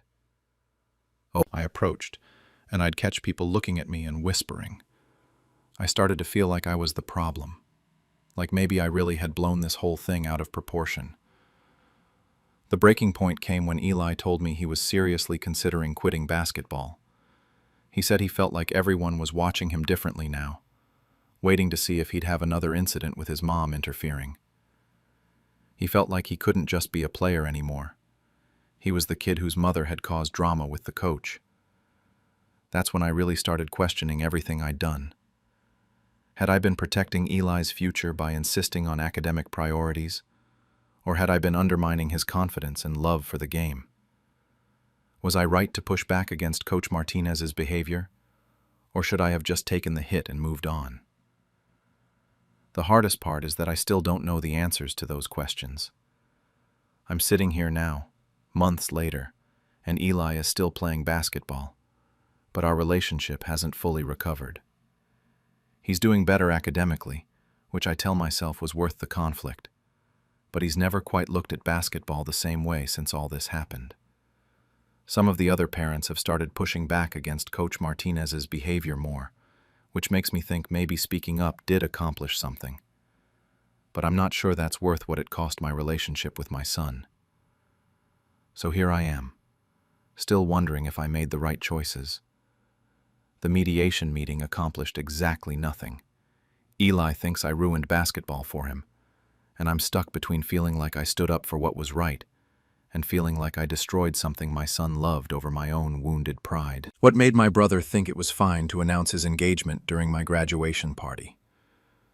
I'm Olivia, 23, and I just finished my college degree after what felt like the longest 4 years of my life. My older brother Daniel is 26 and has always been one of those people who just glides through life without breaking a sweat. You know the type. Everything comes easy to them while the rest of us are out here grinding. Let me back up a bit. I've been working toward this degree for years while juggling 2 part-time jobs just to stay afloat. One at a coffee shop that had me up at 5 a.m. most days, and another doing data entry for some boring insurance company. Most nights I was studying until 2 a.m., surviving on energy drinks and whatever leftovers I could find in my tiny apartment fridge. Meanwhile, Daniel had been living his best life, working some cushy marketing job that our dad's friend hooked him up with right out of college. When I finally walked across that stage last month, my parents decided to throw me a backyard graduation party. Nothing fancy, just close family and friends in our childhood home's backyard. Mom hung up some of those paper lantern things and Dad fired up the grill. For once in my life, this was supposed to be my day. Not Daniel's soccer championships, not his promotion at work, not his whatever else he was succeeding at this week. Mine. About 20 people showed up, which was perfect. My aunts and uncles, a few college friends who hadn't scattered to the 4 winds yet, some family friends, and the neighbors who've known me since I was in diapers. Everyone kept telling me how proud they were, how hard I'd worked, asking about my job prospects. I actually felt good for once, like all those years of exhaustion and stress had been worth something. Daniel arrived late, which wasn't unusual, but he had this weird energy about him. He showed up with his girlfriend, Sarah, and they were both acting all giddy and secretive. You know when people are trying to contain some big news and failing miserably at it? That was them. Sarah kept giggling at random moments, and Daniel had this smug little smile plastered on his face. I tried to ignore it because, honestly, I just wanted to enjoy my party.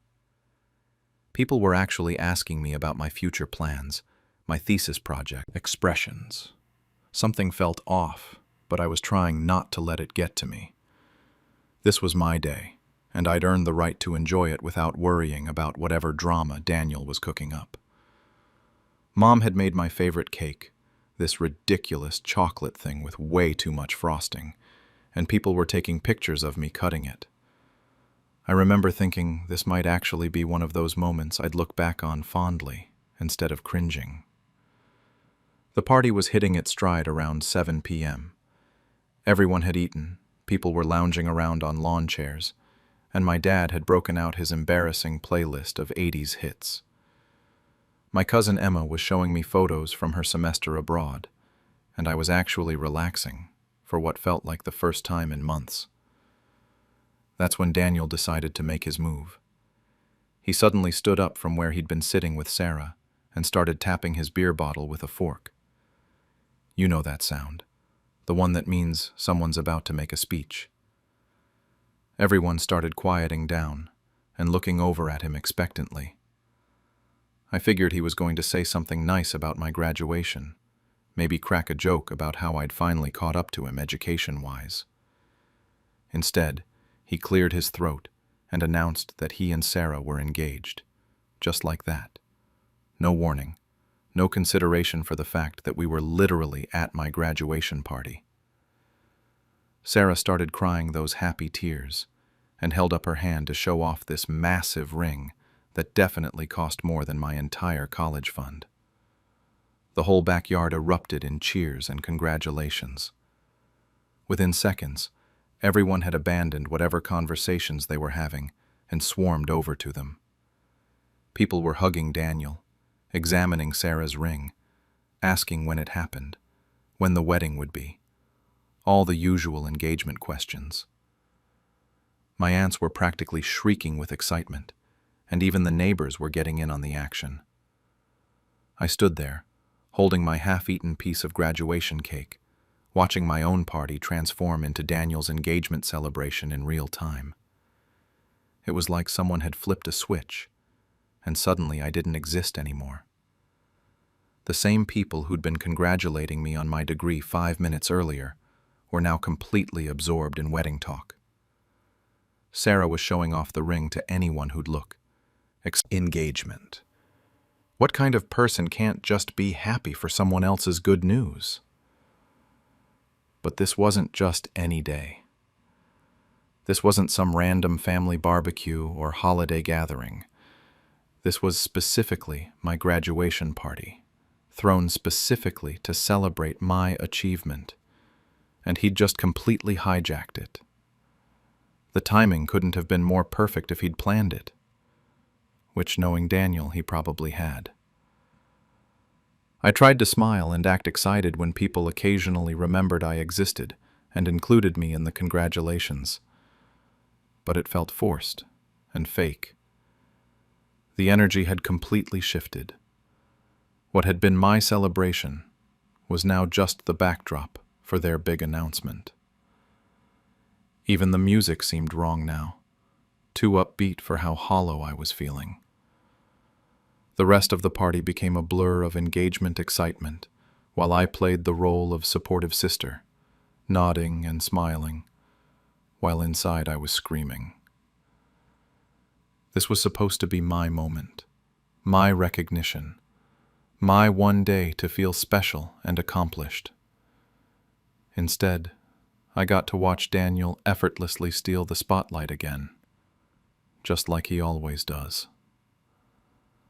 I couldn't take it anymore. After watching my own graduation party turn into Daniel's engagement celebration for about 30 minutes, I knew I had to say something, or I was going to explode. Everyone was still crowded around him and Sarah, asking about wedding plans and gushing over the ring, while I stood on the sidelines of my own event like some random guest. I waited until there was a lull in the excitement, then walked over to Daniel and tapped him on the shoulder. I told him I needed to talk to him for a second, trying to keep my voice casual so I wouldn't cause a scene. He looked annoyed that I was interrupting his moment, but he followed me over to the side of the house where we could have some privacy. The conversation started civil enough. I told him that while I was happy for him and Sarah, I really wished he had picked a different time to make the announcement. I mean, it was literally my graduation party. Couldn't he have waited until the next family gathering, or just called everyone individually? There had to be a better time than right in the middle of my celebration.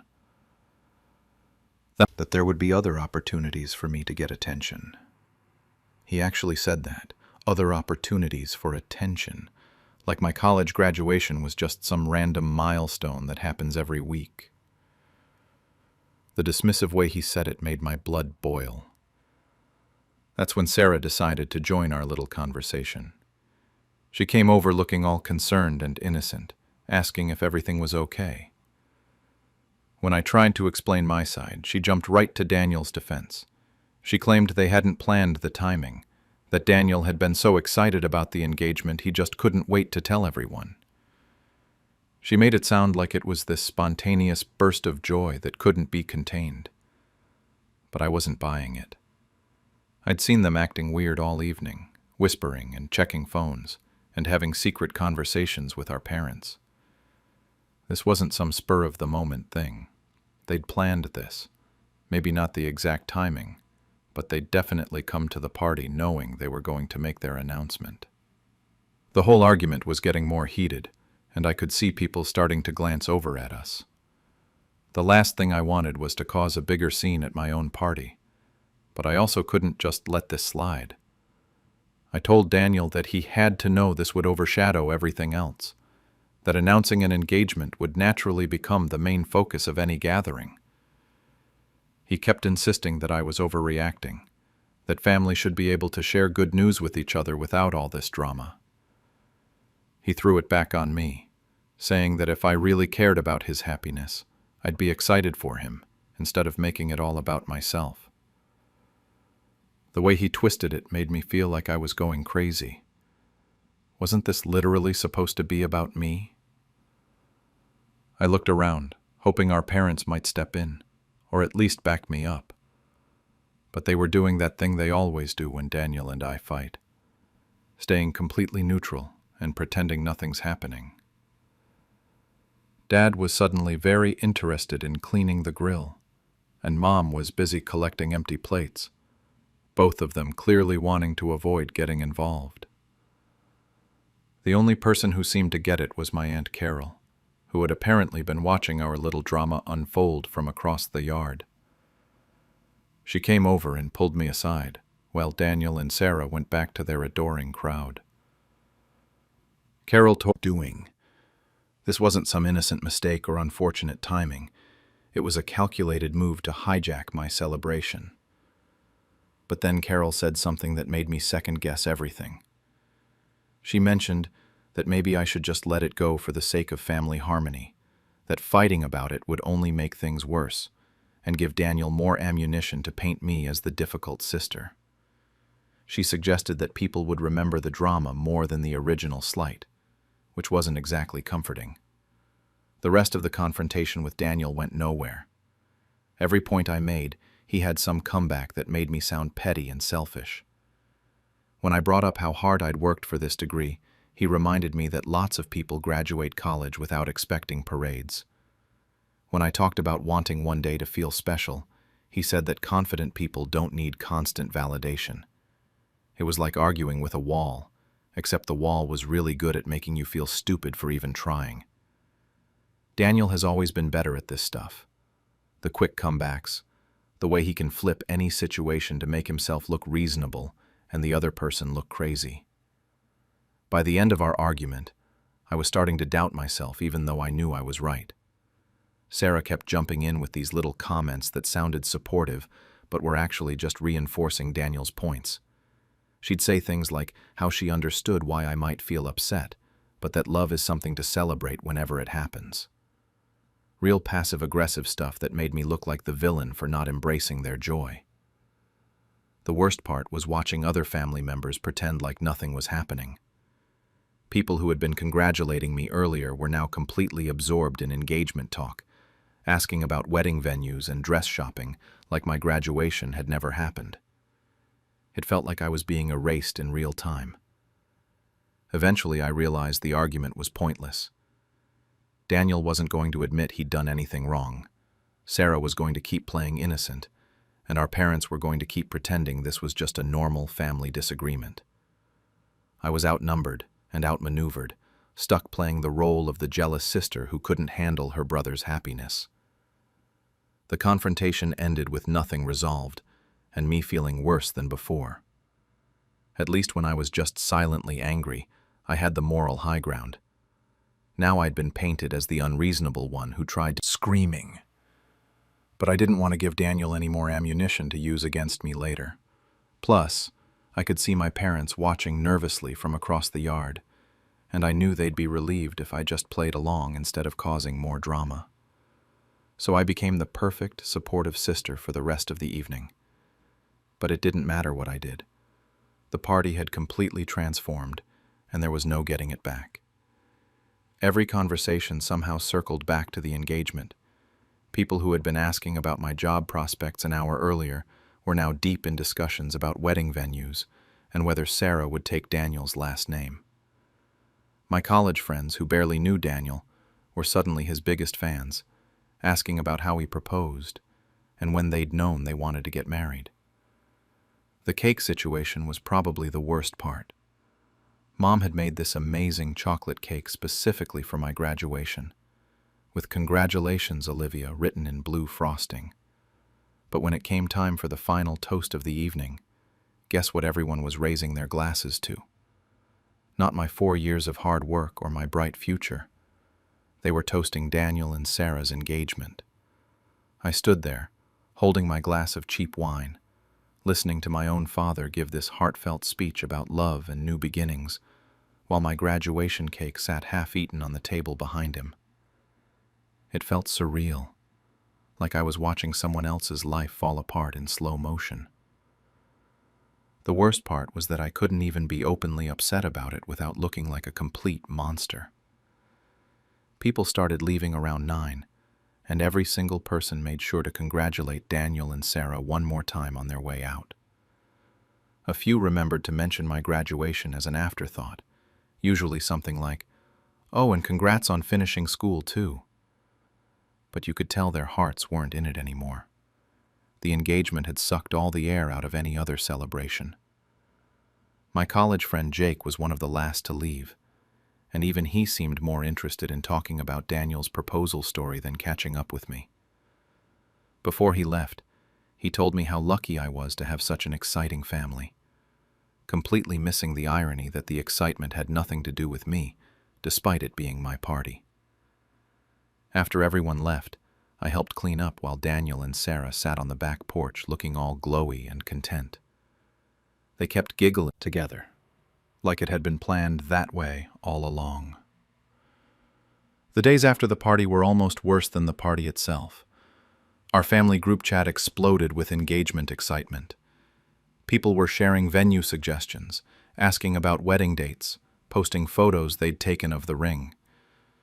My graduation got maybe 3 messages total, and those were mostly from relatives who felt guilty for forgetting about it entirely during the party. I kept going back and forth on whether I should try talking to Daniel again, or just let it go. Part of me wanted to have one more conversation where I could explain why his timing was so hurtful, maybe when he wasn't high on engagement excitement and might actually listen. But another part of me was tired of being made to feel selfish for wanting basic consideration from my own family. I talked it over with a few friends, and they were split. Some thought Daniel was completely out of line, and that I should definitely call him out again. Others said that family harmony was more important than being right, and that holding grudges would only hurt me in the long run. The mixed reactions made me doubt myself even more.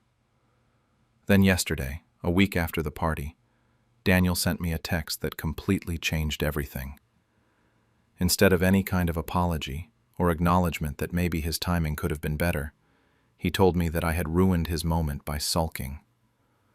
According to him, my attitude had made him and Sarah feel guilty about their happiness, and several family members had mentioned to him that I seemed upset during the party. But here's the kicker. He wants me to apologize to him. He thinks I owe him an apology for making him feel bad about stealing my thunder. He said that as his sister, I should have been nothing but supportive and excited, and that my reaction was selfish and immature. Reading that text made me angrier than I've been this whole time. Not only does he refuse to acknowledge that what he did was inconsiderate, but he's actually trying to make me the villain in this situation. He's rewriting history to make it seem like I was the one who caused problems, not him. I've been staring at that text for 2 days now, trying to figure out how to respond, or if I should respond at all. Every draft I write either sounds too angry or too apologetic, and I can't find the right balance. Part of me wants to lay like nothing happened, which means they're expecting me to just smooth things over like I always do when Daniel and I fight. They hate conflict and always pressure whoever's more reasonable to be the bigger person, which usually ends up being me since Daniel never backs down from anything. I keep thinking about what my Aunt Carol said about him stealing thunder on purpose. The more I replay that night, the more convinced I am that this wasn't accidental. Daniel couldn't handle letting me have one day in the spotlight, so he made sure to redirect all the attention back to himself where he thinks it belongs. But now I'm stuck in this impossible position, where standing up for myself makes me look like the bad guy, and apologizing validates his behavior. Either way, Daniel wins and I lose, which pretty much sums up our entire relationship. I honestly don't know what I'm going to do at that barbecue, but something's got to give because I can't keep pretending this is all okay. How am I supposed to react when my friend demanded I cancel my baby shower because it competes with her wedding? I'm Hannah, 29, and I'm currently 6 months pregnant with my first baby.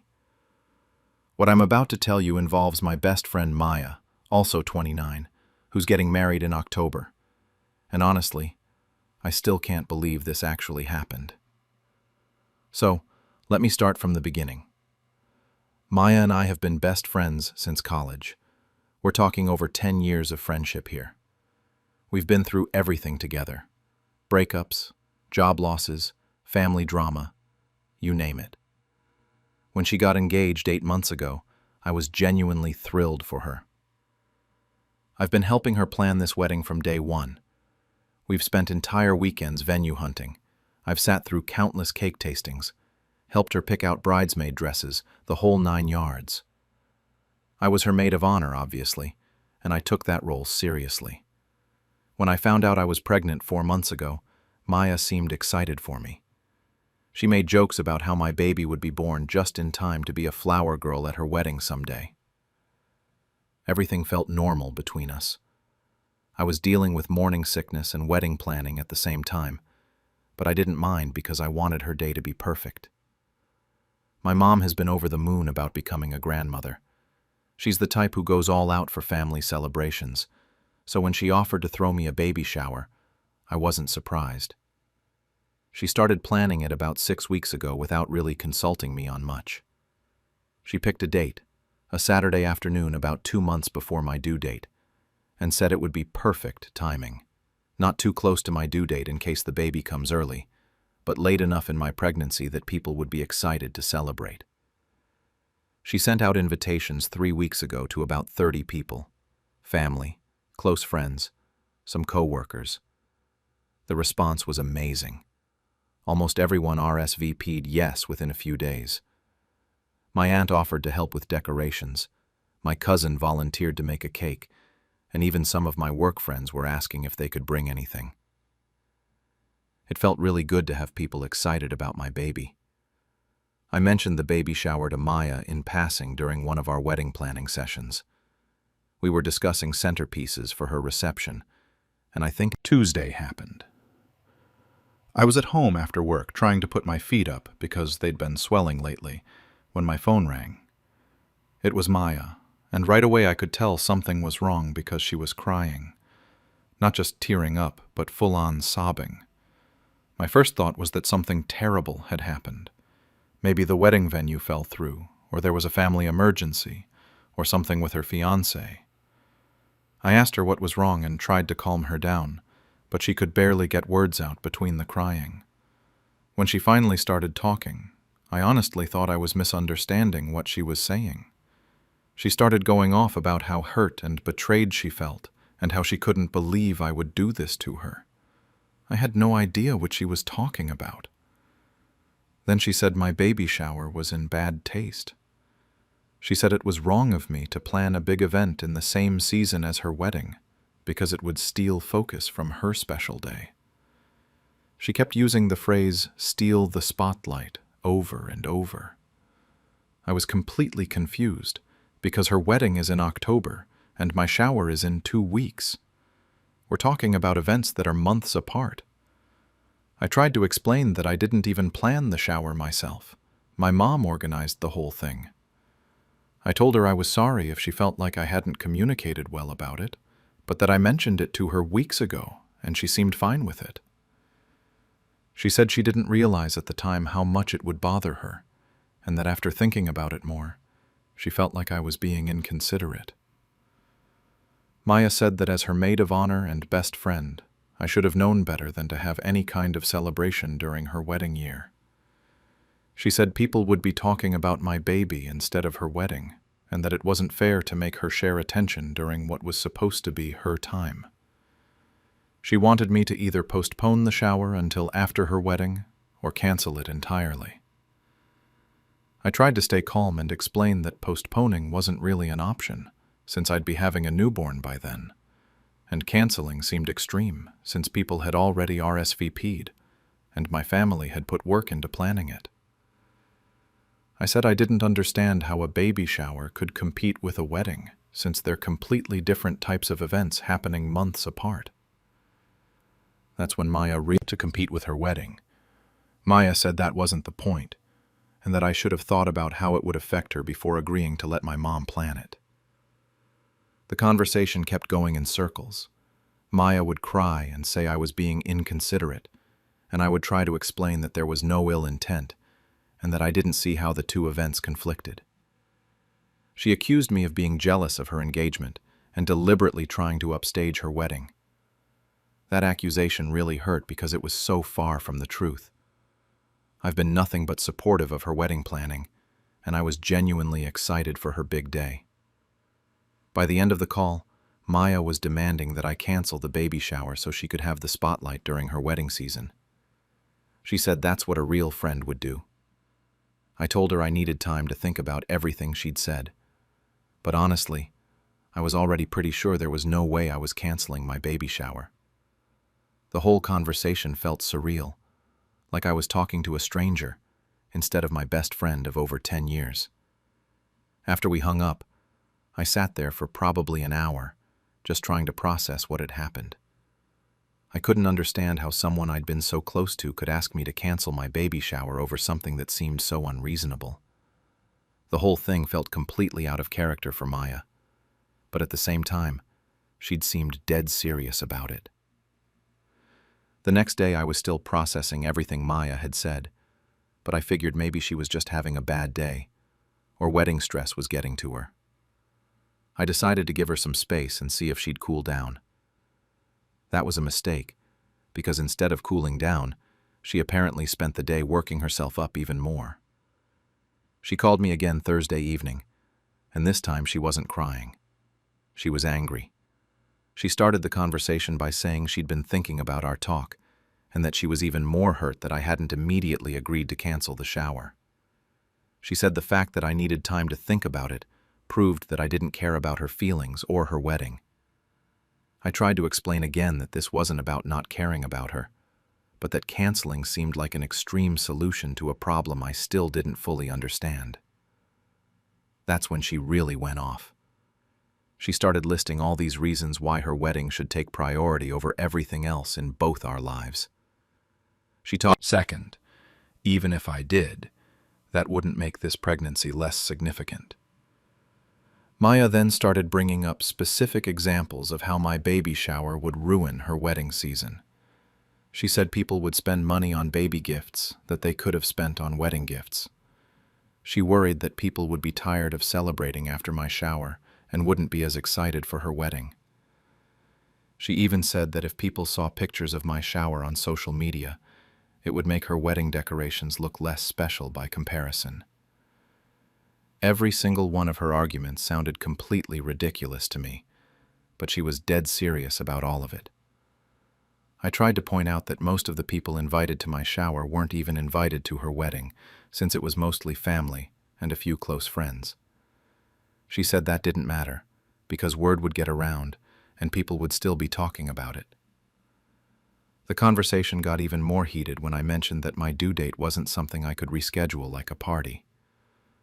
Maya said I was being dramatic and that plenty of people have babies without making a big production about it.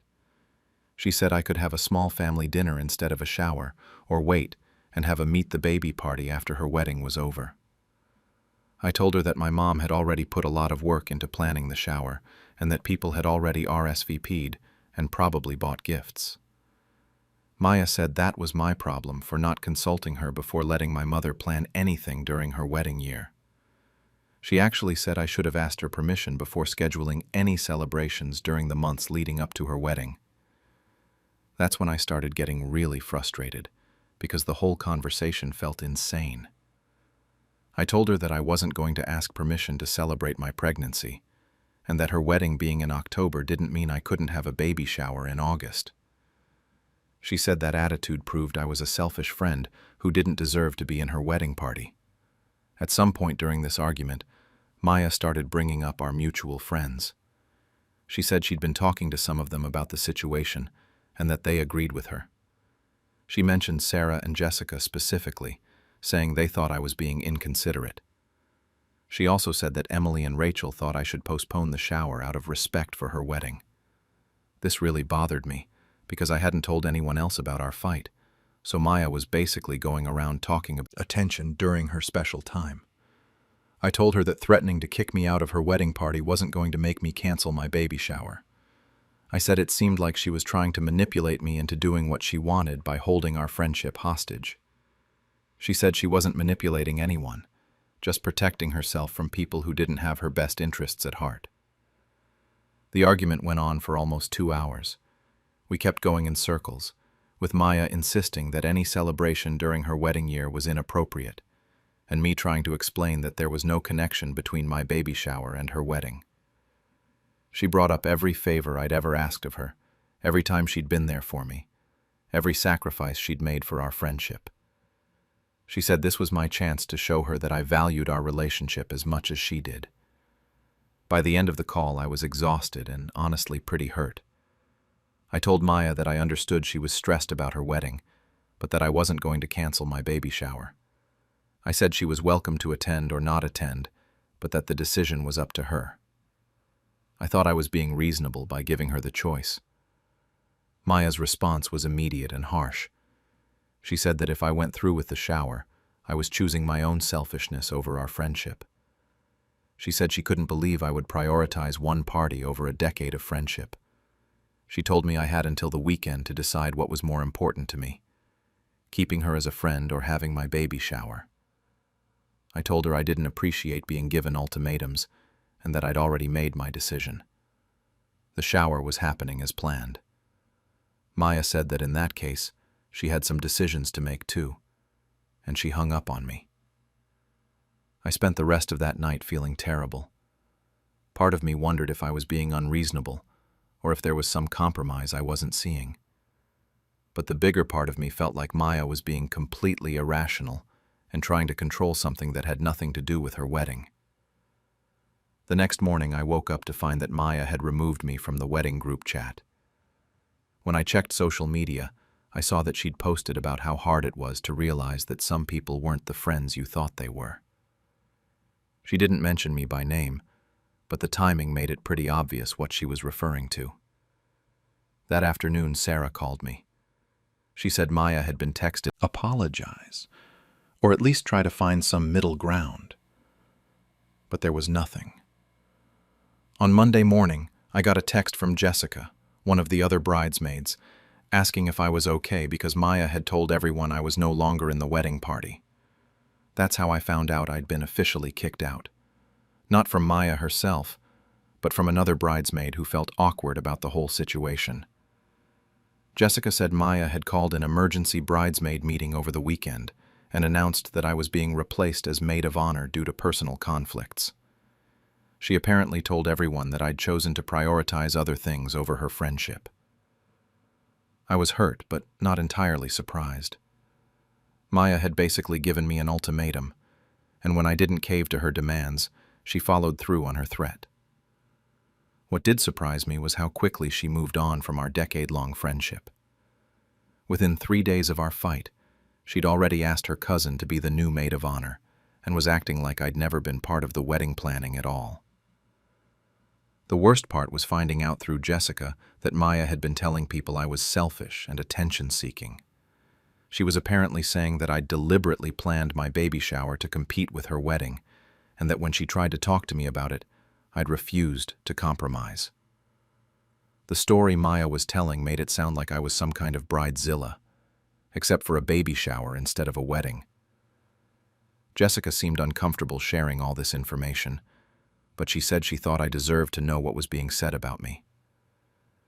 She also mentioned that not everyone was buying Maya's version of events.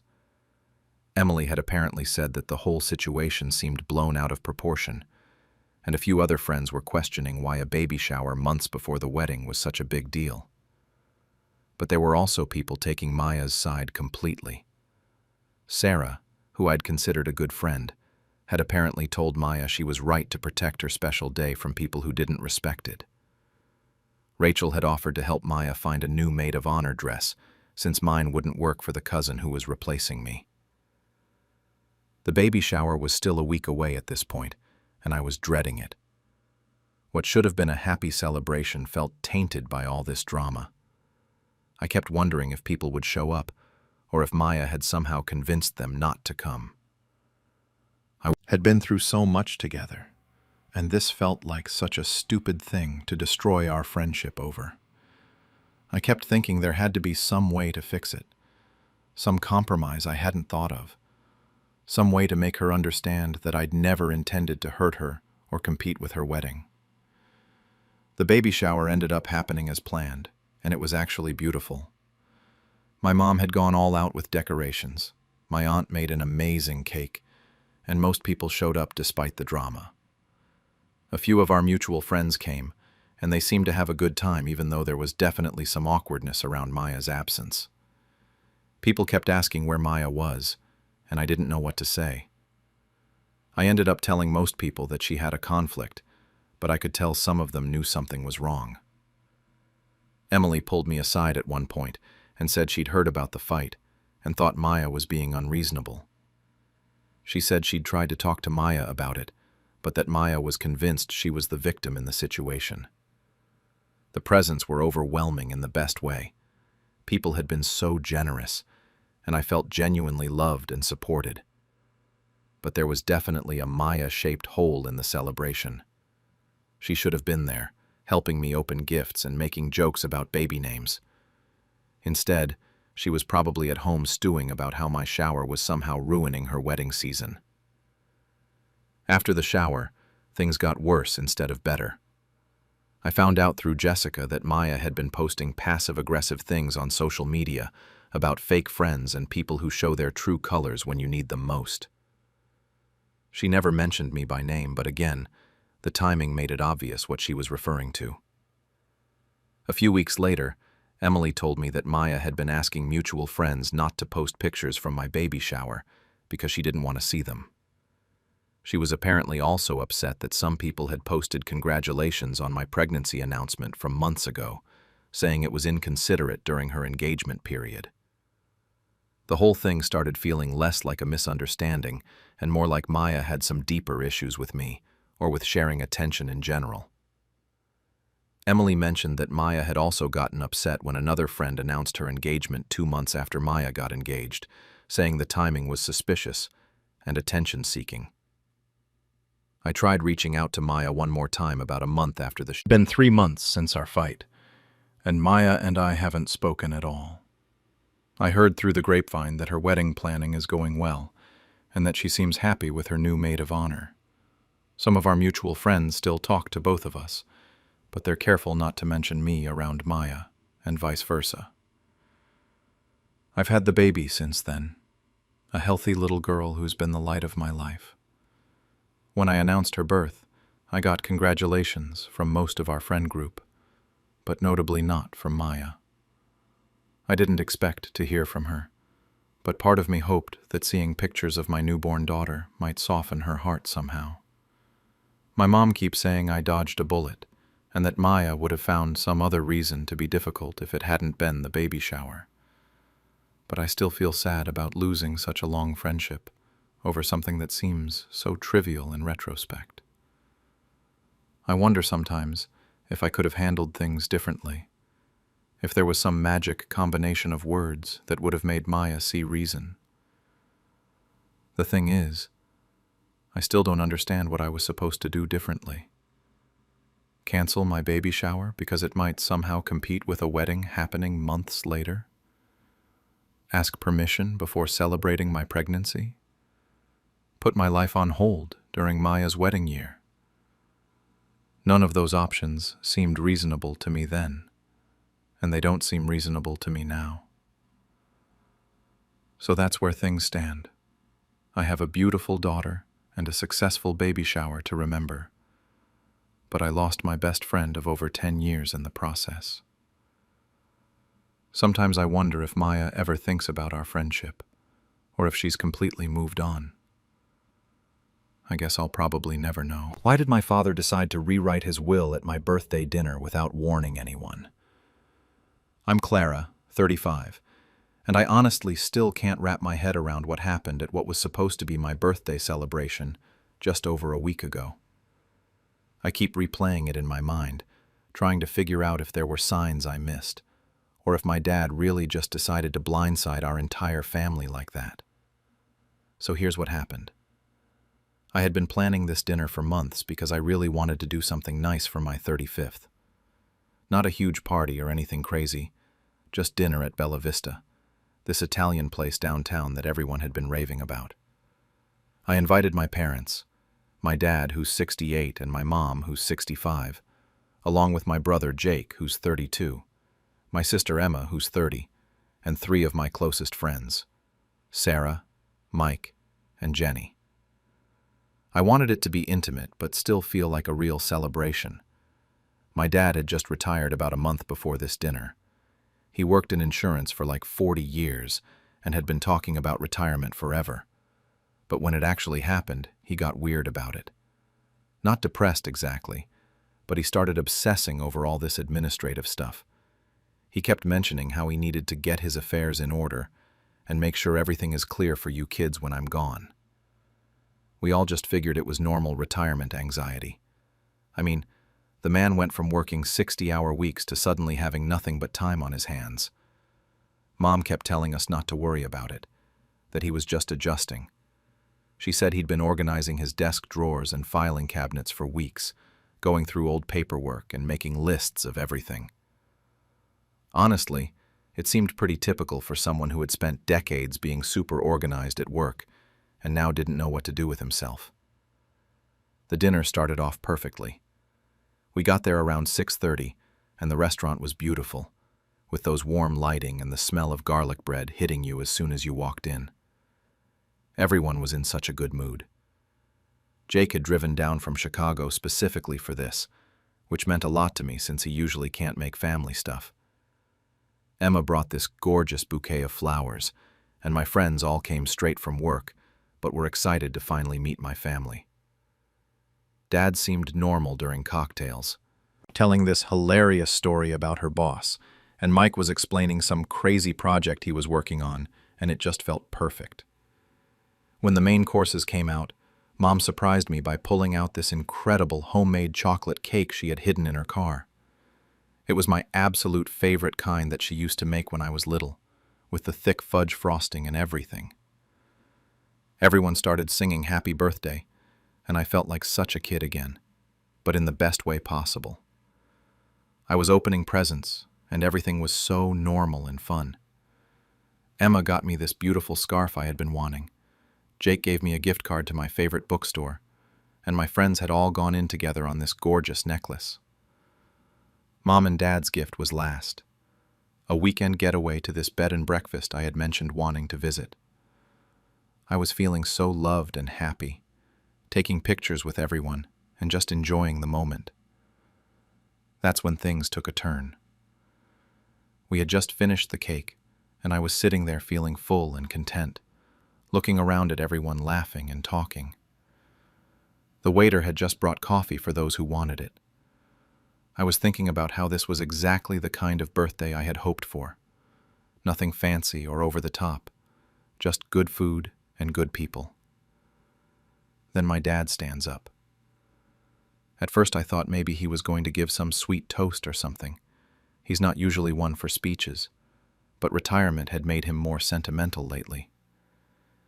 He picked up his wine glass and tapped it with his fork to get everyone's attention, which immediately made the whole table go quiet.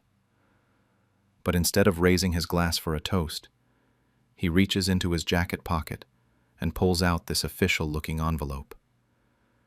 It was one of those manila envelopes, kind of thick, and it had been folded in half to fit in his pocket. The mood at the table shifted immediately. You know how you can just feel when something's off?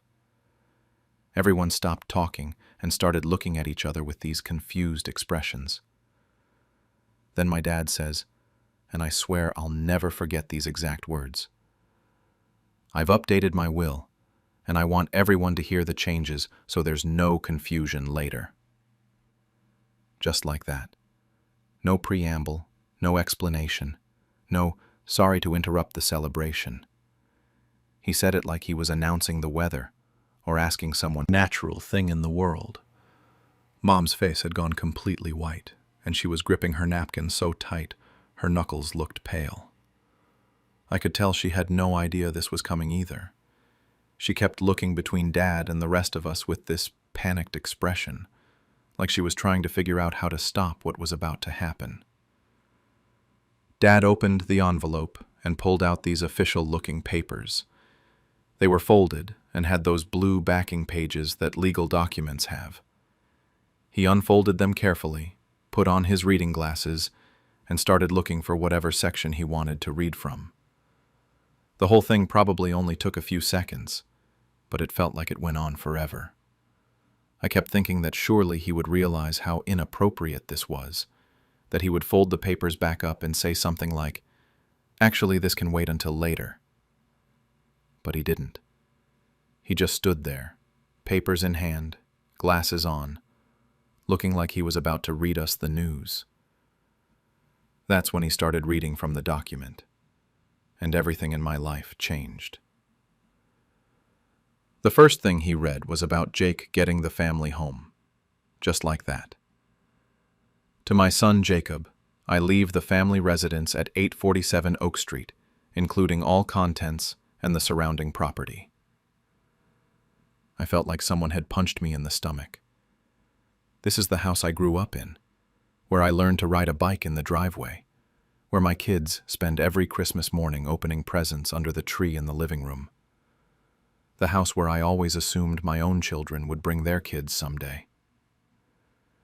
Jake's face went through about 5 different emotions in 2 seconds. First, shock, then confusion, then this look that I can only describe as pleased surprise. He tried to keep his expression neutral, but I could see him trying not to smile. Meanwhile, I'm sitting there feeling like the floor just dropped out from under me. But Dad wasn't done. He kept reading. Emma was getting some savings bonds and a small cash amount. I was getting basically the same thing. Some bonds, a portion of his retirement account, and what he called miscellaneous personal items. When I did the math in my head later, Emma and I were each getting maybe $25,000 worth of stuff. The house is worth at least $300,000. Mike was just staring at his hands, looking like he wanted to disappear. I finally found my voice and asked Dad why Jake was getting so much more than Emma and me. My voice came out all shaky, and I hated that everyone could hear how upset I was. Dad got this defensive tone and said something about Jake needing more support to get established in life, and how Jake had always been closest to the house since he was the youngest when they bought it. That reasoning made absolutely no sense to me. Jake lives in Chicago and visits maybe 3 times a year. I'm the one who comes over every Sunday with the kids. I'm the one who helped Dad set up all his retirement paperwork and online banking. I'm the one who calls him twice a week just to check in. Emma lives 20 minutes away and goes grocery shopping with Mom every Thursday. But somehow Jake is closest to the house. I could feel my face getting hot, and my hands started shaking. I kept trying to remind myself that we were in public, that my friends were watching, that other families were trying to enjoy their own dinners around us. But I felt so humiliated and angry and confused all at the same time. This was supposed to be my birthday celebration, and it had turned into some twisted family meeting where I was finding out that apparently my own father values me way less than my brother. Dad kept going on about transparency and how he wanted to avoid family drama down the road. He said he had learned from watching other families fight over inheritances, and he thought being upfront about everything was the mature thing to do. But he was literally creating drama right there at the table. People were whispering to each other and shooting glances back and forth. Mom looked like she was about to be sick. The whole restaurant seemed to fade away, and all I could focus on was this feeling of betrayal. Not just about the money or the house, but about the timing and the way he did it. Like my birthday dinner was just some convenient opportunity to get this off his chest. Like my feelings and my celebration didn't matter at all compared to his need to check this task off his retirement to-do list. Emma was still crying quietly and kept wiping her nose with her napkin. She looked at me a few times like she was trying to communicate something, but what was there to say? We were both sitting there, learning the evening, as if announcing that he was giving one kid everything and the other two almost nothing was just some minor business to get out of the way before coffee. The waiter came by to ask if we wanted anything else, and the poor guy could obviously tell something was wrong. The whole table was dead silent, except for Emma sniffling. Sarah ordered another glass of wine really quickly, and I think she was trying to give me a moment to pull myself together. I kept looking at Mom, hoping she would say something, anything, to address what had just happened. But she just sat there, looking stricken, and kept glancing between Dad and the rest of us like she was trying to figure out how to fix this. Later, I found out she had no idea he was planning to do this.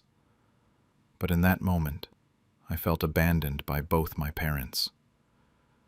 My brain kept trying to process the logistics of what he had just announced. Jake would own our childhood home, the place where Mom still hosts every holiday, where she has her garden and her craft room. What was supposed to happen to family gatherings? Was Jake going to let us keep using the house for Christmas? Would he sell it? Move back from Chicago? None of it made sense. I started thinking about all the memories in that house and how they suddenly felt different, like they belonged to Jake now instead of all of us. The kitchen where Mom taught me to bake cookies. The basement where Emma and I used to play dress-up. My old bedroom where I used to sneak out the window to meet friends. All of it was Jake's now, apparently. The conversation at the table started to pick up again in these awkward fits and starts. People were clearly trying to salvage what was left of the evening, but everything felt forced and uncomfortable. Dad started talking to Mike about sports like nothing had happened.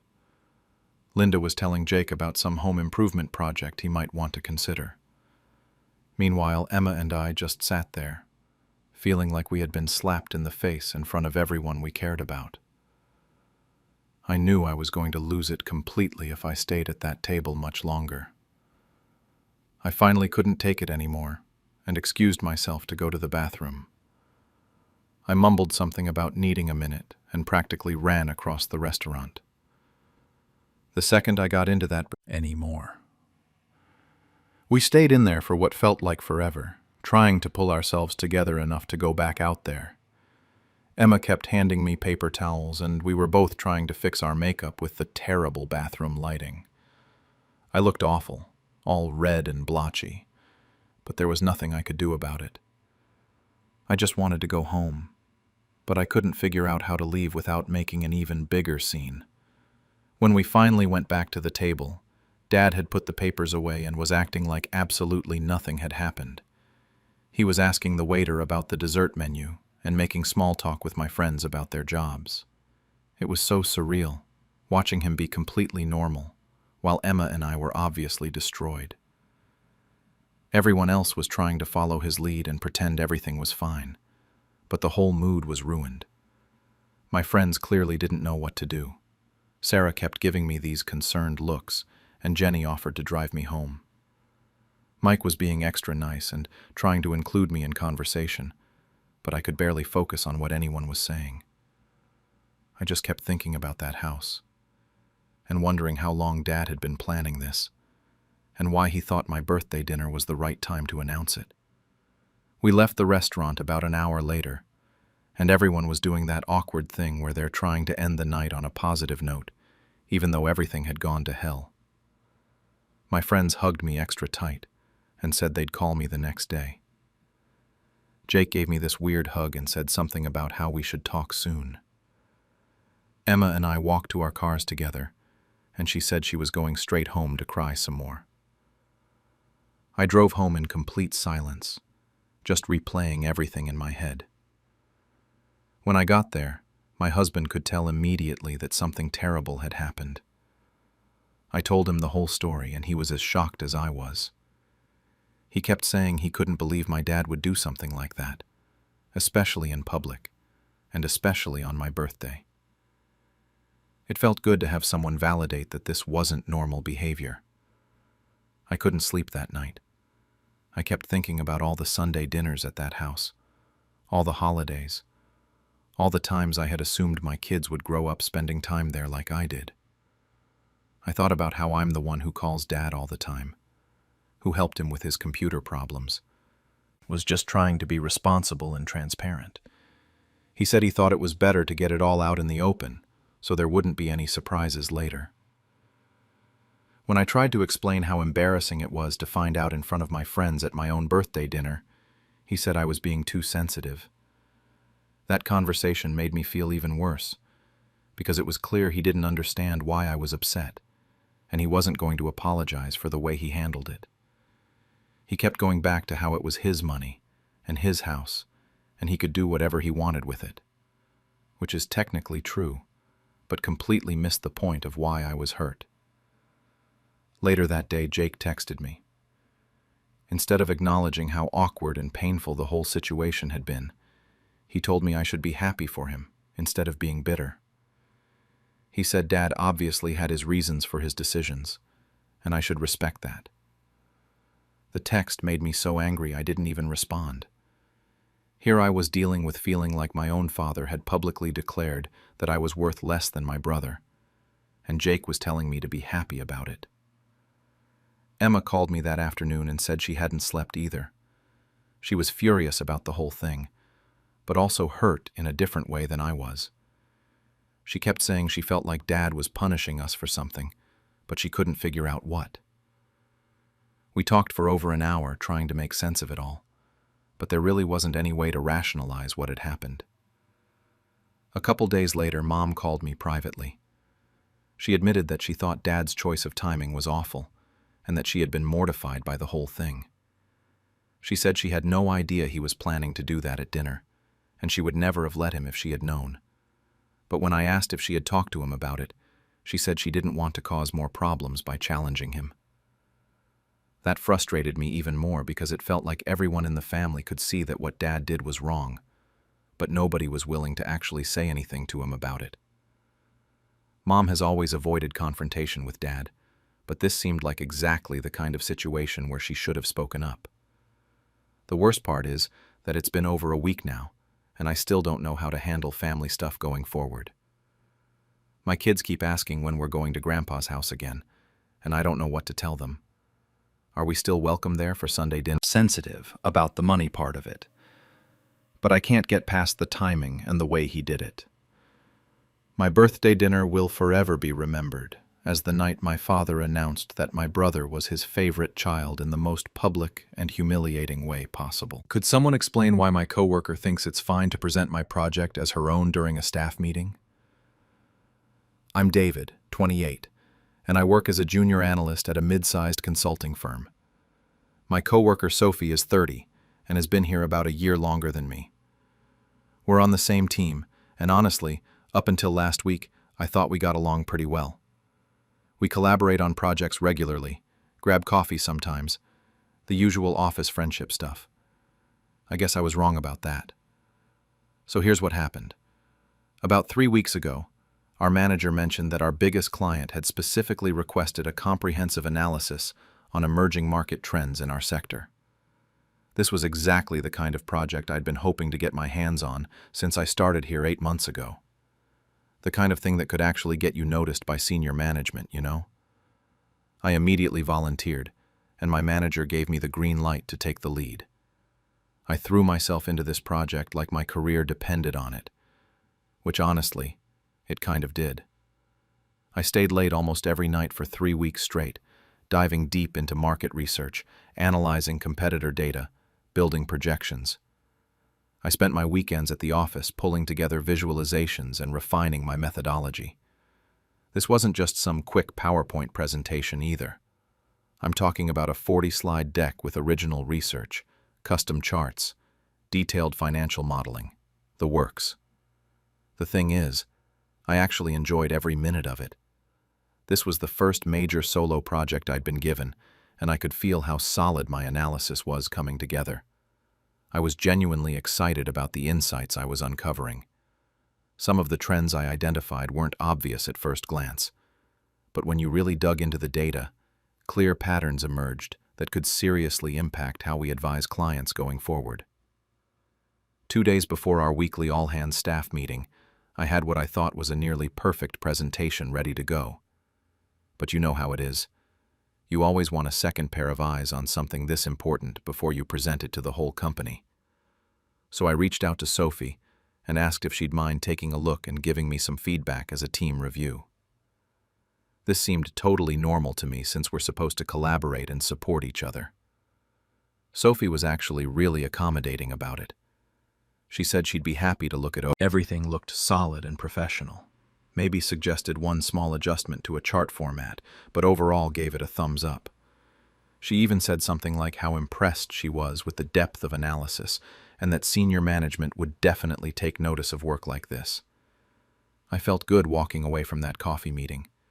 Having someone with more experience validate my work gave me the confidence boost I needed. I made her suggested chart adjustment and felt ready to present to the whole team. I was actually looking forward to it for the first time in my career here.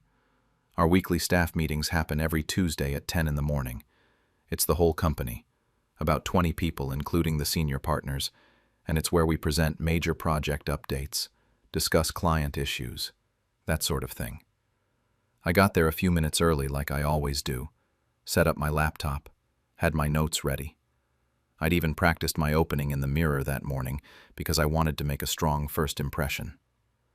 When the meeting started, our manager went through the usual agenda items first. Client check-ins, administrative stuff, the standard routine. Then he got to project updates and said we had some exciting analysis to share about market trends. This was my moment. I started to stand up and reach for my laptop when Sophie suddenly spoke up. She said she'd like to present the market analysis that our team had completed. Our team. Not my project. Our team's project. I literally froze halfway out of my chair.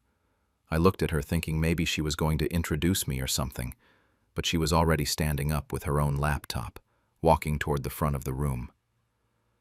What happened next still feels surreal thinking about it. Sophie opened up my presentation, my exact slides, my research, my graphs, my analysis, everything. She started presenting it as if she had created the whole thing. She used phrases like, what we discovered in our research, and the methodology we developed, and our key findings suggest. She was presenting my work, word for word in some cases, but speaking as if she was the lead analyst. I sat there completely stunned. I kept waiting for her to acknowledge my role or introduce me as the primary researcher, but it never happened. She smoothly moved through every single slide I had created, explained every insight I had uncovered, presented every of body experience. Here was my work, my 3 weeks of late nights and weekend research being celebrated and praised while I sat there invisible. Sophie was getting credit for insights that had taken me hours to develop, for methodology I had researched and refined, for projections I had calculated and verified multiple times. A couple of people came up to congratulate Sophie after the presentation ended. I heard someone say how impressed they were with her analytical skills and attention to detail. Another person mentioned how this kind of work would definitely get noticed by the senior leadership team. Everything I had hoped this project would do for my career was happening right in front of me, except it was happening for Sophie instead. The meeting wrapped up with our manager saying he wanted to schedule a follow-up discussion about expanding this type of analysis for other clients. He asked Sophie to put together a proposal for how we might systematize this approach, my approach, my methodology that I had spent weeks developing. I packed up my laptop in a daze. I couldn't understand what had just happened, or how Sophie could stand there accepting praise for work she knew I had done. I kept replaying the moment she stood up to present, wondering if I had missed some signal or misunderstood something about how this was supposed to work. As people filed out of the conference room, I noticed Mark from the accounting team giving me a look that seemed almost sympathetic. He lingered for a second, like he might say something, but then just shook his head slightly and left. That look told me I wasn't crazy. Other people had noticed what just happened, too. I spent the rest of that meeting trying to figure out what the hell had just happened and what I was supposed to do about it. My mind was racing through all these scenarios. Should I stand up right now and say something? Should I wait until after the meeting? Should I just let it go and pretend this never happened? Every option felt wrong somehow. The thing is, I've never been in a situation like this before. In school, if someone plagiarized your work, you reported it, and there were clear consequences. But this felt way more complicated. We're all supposed to be on the same team here, and calling out a coworker in front of the entire company seemed like it could backfire spectacularly. I kept thinking about how it would look if I suddenly... Everyone was heading back to their desks. I tried to keep my voice calm and asked if we could talk privately for a minute. She seemed completely relaxed, almost cheerful, like nothing unusual had happened. We ducked into one of the small conference rooms and I closed the door behind us. I started by saying I was confused about what had just happened in the meeting. I reminded her that the presentation was based on research I had done independently, and that I had only shared it with her for feedback. I wasn't aggressive about it or anything, but I was pretty direct about the fact that this was my project. Sophie's response totally caught me off guard. She didn't seem embarrassed or apologetic at all. She actually seemed kind of annoyed that I was bringing it up. She said something about how we're all part of the same team, and that's how things work in the corporate world. She told me I'd get credit eventually, and that I was being too sensitive about ownership. Then she said something that really got to me. She suggested that by sending her the presentation file and asking for her input, I was basically inviting her to be part of the project. She made it sound like I had somehow implied I wanted her to help present it, which was absolutely not what I meant when I asked for feedback. It felt like she was trying to rewrite what had actually happened between us. The whole conversation lasted maybe 5 minutes, but it became clear that Sophie genuinely didn't think she had done anything wrong. She kept using words like collaboration and teamwork, but in a way that felt like she was lecturing me about how naive I was being. She even hinted that this is just how things work at successful companies, and that I needed to get used to it if I wanted to advance my career here.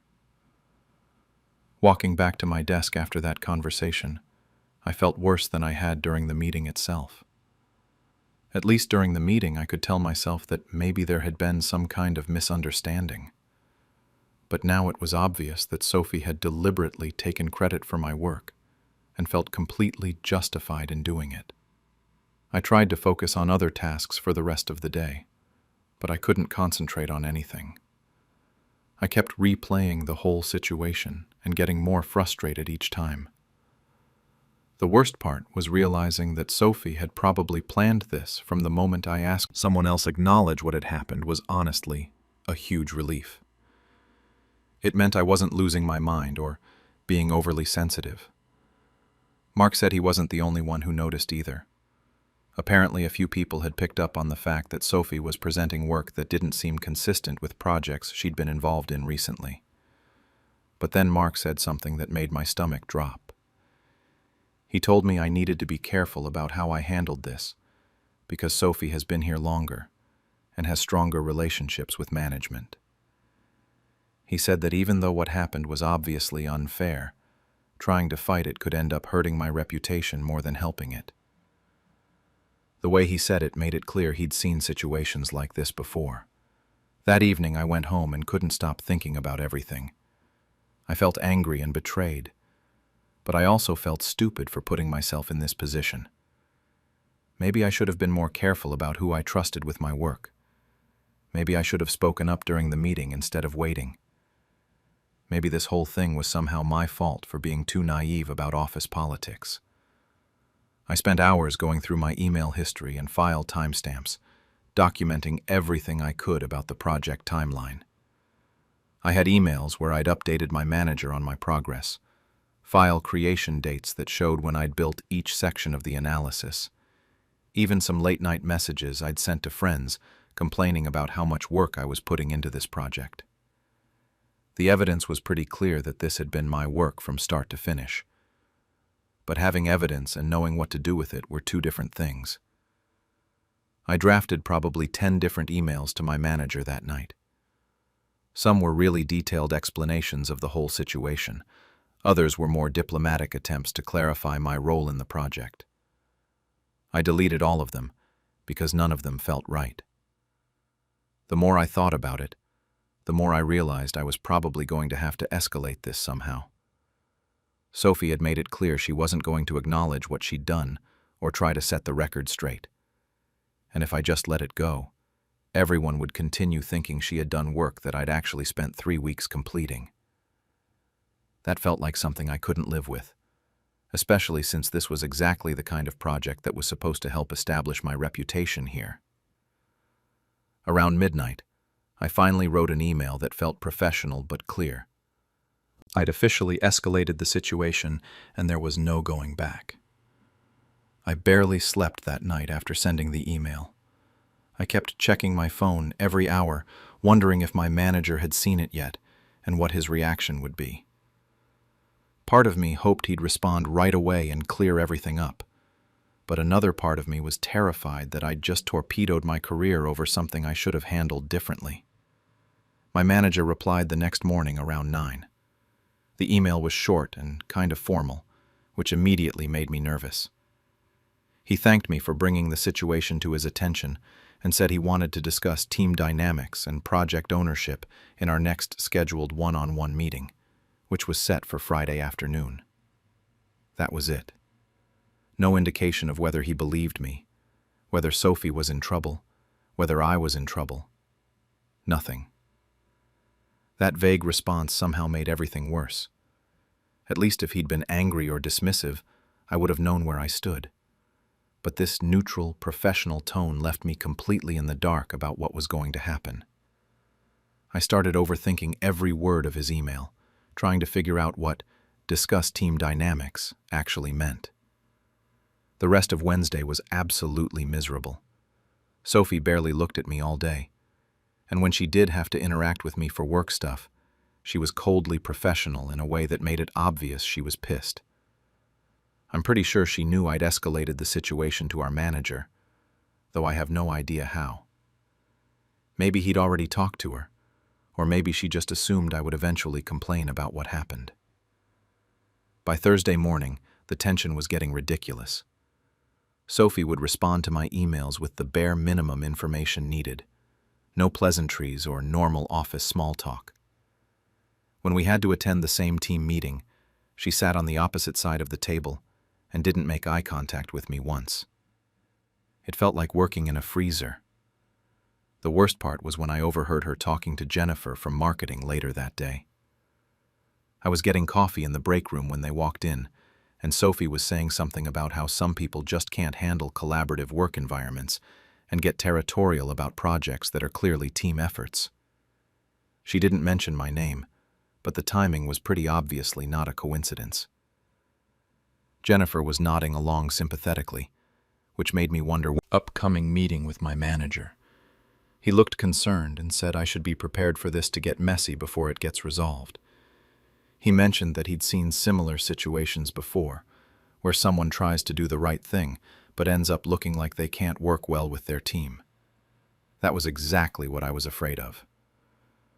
Thursday night I couldn't concentrate on anything. I kept running through different scenarios for how Friday's meeting might go. Would Sophie be there too? Would it turn into a he said, she said situation where my manager had to pick sides? Would I end up looking like someone who throws colleagues under the bus? I tried to prepare talking points that would focus on the facts rather than attacking Sophie personally. But everything I came up with sounded defensive or petty in my head. Friday morning dragged on forever. I kept checking the clock and trying to focus on normal work, but I was basically useless. Sophie and I had to collaborate on a client email that morning, and the interaction was so awkward and strained that I'm pretty sure other people noticed. We were both being aggressively polite in a way that screamed, "These two people are having a major conflict." The meeting was scheduled for 3 o'clock. At 2:45, I was sitting at my desk trying to look busy while internally freaking out about what was about to happen. My manager sent me a message asking me to come to his office, and I walked over there feeling like I was walking to my own execution. When I got there, it was just him, which was both a relief and somehow more nerve-wracking. If Sophie had been there too, at least I would have known what kind of conversation this was going to be. But sitting across from just my manager made me feel like I was in trouble, even though I was supposedly the one who had been wronged. He started by saying he'd reviewed the materials I'd sent, and had also spoken with Sophie about the situation. That confirmed she definitely knew I'd reported what happened. He said there seemed to be some confusion about project ownership and collaboration expectations, and he wanted to understand my perspective on what had occurred. I tried to stick to the facts as much as possible. I explained the timeline of how I'd developed the project independently, how I'd only shared it with Sophie for feedback, and how surprised I was when she presented it as teamwork. I showed him this to his attention. He was concerned about how this situation was affecting team dynamics. He said he'd noticed tension between Sophie and me, and that it was important for everyone to be able to work together effectively going forward. The way he phrased it made it sound like the tension was somehow my fault for complaining about what happened. He didn't directly say that Sophie had done anything wrong, but he also didn't say she hadn't. It was this frustrating middle ground where he acknowledged there had been a misunderstanding, but didn't want to assign blame to anyone. He ended the meeting by saying he wanted both Sophie and me to focus on clear communication and collaboration in the future. He said he'd make sure I got appropriate recognition for my contributions to projects, but that it was important for the team to function smoothly. The whole thing felt like I was being told to just get over it and play nice. Walking back to my desk after that meeting, I felt completely deflated. I hadn't been vindicated, but I also hadn't been directly blamed for anything. It was this unsatisfying non-resolution that left everything feeling unfinished and awkward. Sophie has barely spoken to me since then, which was 3 days ago. When she does have to interact with me, she's professionally civil but clearly still angry. I can feel the resentment radiating off her whenever we're in the same room. I keep wondering if I've just made an enemy out of someone I have to work closely with every single day. The thing that bothers me most is that I still don't know if I did the right thing. Maybe I should have just let it go and chalked it up to office politics. Maybe speaking up was the right move, but I handled it poorly. Maybe there was some middle ground I missed that could have resolved this without creating all this ongoing tension. So, was I wrong to escalate this to my manager? Or should I have kept quiet and moved on for the sake of office harmony? Because right now I feel like I might have just made everything worse for myself in the long run. At what point did it become acceptable for my roommate to invite her entire family to live with us without asking me first? I, Nina, 27, am a graduate student who's been sharing a 2-bedroom apartment with my roommate Carla, 25, for about a year now. We found this place together after responding to each other's Craigslist ads back in September last year. Honestly, it seemed like a perfect match at first. We're both pretty busy with our own lives. I'm drowning in thesis research on urban sociology, and she works at some marketing firm downtown doing social media campaigns for small businesses. The apartment is nothing fancy, just your typical city rental with thin walls and questionable plumbing, but it's in a decent neighborhood about 20 minutes from campus by bus. We split everything 50-50, rent, utilities, internet, Groceries when we buy them together. The works. The rent alone is $2,400 a month, which means I'm already stretching my graduate stipend pretty thin at $1,200 plus utilities every month. Money's always been tight for both of us, which is exactly why we needed roommates in the first place. When Carla and I first met to look at the place, I was pretty upfront about needing somewhere quiet to study. My research involves a lot of reading dense academic papers and writing. Plus, I'm teaching 2 undergraduate sections this semester, so I need to be able to grade papers and prep lessons at home. Carla seemed totally cool with that. She said she was usually out late with work events anyway, and spent most weekends at her boyfriend's place across town.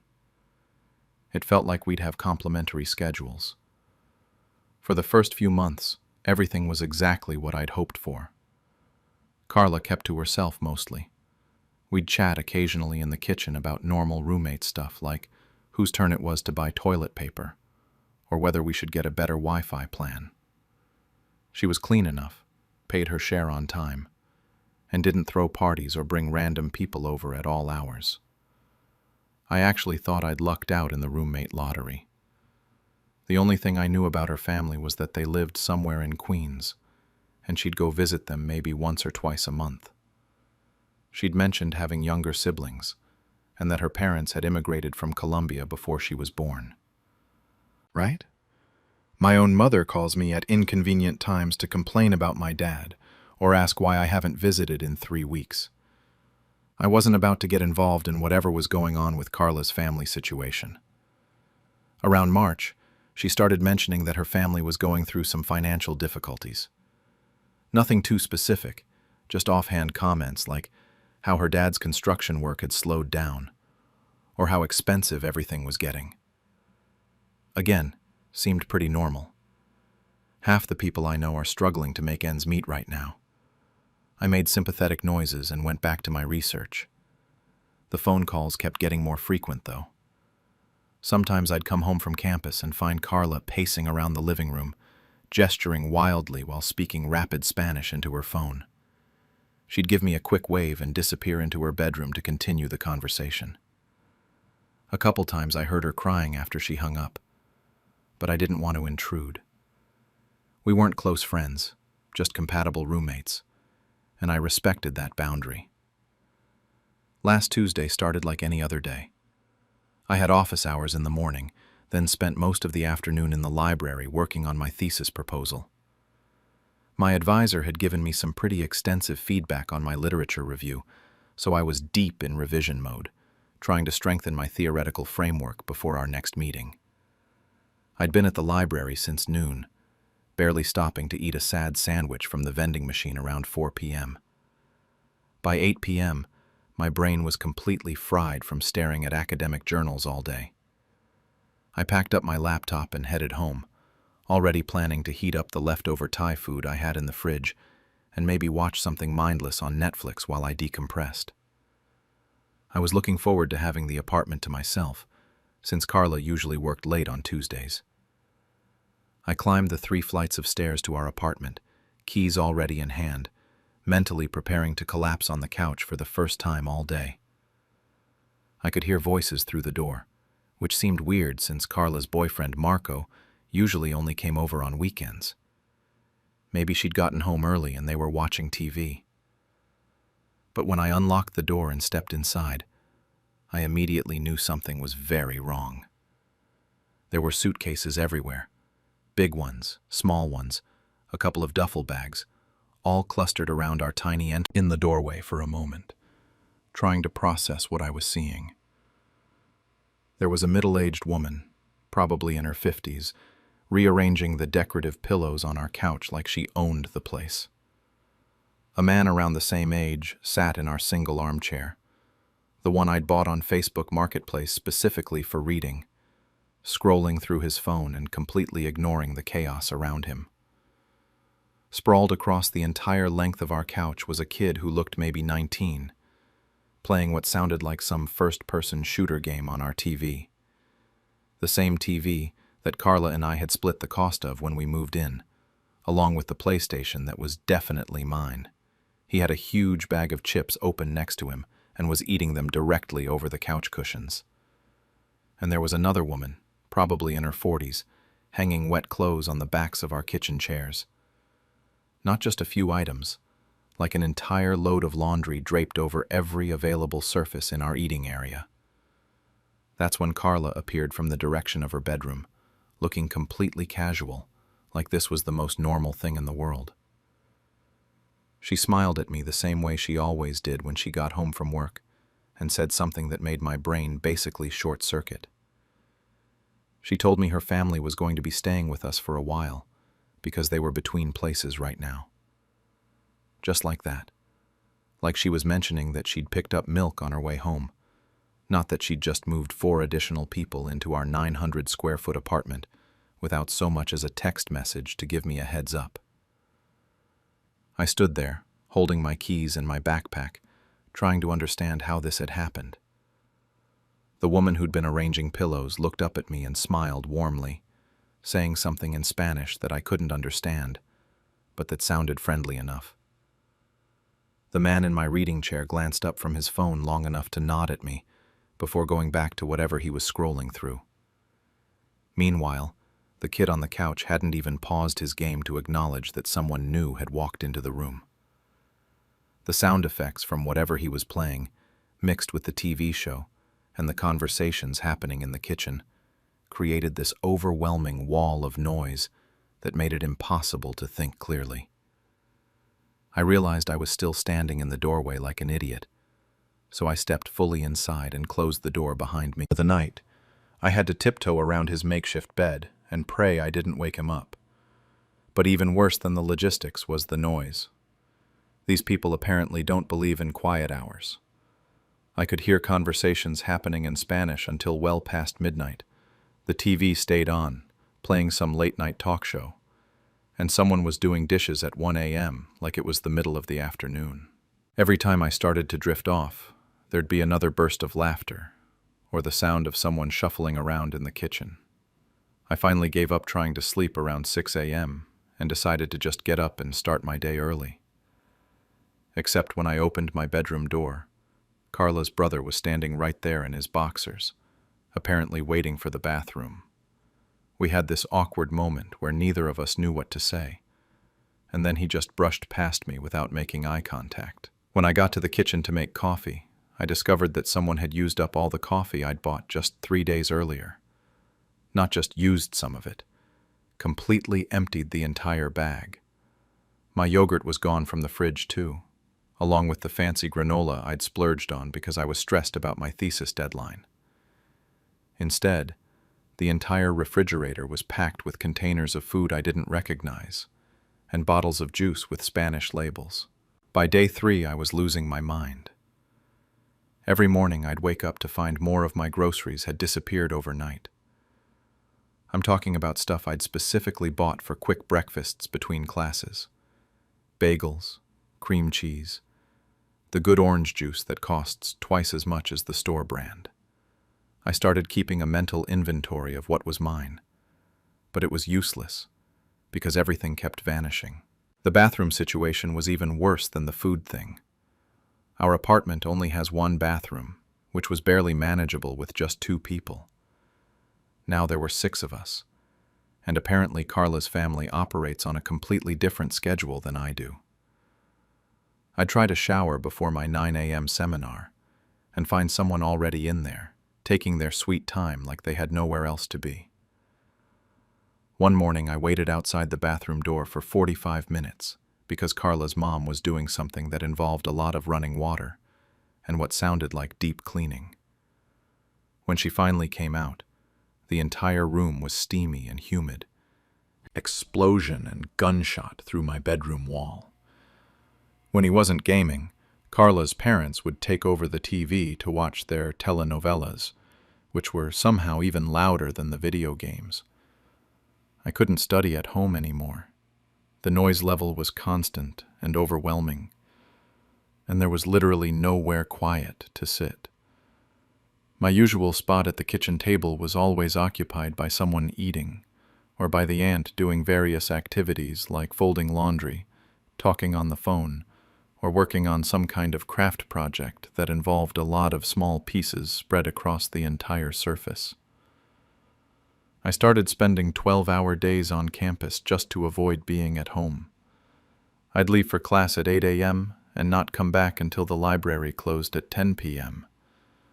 But even then, I'd walk into an apartment full of people watching TV, cooking elaborate dinners that made the whole place smell like garlic and onions, and having loud conversations that continued well past any reasonable bedtime. The financial aspect was stressing me out too. My grocery budget is carefully calculated based on my graduate stipend, and suddenly I was feeding 6 people instead of 2.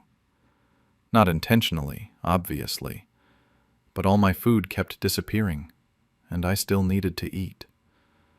I was spending an extra $50 or $60 a week just to replace stuff that kept vanishing from the fridge. Plus our utility bills were definitely going to be higher.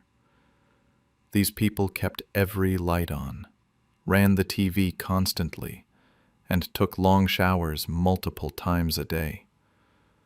Someone was always doing laundry, which meant our electricity and water usage had probably tripled. But nobody had mentioned anything about adjusting how we split those costs.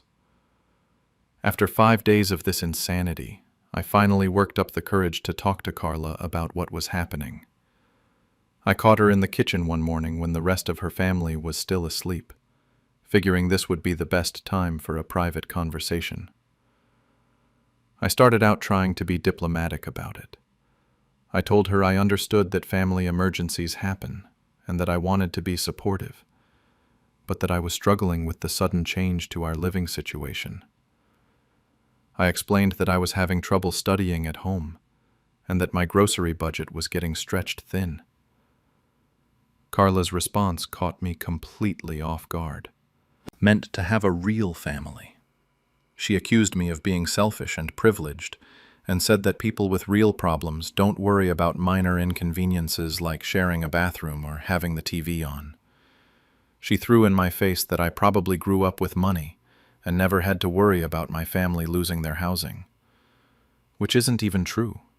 My parents are middle class at best, and I'm taking out loans to pay for graduate school. But she was on a roll and wasn't interested in hearing my side of things. The conversation ended with her storming off to her room and slamming the door hard enough that I'm pretty sure she woke up everyone else in the apartment. I stood there in the kitchen feeling like I'd been hit by a truck, trying to figure out how asking for basic communication about our shared living space had turned into a character assassination. Later that day, I talked to a few of my friends about the situation to get some outside perspective. The responses were all over the place. My friend Sarah said I should try to be more compassionate, since they're clearly going through a hard time, and family should come first. My classmate Mike said Carla was massively overstepping boundaries, and that what she did was completely unacceptable. But none of that really helped me figure out what to do next.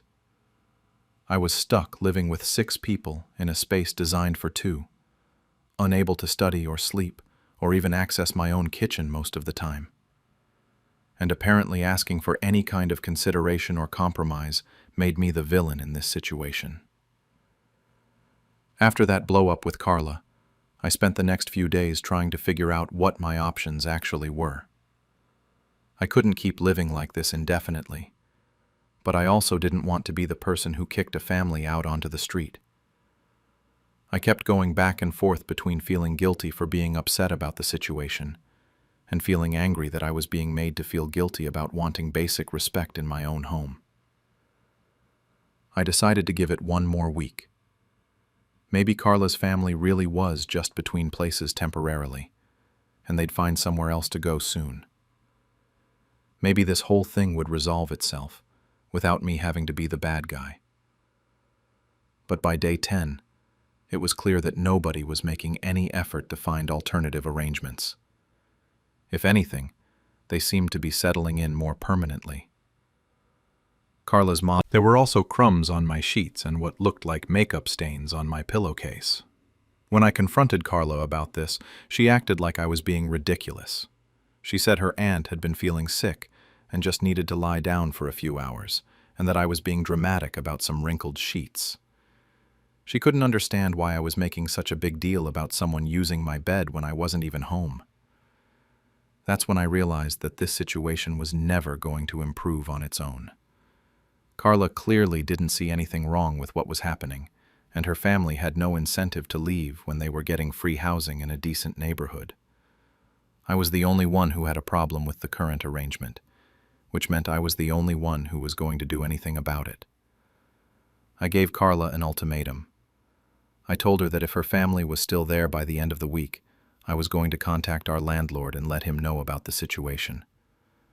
I tried to frame it as a legal issue rather than a personal one, explaining that our lease specifically states that only 2 people can live in the apartment, and that having 6 people here was a violation that could get us both evicted. Carla's reaction was even worse than I'd expected. She completely lost it, screaming that I was threatening to make her family homeless just because I was too selfish to share my space for a few weeks. She said she'd never forgive me if I got them in trouble with the landlord, and that I was showing my true colors by prioritizing my comfort over people who had nowhere else to go. The worst part was that her family could hear the entire argument. They all came out of their various spots around the apartment to see what was happening, and I could feel them staring at me like I was some kind of monster. Carla started explaining the situation to them in Spanish, and based on their expressions, she wasn't painting me in a very flattering light. Her mom came over and tried to talk to me in broken English, saying something about how they were very grateful and would try to be quieter. Her dad just looked disappointed, like I'd personally let him down. The brother went back to playing his video games, but I could tell he was listening to everything. The aunt started crying, which made me feel like absolute garbage, even though I knew I wasn't being unreasonable. After that confrontation, the atmosphere in the apartment became completely toxic, so uncomfortable that I couldn't stand it. The week deadline I'd given them came and went with no changes. If anything, Carla's family seemed to be digging in deeper. Her brother had moved more of his stuff into the living room, and her parents had started receiving mail at our address. I found a stack of envelopes with their names on it mixed in with the regular mail, which felt like they were trying to establish some kind of legal residency. I finally contacted our landlord, Mr. Peterson, via email. I tried to keep it factual and non-emotional, just explaining that my roommate had additional people staying in the apartment beyond what our lease allowed, and asking what the proper procedure was for handling this situation. I didn't want to get anyone in serious trouble, but I needed to know what my rights were as a tenant. It took him almost a week to respond, which made me think he was either really busy or trying to figure out how to handle this diplomatically. When he finally emailed me back, he said he'd need to schedule a time to come inspect the apartment, and that if there were indeed more people living there than allowed, we could face eviction proceedings. This scared me more than I'd expected. I'd been so focused on getting Carla's family to leave that I hadn't really considered that I could end up losing my housing too. Finding another affordable apartment in this city is basically impossible, especially in the middle of the semester, when I should be focusing on my thesis. But I was also at the point where I couldn't keep living like this. I wasn't sleeping well. My grades were starting to suffer because I couldn't concentrate, and I was spending money I didn't have on eating out and working in coffee shops just to avoid being at home. Something had to change, even if it meant risking my own housing situation. It's been 3 weeks now since Carla's family moved in, and nothing has improved. If anything, they seem more settled than ever. They've started having friends over, which means even more people crowding into our tiny space. Last weekend, there were 9 people in our apartment for some kind of family gathering that went until 2 a.m. on a Sunday night. I forwarded the landlord's response to Carla, hoping it might motivate her to make some kind of plan for her family. Instead, she accused me of trying to get everyone evicted. Situation when you have roommates. and how quickly things can go from manageable to completely insane without any warning whatsoever. Who decided it was a good idea for my sister to announce my pregnancy news to the entire family before I was ready? I, Leah, 31, had just found out I was pregnant 3 days earlier and made the mistake of trusting my sister Erin, 28, with the news. Look, I know what you're thinking. Why would I tell her if I didn't want anyone else to know? But here's the thing about Erin. She's always been impulsive and has this need to be the center of attention. But I genuinely thought pregnancy news would be different. I thought she'd understand how serious this was. So let me back up a bit. 3 days before this whole disaster, I took 3 pregnancy tests because I couldn't believe the first one. All positive. My husband was out of town for work, and I was sitting there staring at these tests, feeling this mix of excitement and pure terror. My friend Sarah had a miscarriage at 8 weeks last year, and it completely destroyed her. She'd told everyone right away, and then had to go back and tell everyone the bad news. I couldn't stop thinking about that. I needed someone to talk to, someone to help me process all these feelings swirling around in my head. So I called Erin. Big mistake, obviously, but at the time it felt like the right choice. We've always been close despite her drama queen tendencies, and I thought she'd be supportive. When I told her, she started screaming and crying happy tears, which honestly made me feel better about the whole thing. But then I made sure to be crystal clear with her. I said something like, "Erin, please don't tell anyone until after my first appointment next week. I'm really nervous about early complications, and I want to make sure everything's okay first." She promised she wouldn't say anything. She even said she understood completely, and that it was smart to wait. I should have known better. Fast forward to Sunday family dinner at my parents' house. These dinners happen every few weeks, and they're usually pretty chaotic.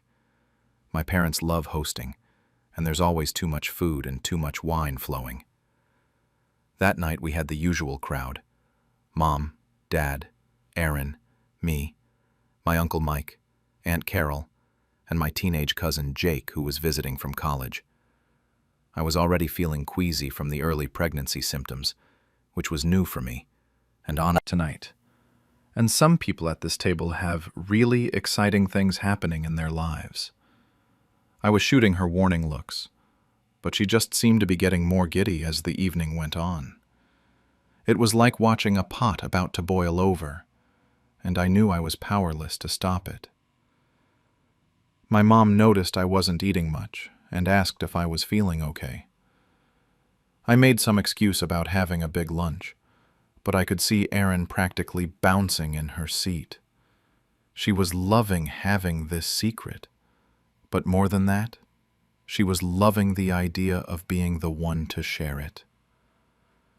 I should have dragged her into another room right then, but I kept hoping she'd remember her promise and keep her mouth shut. After we finished the main course, my dad was telling some story about work, and everyone was laughing. I was starting to relax a little, thinking maybe we'd get through the evening without incident. My mom was clearing plates and talking about bringing out dessert. It felt like a normal family dinner. Then Erin suddenly stood up with her wine glass in her hand. My stomach immediately dropped because I knew exactly what was about to happen. Time slowed down in that horrible way it does when you see disaster coming, but can't do anything to stop it.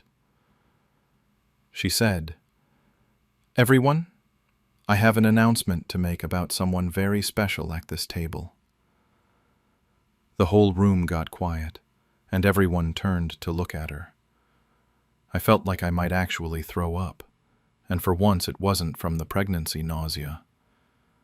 I tried to catch her eye, tried to shake my head slightly, but she was in full performance mode. She had this huge smile on her face and was clearly loving every second of the attention. This was her moment, and nothing was going to stop her. "Leah has big news," she said, pausing for dramatic effect. "She's expecting." The room absolutely erupted. My mom started crying immediately and rushed over to hug me. My dad jumped up and started talking about opening champagne. Uncle Mike was clapping and making jokes about baby names. Aunt Carol was squealing about being a great aunt. Even Jake looked up from his phone to congratulate me. And I just sat there, completely news she'd gotten all year. My dad was already talking about teaching the baby to fish.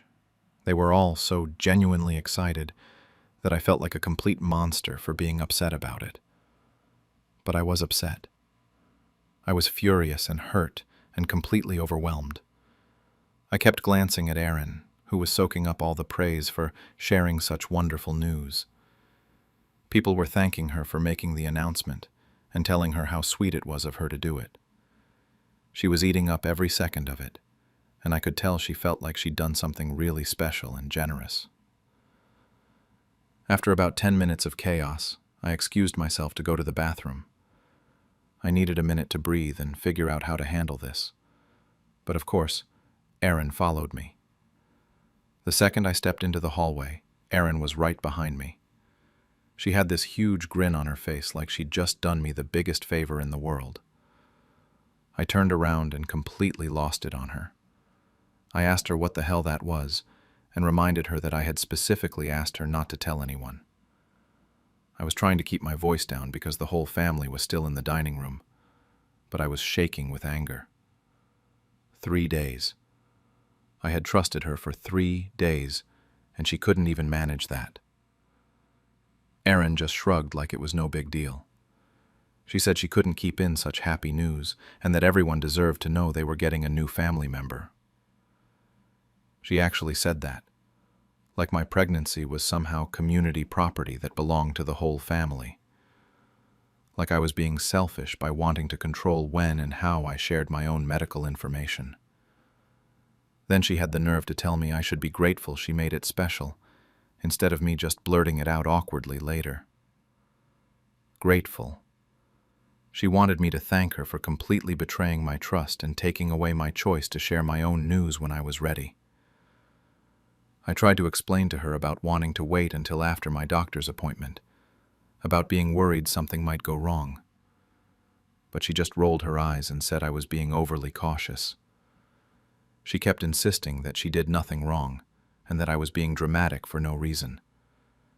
She actually seemed genuinely confused about why I was upset, like the idea that I might want to control my own announcement had never occurred to her. That's when my parents kept an appointment, about being nervous something could go wrong early on. But they just dismissed my concerns entirely.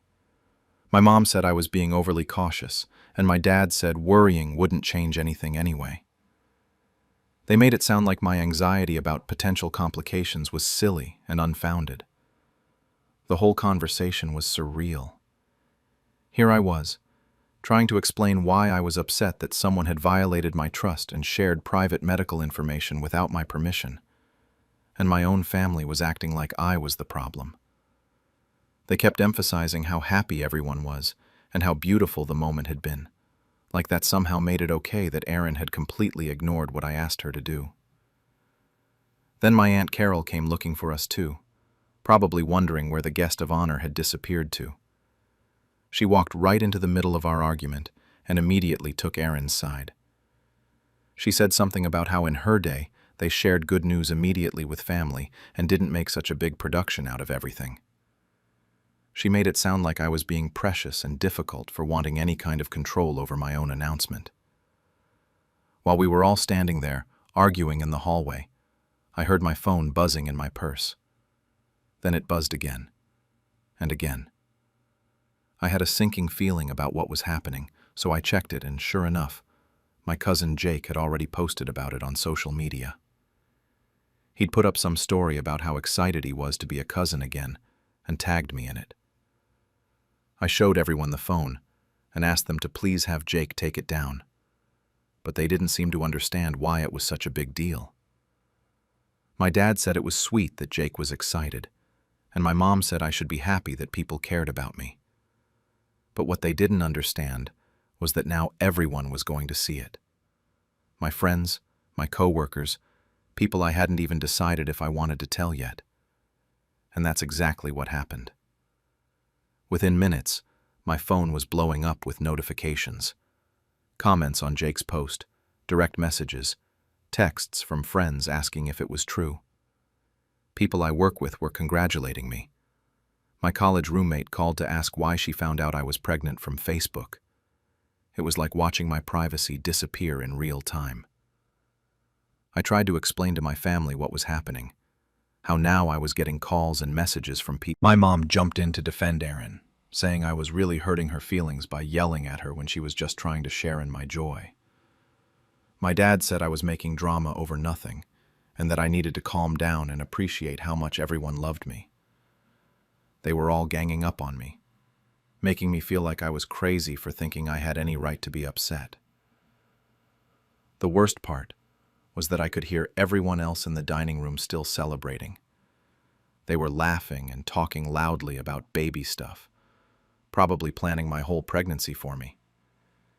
Meanwhile, I'm in the hallway, getting lectured by my family about how I should be grateful for having my boundaries completely trampled. I felt completely outnumbered, and like I was taking crazy pills. Here I was, explaining why it hurt that someone I trusted had betrayed that trust, and everyone was acting like I was the villain. They were so focused on how happy the news made them that they couldn't understand why I might want to have any control over sharing it. My phone kept buzzing the entire time we were arguing. More comments, more messages, more people finding out about my pregnancy from social media before I could tell them myself. I was watching my choice to wait until after my appointment disappear completely, and my family was telling me I should be grateful for it. Finally, I just couldn't take it anymore. I told them I was leaving and that I needed some space to process everything. But even that made them upset. My mom said I was being dramatic, and my dad said I was ruining a happy family moment. Erin actually had the audacity to look hurt that I was leaving early, like I was somehow letting her down by not staying to celebrate the announcement she'd made without my permission. I grabbed my purse and coat and headed for the door. I could hear them all talking about me as I left, probably discussing how oversensitive I was being, and how they didn't understand why I was making such a big deal out of nothing. The people who were supposed to support me were making me feel like a crazy person for wanting basic respect and consideration. I left my parents' house feeling completely drained and angry. The drive home was awful, because my phone kept buzzing non-stop with notifications. I had to pull over twice just to turn off all the social media alerts because they were so distracting. By the time email, which was mortifying because I hadn't even thought about how to handle the pregnancy at work yet. I'm in a pretty demanding job, and I knew I'd need to have conversations about maternity leave and coverage, but I wanted to do that after I knew everything was progressing normally.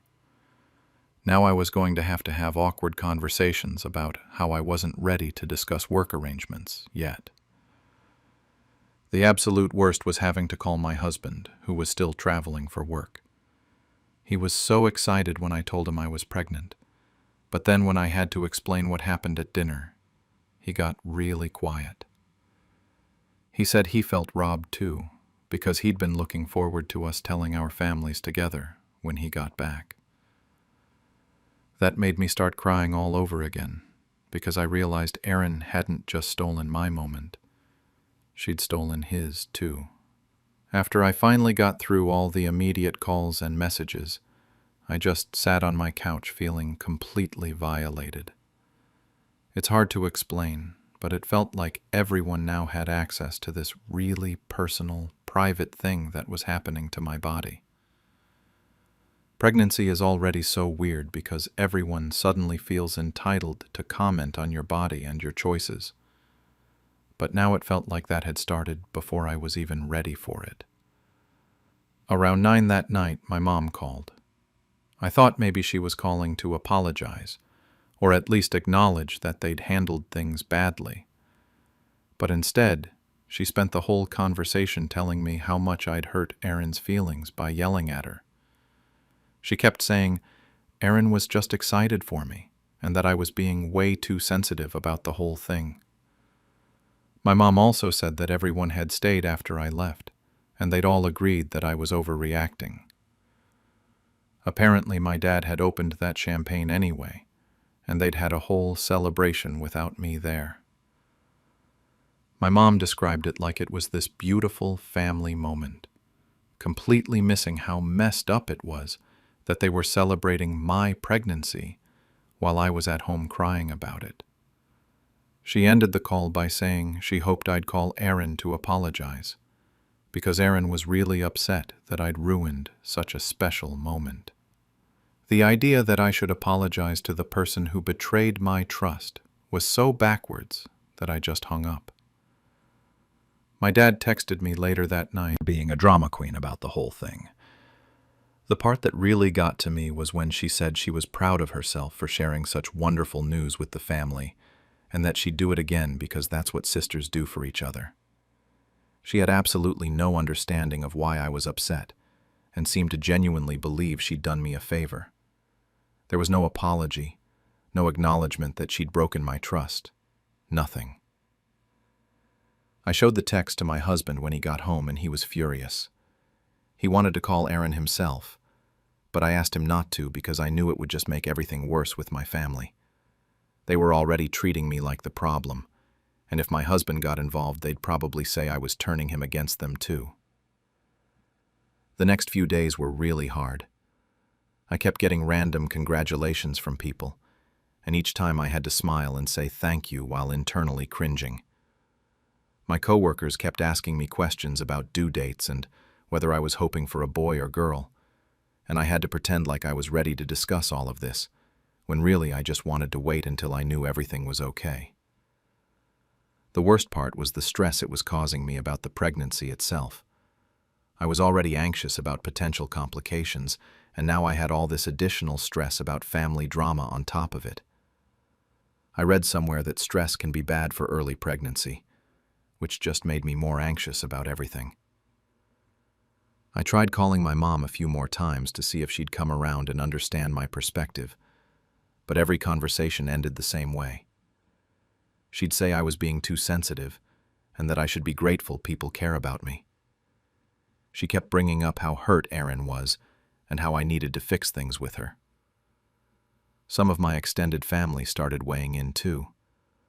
My aunt called to tell me I was being ungrateful and that in her day, pregnancy was always a family celebration. My uncle sent me a Facebook message saying I was making mountains out of molehills and that I should focus on the positive. It felt like the entire family had decided I was wrong and Erin was right. About a week after the dinner, Erin started telling other family members that I was being ungrateful and ruining what should be a happy time.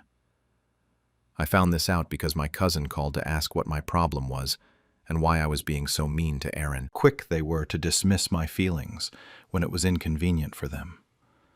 I was starting to question whether I could trust them with any personal information going forward, which was really sad, because I'd always thought we were close. I kept thinking about how different this whole experience could have been if Erin had just respected my wishes.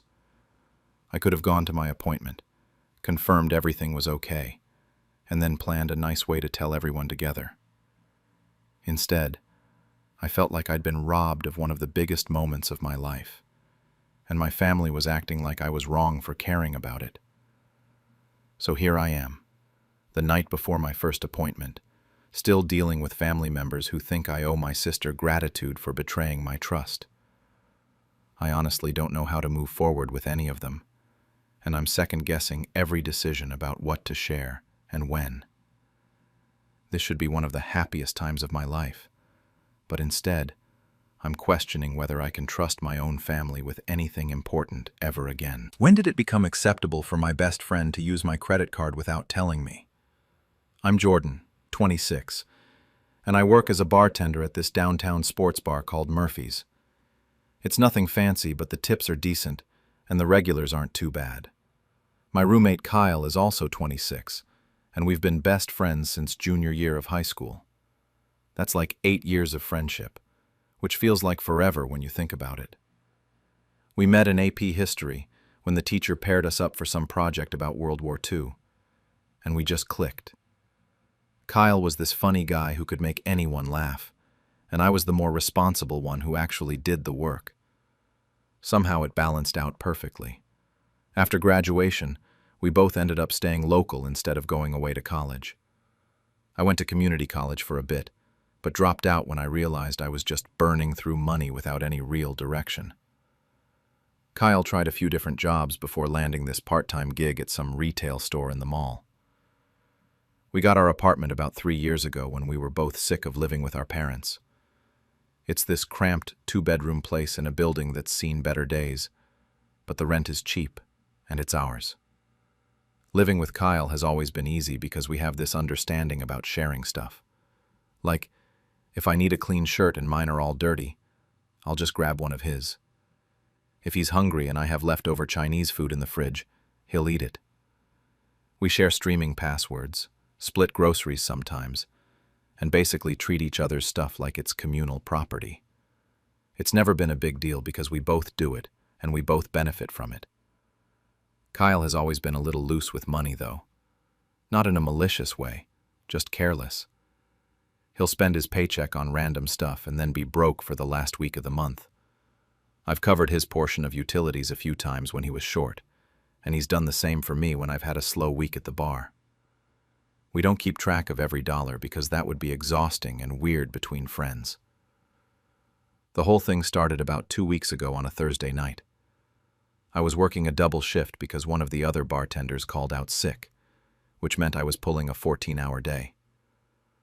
Kyle texted me around 9, asking if I wanted anything for dinner since he was ordering pizza. At home that night around 2 in the morning, there was pizza waiting for me in the fridge, with a note from Kyle saying he'd taken $20 for both our orders. Perfect. I ate my cold pizza, crashed, and didn't think about it again. Fast forward to this past Monday. I was sitting at Murphy's during my break, checking my phone, and decided to look at my credit card statement because I wanted to see how much I'd spent over the weekend. I use this app that sends me notifications for every purchase, but I'd been ignoring them because I'd been busy with work and figured they were just my usual expenses. That's when I saw charges I definitely didn't make. There was a gas station charge for $38 from last Friday, a grocery store charge for $47 from Saturday, and then a $75 charge to something called Ticket Flow, which I figured out was for concert tickets. All of these were from the past week, and I knew for sure I hadn't made any of them. My first thought was that someone had stolen my card information. This happens sometimes, and usually the bank catches it pretty quickly. But these charges were small enough that they might have slipped through. I was already mentally preparing to call my credit card company and dispute everything, when I realized I should probably check with Kyle first, just in case he knew something. I went home after my shift and found Kyle on the couch watching Netflix. I sat down next to him and pulled out my phone to show him the charges. I asked if he'd noticed anything weird lately, like if someone had been in our apartment, or if any of our mail had gone missing. Kyle glanced at my phone screen and then looked back at the TV. That's when he said it. Just totally casual, like he was commenting on the weather. He told me, yeah, he'd used my card a few times over the past week. Said he figured I wouldn't mind, since we always share stuff and borrow from each other. He said he'd pay me back eventually, like this was just another case of him being short on cash and me covering for him. I just stared at him for a minute because I couldn't believe what I was hearing. Using someone's credit card without asking isn't the same as borrowing a t-shirt or eating leftover pizza. It's not even the same as taking cash from a wallet when you've been specifically told to do it. Out to be mostly stuff for him. Energy drinks, frozen meals, snacks. Yeah, he bought some things we both use like milk and bread, but most of it was going straight to his side of the fridge and pantry. And the concert ticket was entirely for him. I don't even like that band. I told him I needed him to pay me back right away, not eventually. We were talking about $200 total, which isn't pocket change for either of us. Kyle got defensive and said I was making a big deal out of nothing. He pointed out all the times we'd borrowed stuff from each other and said this was basically the same thing. But it wasn't the same thing at all. When you borrow someone's shirt, they know about it. When you eat their leftovers, it's obvious. When you use their credit card to make purchases they don't know about, that's completely different. That's using their money without permission, and it doesn't matter if you're planning to pay them back someday. The conversation ended with Kyle saying he'd get me the money when he could, but he seemed annoyed that I was even asking for it. He went to his room and I sat there trying to figure out how we'd gotten to this point, where my best friend thought it was okay to secretly use my credit card for whatever he wanted. The next morning, Kyle acted like nothing had happened. He was making coffee in the kitchen when I came out for work, and he asked if I wanted some like it was any other Tuesday. I told him we needed to talk more about the credit card thing, and that's when everything went sideways. Kyle immediately got this defensive tone and said he thought we'd already settled it. He reminded me that he'd said he would pay me back, so what more did I want from him? I explained that using someone's credit card without permission isn't something you just casually do between friends, even close friends. It's not like borrowing a hoodie or eating someone's leftover Chinese food. It's literally using their money without them knowing. That's when Kyle really lost it. He started yelling about how I was treating him like some stranger instead of someone who's been my best friend for almost a decade. He brought up every single time I'd ever borrowed anything from him, going back years. He mentioned the time I wore his jacket to a party and spilled beer on it. He brought up the time I ate the last of his cereal. He even mentioned when I borrowed his car to phrase real friends, like I wasn't being one. He said I was being uptight about money and that he'd always thought I was more chill than this. The way he said it made it sound like there was something wrong with me for being upset about this. The argument got really heated, really fast. Kyle started pacing around the kitchen, getting louder and more worked up. He said I was acting like he'd committed some major crime when all he did was use my card for normal, everyday stuff.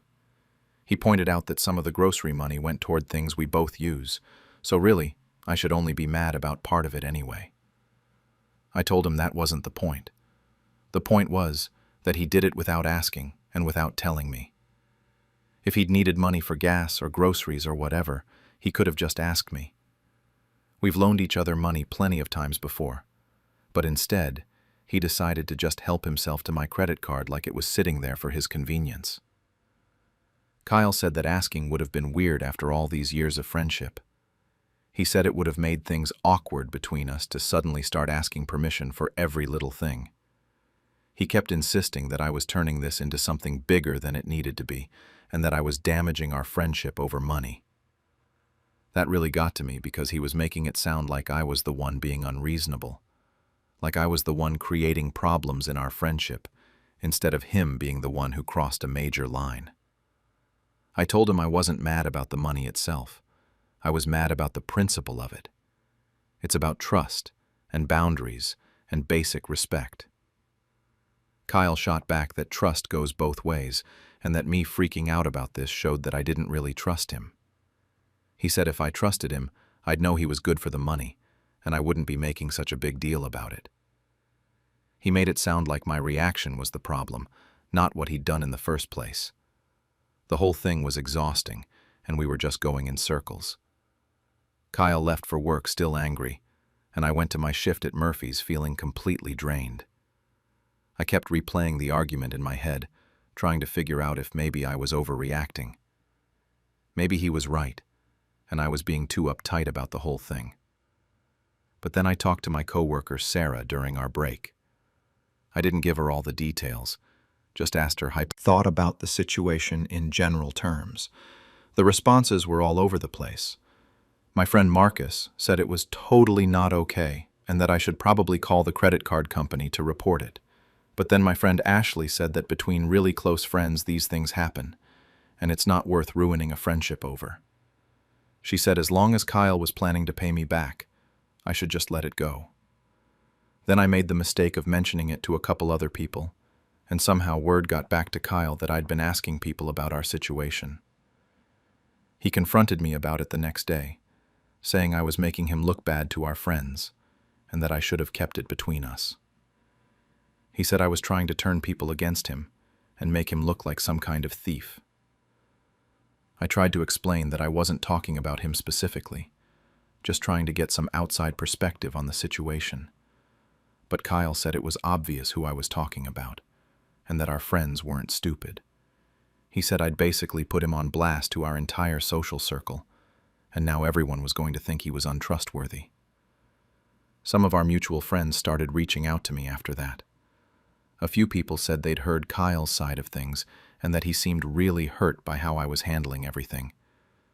They said Kyle felt like I was treating him like a stranger instead of someone I'd known for years. They suggested maybe I should cut him some slack, since we've always been so close. But other friends took my side. My friend Dave said what Kyle did was completely out of line, and that being friends doesn't give you the right to use someone's money without permission. He said Kyle was trying to manipulate the situation by making it about friendship, instead of taking responsibility for what he'd done. The whole thing was turning into this big drama within our friend group, which wasn't what I'd wanted at all. People were taking sides, and Kyle was playing up how hurt he was that I didn't trust him. He kept telling people that he'd always been good for money before, and that I was overreacting about the whole thing. I realized that Kyle had managed to completely flip the narrative. Instead of this being about him crossing a boundary, it had become about me not trusting my best friend and making a big deal out of nothing. He'd made himself the victim in the whole situation, and some of our friends were buying the charges, but I said no, because I knew who had made them, and I was handling it directly. When Kyle got home from work that afternoon, I was waiting for him in the living room with my laptop open, showing him a payment request I'd sent through Venmo for the full $200. I told him I needed the money by Sunday. No exceptions. No more eventually or when I can. I wanted actual repayment with a deadline. Kyle looked at the Venmo request like I'd just slapped him. He said he couldn't believe I was being this serious about it, and that freezing the card was a massive overreaction. He said it made him feel like I thought he was some kind of criminal who was going to keep stealing from me. I told him that if he didn't want to be treated like someone who uses credit cards without permission, maybe he shouldn't use credit cards without permission. That's when Kyle really went off about how I was ruining our friendship over money. He said he'd never seen this side of me before, and that he was disappointed in how I was handling everything. He kept saying that friends don't treat each other this way, and that I was being cold and calculating instead of understanding. He made it sound like asking for my own money back was somehow cruel. I stuck to my guns, though. I told him I wasn't negotiating on this anymore.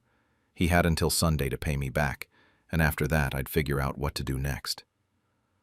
Kyle stormed off to his room and slammed the door, which felt pretty immature for a 26-year-old, but whatever. The next few days were incredibly awkward.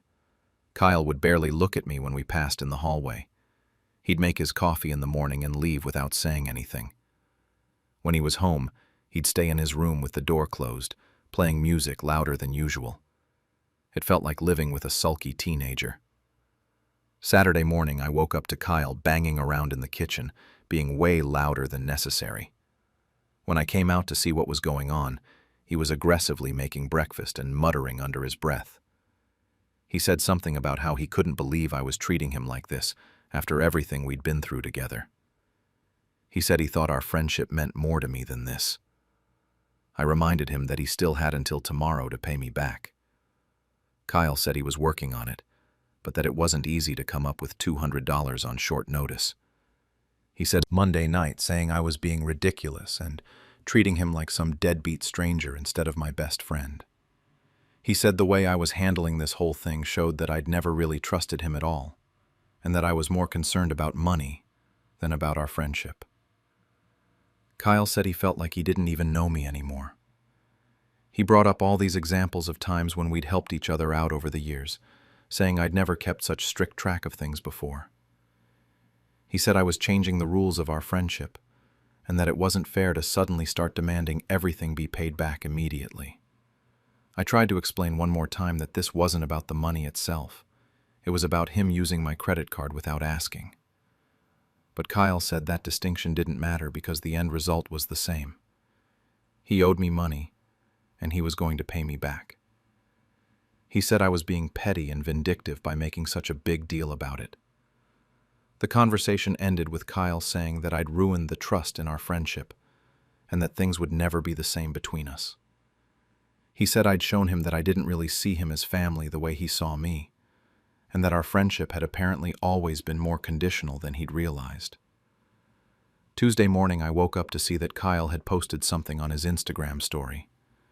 It was just text on a black background that said something about learning who your real friends are when things get difficult. He followed it up with another post about fake friends who care more about money than loyalty. The posts didn't mention me by name, but it was pretty obvious what he was talking about.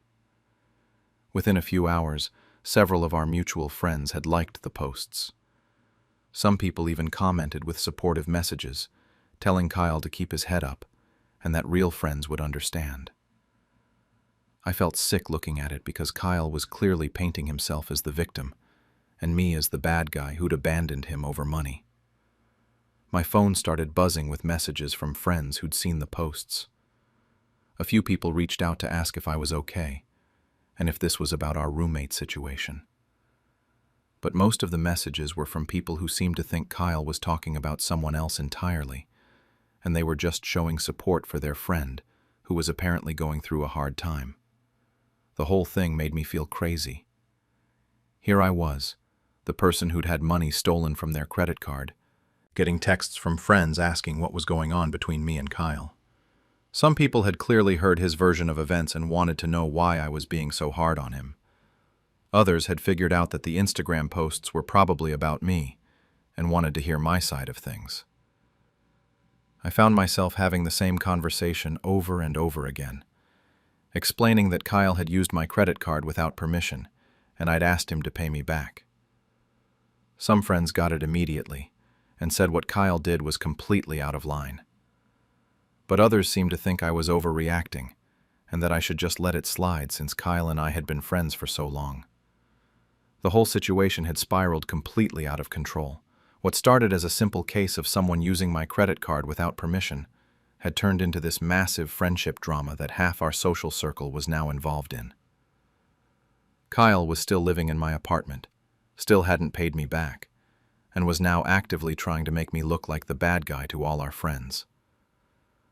I'm sitting here now wondering how the hell it got to this point, and whether I'm actually losing my mind for thinking that using someone's credit card without asking is a big deal, regardless of how long you've known them. Should I feel guilty that I refused to lend my wedding venue to my cousin after she canceled hers last minute?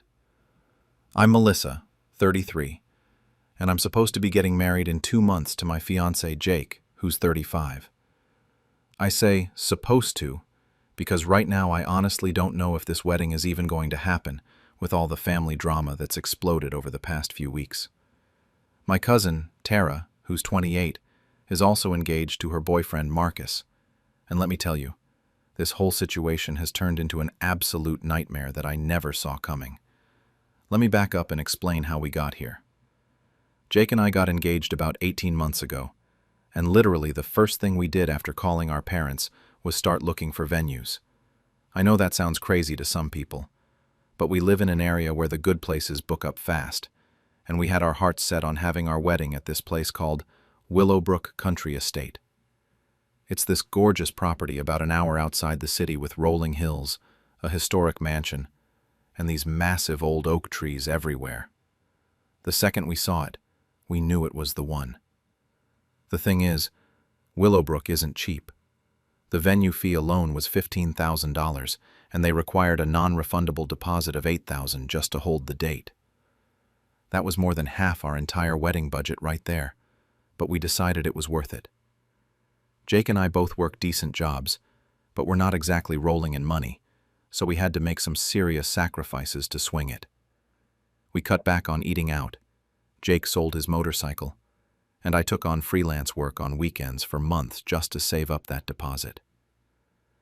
When we finally put the money down 13 months ago, it felt like this huge accomplishment.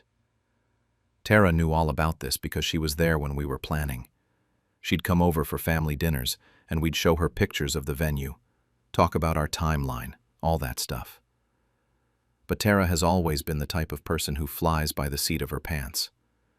She got engaged about 6 months after us, but every time someone asked about wedding planning, she'd just laugh and say she had plenty of time. She actually used to tease me about being so obsessive with the planning. I remember her saying things like, "You act like venues book up years in advance," and, "God, Melissa, you're already picking." Jake and I were in full wedding planning mode, finalizing the menu, confirming vendor contracts, addressing invitations, all that stuff. We were actually feeling pretty good about how everything was coming together. Then I got a call from Tara on a Tuesday night, and I could tell immediately that something was wrong because she was crying. She told me that her venue had completely screwed her over. Apparently, she had finally booked a place called the Garden Terrace about 3 months prior, but they had made some kind of computer error and double-booked her date. She said the venue manager called her that afternoon to tell her they could either move her to a Friday evening slot or a Sunday afternoon, but her original Saturday date was no longer available. The thing is, Marcus works in retail management and absolutely cannot get Sundays off during their busy season, and most of their friends wouldn't be able to make it to a Friday evening wedding. I felt terrible for her. I really did. I mean, having your venue fall through just months before your wedding is like a bride's worst nightmare. I was trying to console her and suggest alternatives when she said something that made my blood run cold. She asked if I thought there was any way she could use my date at Willowbrook instead. At first, I thought she was just thinking out loud, like when you're upset and you're just throwing out random ideas. But then she kept going. She said she knew it was a big ask, but family should help family, right? She pointed out that I had more time to find something else since my wedding wasn't until October, and her situation was way more urgent since she literally had nowhere to get married. I honestly didn't know what to say. I was so shocked that she was seriously asking me to give up my wedding venue that I just sat there in silence for a few seconds. When I finally found my voice, I tried to explain why that wasn't possible. I told her about the non-refundable deposit, about how we had already signed contracts with caterers and photographers specifically for that date and location, about how Jake's family was flying in from Ireland and had already booked their flights and hotels. But Tara wasn't hearing any of it. She kept saying that those were all just logistical things that could be worked out, and that my real wedding date wasn't until October anyway. So what was the big deal about moving it? Asking if I'd heard about Tara's venue situation. Then it was my Aunt Linda, Tara's mom, calling to see if there was anything we could do to help. At first, these conversations were just people expressing sympathy for Tara and asking if we knew of any available venues. But it became clear pretty quickly that Tara had told people about her request and my refusal, because suddenly everyone had opinions. Aunt Linda was the first to really lay into me. She called me heartless and asked what had happened to family loyalty. She said Tara was devastated and that I was prioritizing a party over my own cousin's happiness. My Uncle Bob, on the other hand, completely supported my decision. He said Tara should have planned better and that it wasn't fair to expect us to sacrifice our wedding because of her poor planning. Then Tara started a group chat with basically our entire extended family. She sent this long message explaining her situation and how desperate she was, and how I had refused to help her even though we're family. She didn't exactly say I was wrong for saying no, but she definitely painted herself as the victim and made it sound like I was choosing to be difficult, rather than choosing to protect my own wedding. That's when I realized this wasn't just going to blow over. This was turning into a full-scale family war, and somehow I was the villain in Tara's version of events. The worst part was that I was starting to second-guess myself. wondering if maybe I was being selfish and if there was some way I could make this work. The family group chat turned into an absolute disaster over the next few days. What started as Tara explaining her situation quickly devolved into people taking sides and arguing about what family loyalty really means. My cousin Emma jumped in to defend me, pointing out that I'd been planning this wedding for over a year and had already put down thousands of dollars. But then my Aunt Carol chimed in saying that money shouldn't matter more than family, and that real emergencies require real sacrifices. The thing that really got to me was how Tara kept framing the whole situation. She never outright said I was a terrible person, but she had this way of making herself sound so helpless and desperate, while making me sound cold and inflexible. She kept posting things like, "I guess some people value their perfect day more than their family," and "I never thought I'd be in group chats." Things really escalated when my mom decided to host one of her usual family dinners the following Sunday. She said she wanted everyone to get together and work this out like adults, but I had a feeling it was going to be a disaster. Jake didn't want to go, but I felt like I had to show up and try to smooth things over.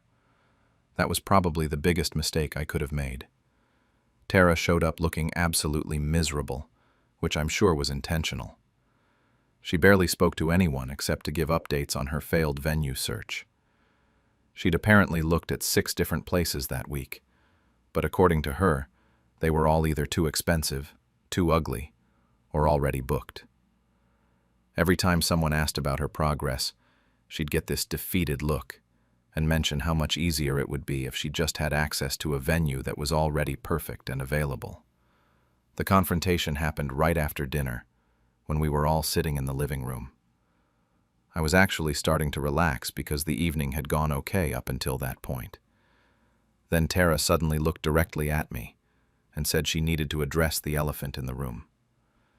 She started talking about how stressed and desperate she was, and how she'd been losing sleep over not having a venue. Then she said that she'd hoped her family would support her in her time of need, but instead, she felt like she was being abandoned. I tried to stay calm and explain my position again. I told her I really did feel bad about her situation, but that giving up my venue just wasn't an option.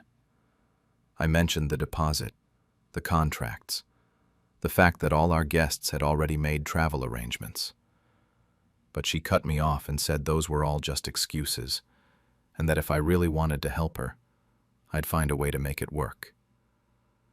That's when she really went for the throat.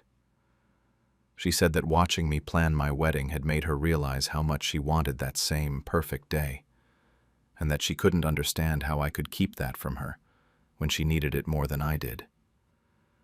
She said my wedding wasn't until October, so I had months to figure out an alternative. But she was supposed to get married in just a few weeks and had nowhere to go. The whole room went silent. I could feel everyone staring at me, waiting to see what I'd say. I felt like the more I talked, the more defensive I sounded, and I could see people in the room starting to look at me like I was making excuses. Then Tara started crying. Not just a few tears, but full-on sobbing. She said she felt so stupid for not booking a venue earlier, and that she'd never forgive herself if she had to cancel her wedding or settle for some terrible backup location. She said she'd thought family was supposed to be there for each other, but now she realized she was completely on her own. My Aunt Linda immediately jumped in to comfort Tara, shooting me dirty looks the whole time. She said it was heartbreaking to see her daughter so upset, and that she couldn't believe anyone in the family would let this happen when there was an obvious solution available. My Uncle Bob tried to defend me, saying that I had every right to keep my venue and that Tara's poor planning wasn't my responsibility. But his voice was drowned out by other relatives who were now weighing in on both sides. The worst part was my mom's reaction. She didn't say anything during the actual confrontation, but I could tell from her face that she was disappointed in me. Later, when people were starting to leave, she pulled me aside and said she understood my position, but that maybe there was some compromise we hadn't thought of. She suggested that maybe Tara could use the venue and we could postpone our wedding until the spring. When I explained that postponing would mean losing all our deposits and starting completely over, she just sighed and said she hoped I wouldn't regret putting money before family relationships. That comment hit me harder than anything Tara had said. My own mother was questioning my priorities and making me feel like I was choosing material things over the people I love. I went home that night feeling absolutely terrible, wondering if everyone was right and I was being selfish and inflexible. Jake tried to reassure me that I was making the right choice, but even he seemed a little shaken by how upset everyone was. He said he supported whatever decision I wanted to make, but I could tell he was worried about what this was doing to me and to our relationship with my family. We stayed up most of that night talking through all the possible scenarios and trying to figure out if there was any way to make this work without completely destroying our wedding plans. The next few days were awful. The family group chat had turned researching alternative venues within driving distance and making phone calls. I found 3 places that had last-minute availability for Tara's original date, and one of them was actually really nice. A historic inn with gardens that would have been perfect for a smaller wedding. I called Tara the next evening with my findings. I offered to not only give her all the contact information, but also to pay for a wedding planner to help her coordinate everything quickly, and even to cover the difference in cost if one of these venues was more expensive than what she'd originally budgeted. I thought I was being generous and showing that I really did want to help her, just not by giving up my own wedding. But Tara's response was not what I expected at all. She was cold and dismissive, saying that none of those places would be as perfect as Willowbrook, and that I was just trying to throw money at the problem instead of actually helping her. She said she'd already looked at similar places, and they were all either too small, too expensive, or didn't have the right atmosphere. When I pointed out that beggars can't be choosers, and that these were decent options for someone in her situation, she got angry and said I was being condescending. That conversation made me realize that this was never really about Tara needing help finding a venue.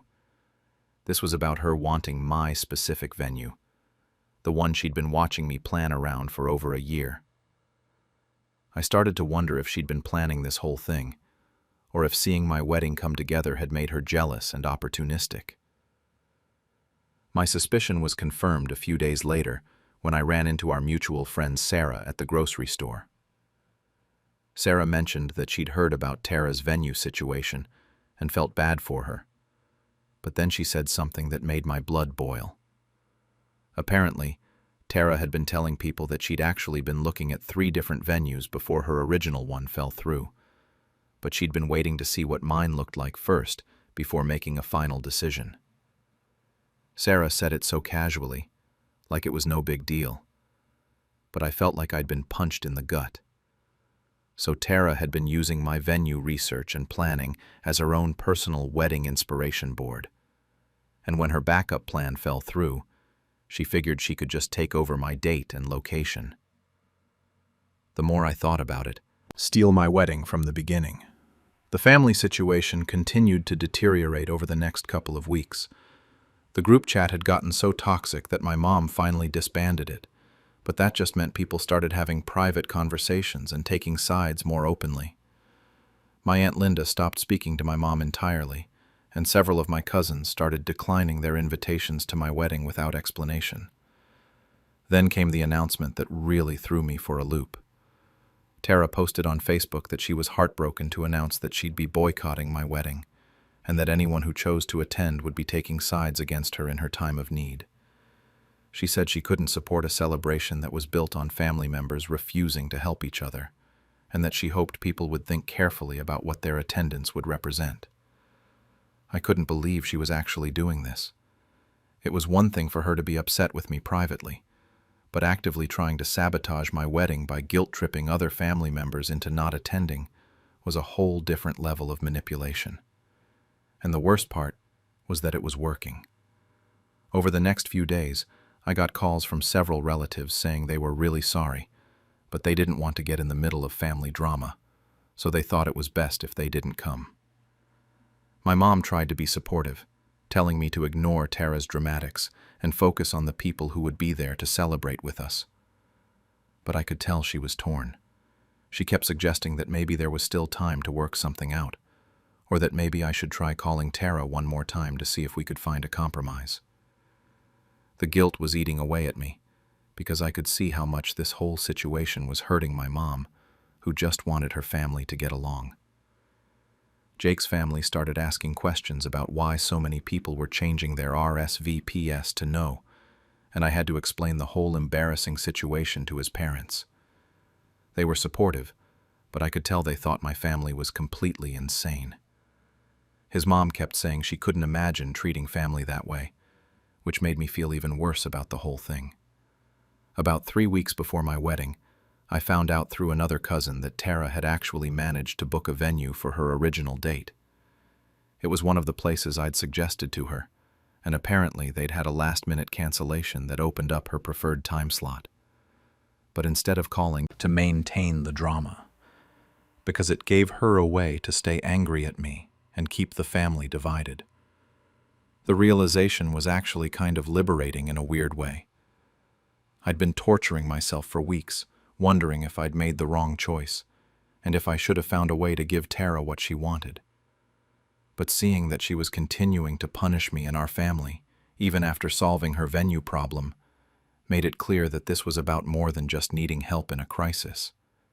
This was about her wanting to hurt me for not giving her what she wanted, when she wanted it. So here I am, 3 weeks away from what's supposed to be the happiest day of my life, and half my family won't be there because my cousin has convinced them that I'm selfish and uncaring. I'm starting to wonder if keeping the venue is worth destroying relationships that took decades to build.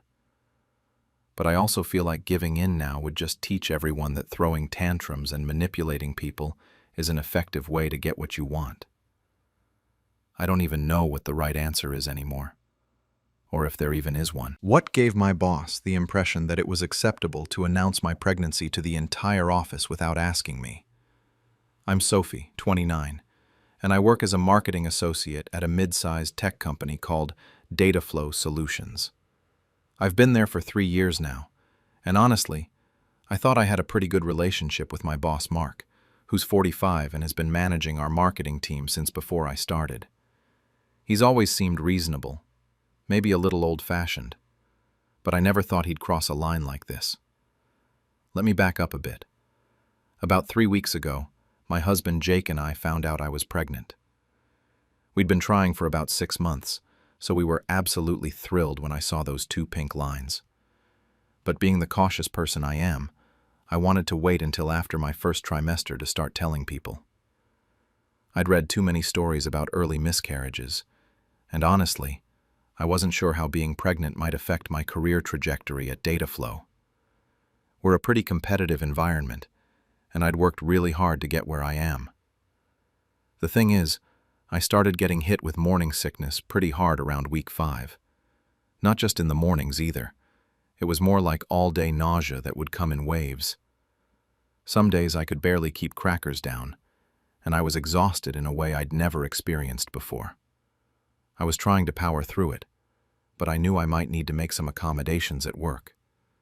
Maybe work from home on the really bad days, or adjust my schedule if I needed to leave early for doctor appointments. So I made the decision to tell Mark. I figured it was better to be upfront with him rather than have him think I was slacking off or getting unreliable. I scheduled a private meeting with him in his office about 2 weeks ago. I closed the door, which I never usually do, and told him I had some personal news to share. I explained that I was pregnant, that I was excited about it, but that I wasn't ready to tell the rest of the team yet. I specifically said I wanted to wait until after my first trimester to make any announcements. Mark's reaction was actually really positive. He congratulated me and said he was happy for Jake and me. He asked if I was feeling okay, and I mentioned the morning sickness. He was totally understanding about me potentially needing some flexibility with my schedule, or normally. I had a few rough mornings where I worked from home, and Mark was totally cool about it. I didn't have to give detailed explanations or anything. A few of my coworkers made casual comments about me looking tired or asking if I was feeling okay, but nothing that made me think anyone suspected anything. Sarah from our social media team brought me ginger tea one day when I looked particularly green, which was sweet of her. I was actually starting to feel a bit better by the time last Tuesday rolled around. The nausea wasn't completely gone, but it wasn't as intense as those first few weeks. I'd even started thinking about when I might want to tell people. Maybe around week 12, which would be in about a month. I was imagining how I'd do it, maybe bringing in some cute announcement cookies or something fun like that. Tuesday is our weekly team meeting day. We always meet in the main conference room at 10 in the morning to go over ongoing projects, deadlines, and any new business that's come up. It's usually pretty routine. Mark runs through his agenda. Different team members give updates on their accounts, and we discuss any challenges or resource needs we're facing. There were about 12 of us in the meeting that day, the whole marketing department. We have Mark as our manager, then there's me, Sarah, who handles social media, Tom from content marketing, Janet from PR, Lisa, who does graphic design, and a bunch of others. Everyone was in their usual spots around the big conference table, laptops open, coffee cups scattered around. Just a normal Tuesday morning meeting. Mark started going through his usual agenda items. We talked about the Henderson account timeline, discussed some budget allocations for Q4, and reviewed our upcoming trade show schedule. I was taking notes on my laptop, half listening because a lot of it didn't directly affect my current projects. I was actually feeling pretty good that morning. No nausea for once, and I'd managed to eat a real breakfast instead of just nibbling on crackers. We were about halfway through the meeting when Mark started talking about project reassignments. He mentioned that we might need to shift some responsibilities around over the next few months to make sure everything stayed on track. I wasn't really paying close attention because this kind of resource shuffling happens pretty regularly in our department. Then Mark's this excited squeal and started clapping her hands together. Tom's face broke into this huge grin, and he started nodding at me like he was proud or something. Janet's eyebrows shot up, and she had this surprised but pleased expression. Lisa looked shocked but happy. Everyone was suddenly looking at me with these expectant faces, waiting for me to say something or react or confirm what Mark had just announced. But I couldn't do anything. I felt like I was having some kind of out-of-body experience. This was supposed to be my news to share when I was ready. I had specifically asked Mark to keep it confidential. I had plans for how I wanted to tell people, and now it was just out there, announced to my entire team like it was just another agenda item. The congratulations started coming from all directions. People were asking when I was due, if we knew if it was a boy or girl, if I was excited, if Jake was excited. Someone asked if this was our first baby. Janet made some comment about how this explained why I'd been looking tired lately. Sarah was already talking about throwing me a baby shower. I managed to mumble some basic responses. Yes, we're excited. It's still early. We don't know the gender yet. But I felt like I was watching someone else speak. The rest of the meeting became this weird blur of people asking me pregnancy questions, mixed with trying to get back to the actual work agenda.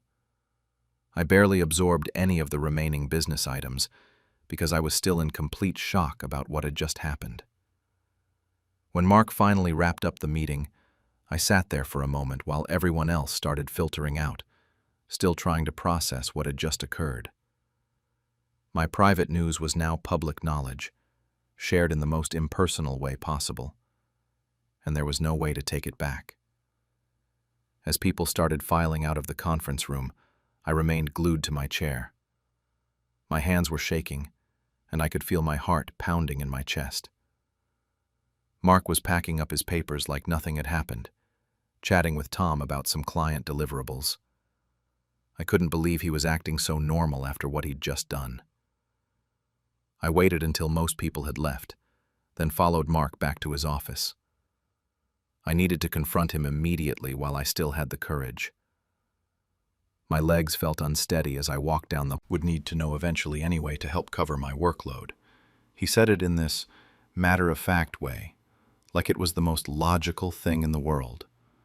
I explained that I had specifically asked him to keep it confidential for now, that I wasn't ready to share the news yet. He brushed it off and said everyone was going to find out eventually, so what difference did a few weeks make? He actually seemed annoyed that I was bringing it up, like I was being unreasonable for having a problem with what he'd done. The conversation lasted maybe 5 minutes, and I left feeling even worse than before. He clearly didn't understand why I was upset, and I could tell he thought I was being overdramatic. There was no apology, no acknowledgement that he'd crossed a boundary. He just kept emphasizing how supportive everyone was being, as if that justified everything. Walking back to my desk felt like a nightmare. People kept stopping me in the hallway to offer congratulations and ask questions I wasn't prepared to answer. Sarah grabbed my arm and started talking about baby shower plans. Someone from accounting, who I barely know, came up to tell me about her sister's pregnancy experience. It felt like the news had already spread beyond just our department. The rest of that day was absolutely brutal. I couldn't focus on any actual work because people kept interrupting me with pregnancy-related comments and questions. Some co-workers were genuinely sweet about it. Lisa brought me some herbal tea and said she was excited for me. But others made comments that made me uncomfortable. Janet mentioned how this explained why my work had seemed a little off lately, and wondered out loud if I'd still be able to handle the big Johnson campaign launch we have coming up in December.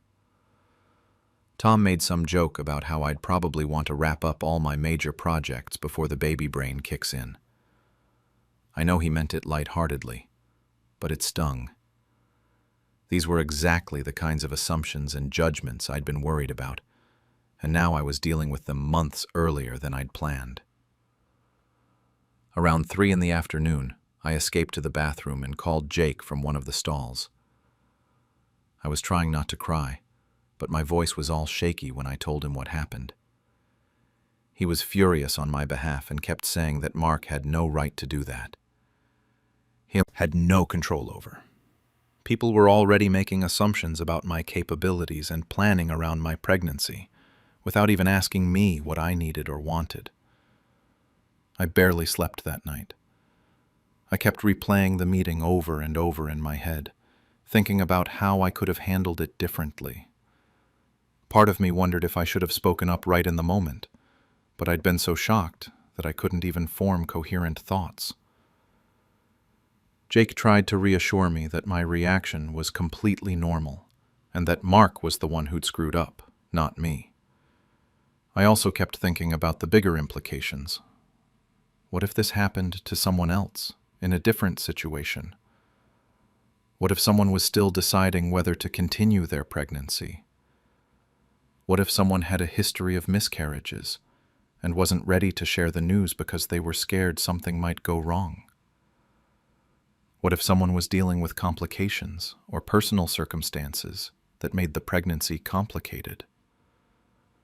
Mark's casual announcement could have been devastating for someone in a different position. The more I thought about it, the more wrong it felt. This wasn't just about my personal preferences or being oversensitive. This was about basic respect and professional boundaries. Medical information is private, and pregnancy definitely falls into that category. Even if Mark thought he was being helpful, he should have asked me first. By Thursday morning, I'd made up my mind to contact HR. I drafted an email explaining what had happened and how it made me feel. I tried to keep it professional and factual rather than emotional, but I was honest about feeling like my privacy had been violated. I explained that I'd specifically asked Mark to keep the information confidential, and that he'd shared it publicly without my consent. I spent about an hour working on that email, revising it multiple times to make sure the tone was right. I didn't want to come across as someone who couldn't handle workplace dynamics, but I also wanted to be clear that this was a serious boundary violation. I mentioned that I was concerned about how this might affect other employees in similar situations in the future. Hitting send on that email was terrifying. The moment I did it, I started second-guessing myself. Was I making too big a deal out of this? Would HR think about to become a much bigger deal than just a private conversation between Mark and me? The HR meeting was scheduled for the following Tuesday, exactly 1 week after the original incident. Those few days in between were absolutely miserable. I kept obsessing over every interaction with my coworkers, trying to figure out if people were treating me differently. I couldn't tell if I was being paranoid or if there was actually some tension in the air. A couple of people seemed to be walking on eggshells around me. Tom, who's usually pretty chatty, barely made eye contact when we passed in the hallway. Sarah was still being friendly, but there was something forced about it, like she was trying too hard to act normal. I started wondering if Mark had said something to people about me filing a complaint, or if word had just gotten around somehow that I wasn't happy about the pregnancy announcement. Jake kept trying to reassure me that I'd done the right thing, but even he seemed a little worried about potential backlash. He'd ask me how work was going each day, and I could tell he was concerned about how this might affect my job security or future opportunities at Dataflow. The whole situation was consuming way too much mental energy, but I couldn't stop thinking about it. The night before the HR meeting, I barely slept again. I kept rehearsing what I wanted to say and trying to anticipate how Mark might respond. I was terrified that I'd come across as emotional or unreasonable, especially if Mark painted me as someone who couldn't handle normal workplace dynamics. I'd worked so hard to build a good reputation at Dataflow, and now I felt like I was risking it all over this incident. Tuesday morning arrived, and I showed up to the HR conference room about 5 minutes early. The HR representative was Linda Chen, who I'd only interacted with a few times during onboarding and annual reviews. She seemed professional but friendly, which helped calm my nerves a little bit. Mark walked in right on time, and I could immediately tell from his body language that he was not happy about being there. Linda started the meeting by explaining that she wanted to hear both perspectives on what had happened and work toward a resolution. She asked me to explain my version of events first. I went through everything chronologically, telling Mark about the pregnancy, accommodate my needs as the pregnancy progressed.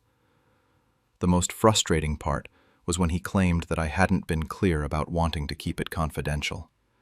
He said I'd mentioned not being ready to tell people yet, but that he interpreted that as meaning I just hadn't gotten around to it, not that I specifically didn't want him to share the information. I could not believe he was trying to rewrite what had happened. I distinctly remembered saying I wanted to keep it between us for the time being. Linda asked some clarifying questions about the timeline and the specific conversations we'd had. She took notes throughout the whole meeting, which made everything feel very official and serious. Mark kept sighing and checking his phone, which made it obvious that he thought this was a waste of time. At one point he said something about how he'd been managing people for over 15 years and had never had anyone complain about him being supportive before. That comment really got to me because it completely missed the point.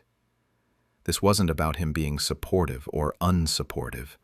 This was about respecting boundaries and getting consent before sharing someone's private medical information. But I could tell from his tone and body language that he genuinely didn't understand why I was upset. Linda wrapped up the meeting by saying she'd review everything and follow up with both of us about next steps. She thanked us for our time and reminded us that Dataflow takes privacy concerns seriously. The whole thing lasted about 30 minutes, but it felt much longer. Mark left immediately without saying anything to me, and I could tell he was annoyed about the whole situation. Walking back to my desk after that meeting was awful. I felt like everyone was looking at me, though that was probably just paranoia. The rest of the week was weird and tense. Mark was polite but distant during our normal work interactions. He'd respond to my emails and give me feedback on projects, but there was definitely a chill that hadn't been there before. Some of my coworkers seemed to be treating me differently too. Janet made a comment about how some people just can't handle good intentions, which I'm pretty sure was directed at me. A few people were overly nice in a way that felt patronizing, like they were trying to prove they still supported me despite the drama I'd caused. Linda followed up with me via email a few days later. She said they'd be implementing violated policy or some kind of formal reprimand.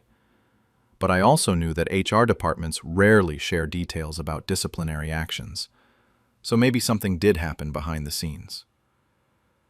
The whole experience has left me feeling really conflicted about my future at Dataflow. On one hand, I'm glad I spoke up because I still believe Mark crossed a major line. If I hadn't said anything, he might do the same thing to someone else in an even more vulnerable situation. But on the other hand, I can't shake the feeling that I've damaged my working relationship with my boss, and possibly my reputation with some coworkers. I'm about 10 weeks pregnant now, and I still have several months left before I take maternity leave. I'm worried about how this whole situation might affect my performance reviews, project assignments, and career advancement opportunities.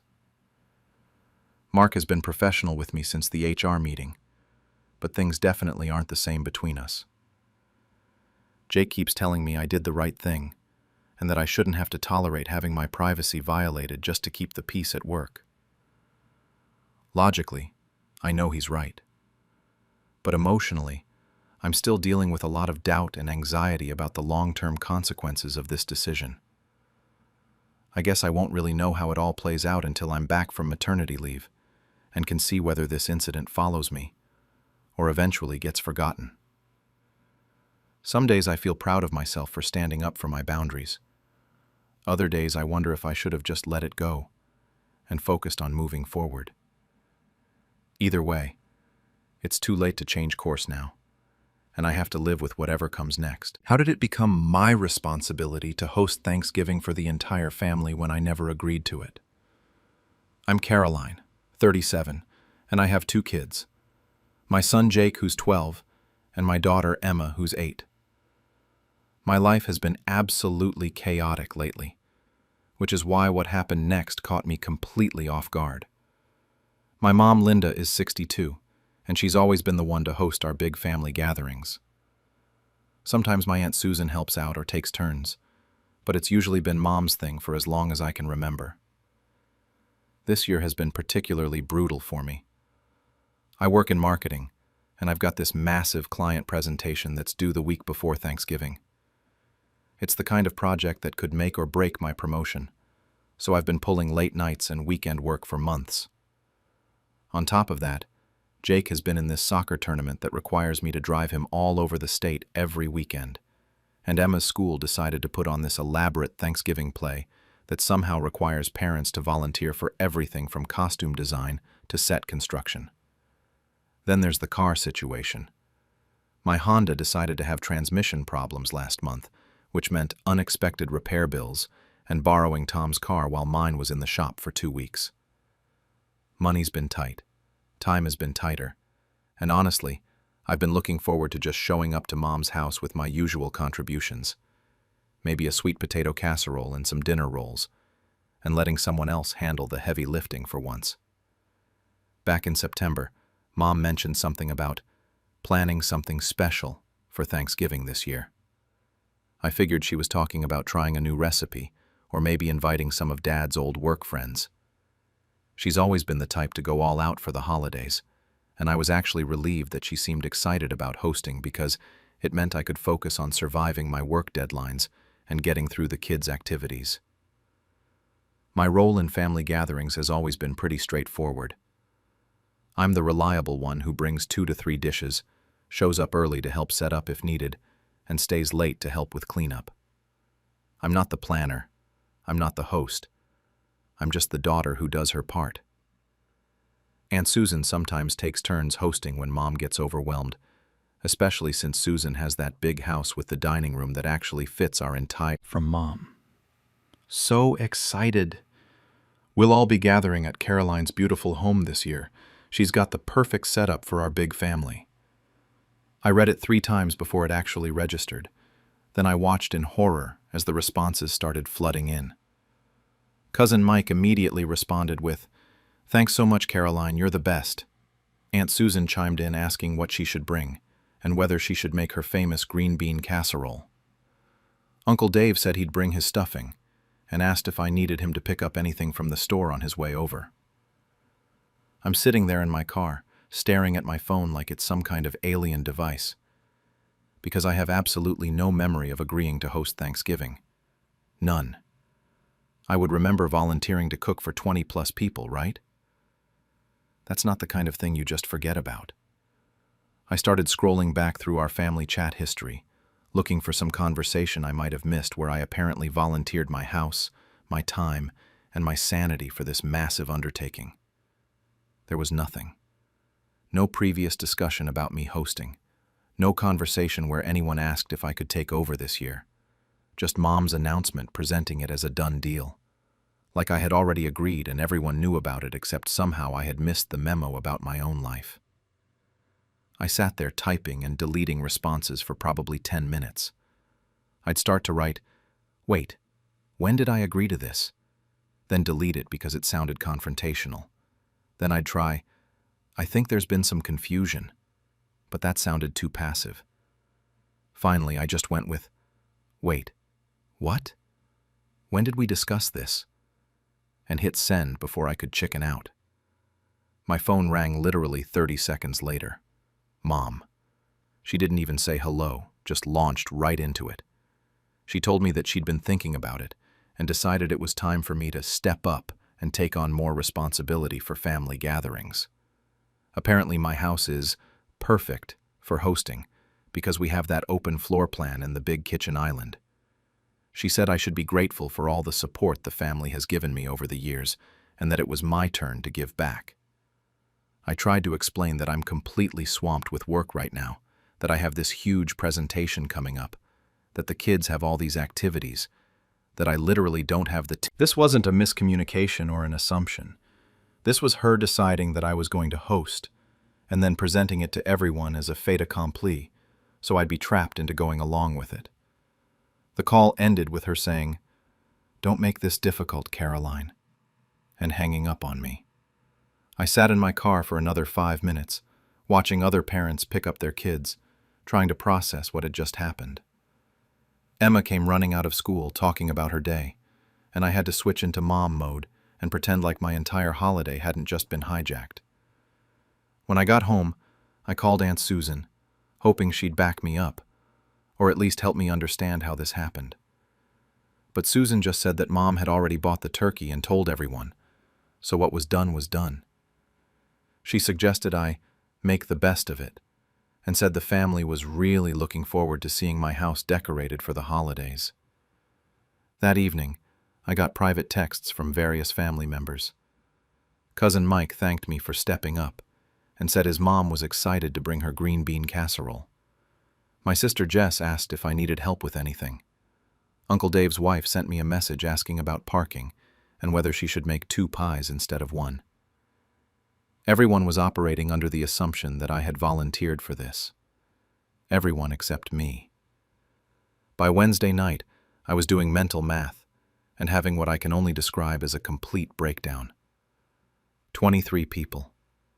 That's how many family members were now expecting to show up at my house in 11 days. I grabbed a pen and started writing down numbers on the back of a grocery store receipt. Turkey for 23 people. Probably need a 20-pounder at minimum. Side dishes for 23 people. Appetizers. Desserts. Drinks. The cost alone was going to be at least $400, and that's if I shopped smart and didn't go overboard. Then there was the time factor. I'd need to deep clean the entire house, which hadn't happened since we moved in 2 years ago. I'd have to figure out where everyone was going to sit, because our dining room table seats 6 on a good day. I'd need to prep food for days ahead of time, and I still had that massive client presentation due the Monday before Thanksgiving. My brain started spinning with logistics, and I felt like I was going to pan or if he should bring his. My mom's sister from out of state, who I haven't seen in 2 years, was asking about hotel recommendations nearby because she was so excited to finally see our new house. That's when it really hit me. This wasn't just dinner for the usual suspects. Mom had apparently told everyone this was happening, including people who don't normally come to our family gatherings. The guest list was growing, and I was finding out about it through the group chat like everyone else. I decided I needed to put a stop to this before it got any more out of hand. I spent my lunch break crafting what I thought was a reasonable message to the family chat. I explained that there seemed to be some confusion, that I had never actually volunteered to host, and that with my work schedule and the kids' activities, I simply couldn't take on hosting duties this year with such short notice. The response was immediate and brutal. Mom replied within minutes saying I was being selfish, and that this was what family does for each other. Aunt Susan jumped in saying that my house really was perfect for hosting, and that it would be such a shame to change plans now. Then came the guilt trips. Cousin Mike's wife mentioned they were really looking forward to this, and had already arranged childcare for their drive down. Uncle Dave said something about family traditions being important, and how disappointed his elderly mother would be if plans changed again. But the worst part was when Mom started playing the victim. She posted in the group chat about how she'd spent decades hosting everyone and sacrificing for the family. And now when she needed support from her own daughter, she was being let down. She said she'd already spent money on groceries, and that it was too late to change plans now. I felt like I was being ganged up on. Every message made me sound more and more like the villain, like I was some ungrateful daughter who was destroying Thanksgiving, for everyone. The family members who weren't chiming in with guilt trips were staying suspiciously silent, which somehow felt worse than if they'd just told me I was being unreasonable. That evening, I tried calling Mom directly to have a rational conversation about this. Big mistake. She was already worked up and started the call by telling me I was being dramatic and selfish. When I tried to explain that I genuinely couldn't handle hosting right now, she accused me of deliberately told everyone before talking to me so I'd feel pressured to go along with it. That's when she really went nuclear. She said that after everything she'd done for this family, after all the years of hosting and cooking and cleaning up after everyone, her own daughter wouldn't help her out when she needed it. She accused me of being spoiled and entitled, and said I was destroying our family tradition out of pure selfishness. The conversation ended with her telling me that if I wanted to ruin everyone's holiday, that was on me, and hanging up. Within an hour, my sister Jess called. She'd apparently gotten an earful from Mom about what a terrible daughter I was being, but Jess surprised me by saying that she thought the whole thing was unfair, and that Mom was out of line for volunteering me without asking. She said she'd been watching the group chat drama unfold and felt bad for me, but didn't want to get involved because she knew it would just make things worse. That was somewhat validating, but it also highlighted how messed up this whole situation was. Even the family members who agreed that I was being treated unfairly weren't willing to speak up because they didn't want to deal with Mom's wrath. So I was left looking like the bad guy, while everyone else got to stay neutral and avoid conflict. The group chat continued to blow up over the next couple of days. Some relatives were trying to be peacemakers, suggesting compromises like maybe we could all pitch in to help Caroline, or maybe we could make it a potluck-style gathering.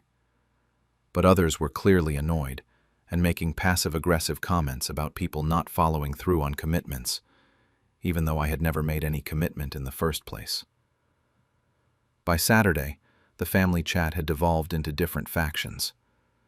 There were the people taking Mom's side and acting like I was being unreasonable.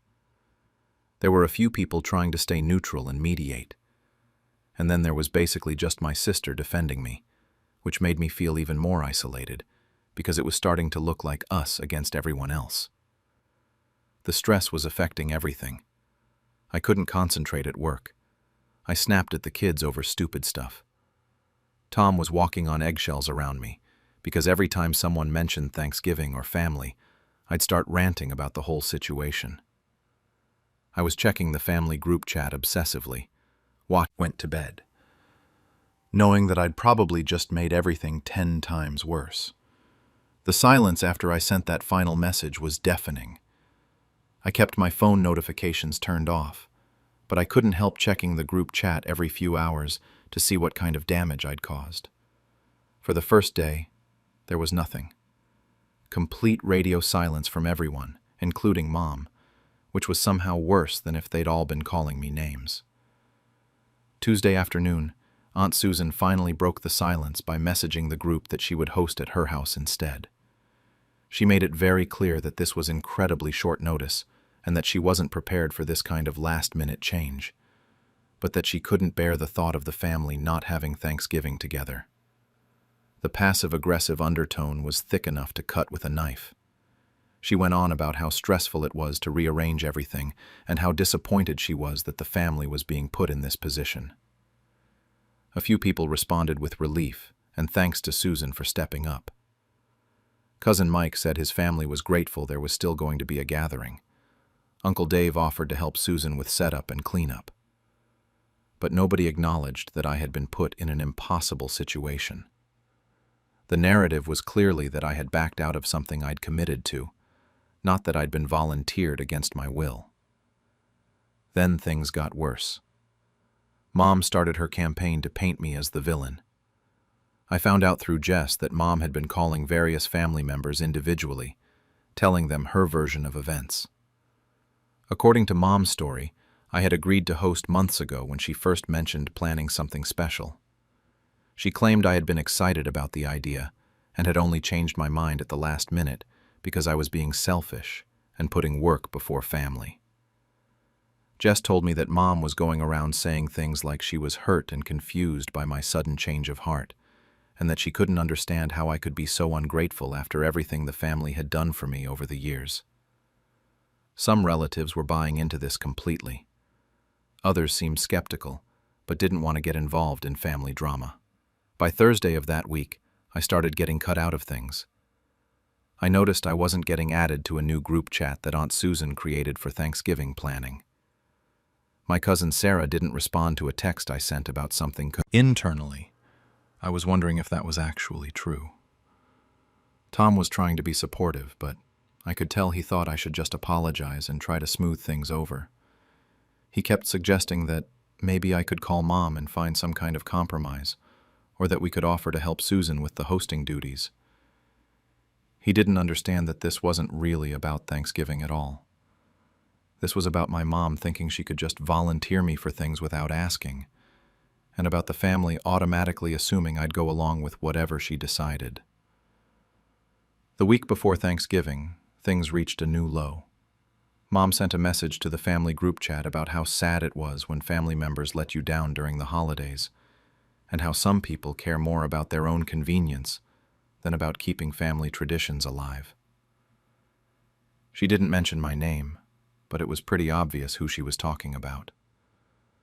The message got several supportive responses from relatives saying things like, family should always come first, and how important it is to make sacrifices for the people you love. I wanted to respond and defend myself, but Jess advised me not to engage. She said anything I wrote would just make me look defensive and would give Mom more ammunition to use against me.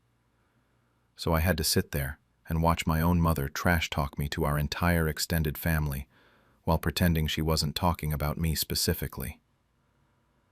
The Monday before Thanksgiving, I got a text from Cousin Mike's wife saying they had decided not to come after all. She said the family drama was too much, and they didn't want their kids exposed to all the tension. She didn't blame me directly, but the implication was clear. If I hadn't caused all this trouble, they'd still be coming. That hurt more than I expected, because I actually really like Mike's family, and now I was responsible for them missing out on seeing everyone.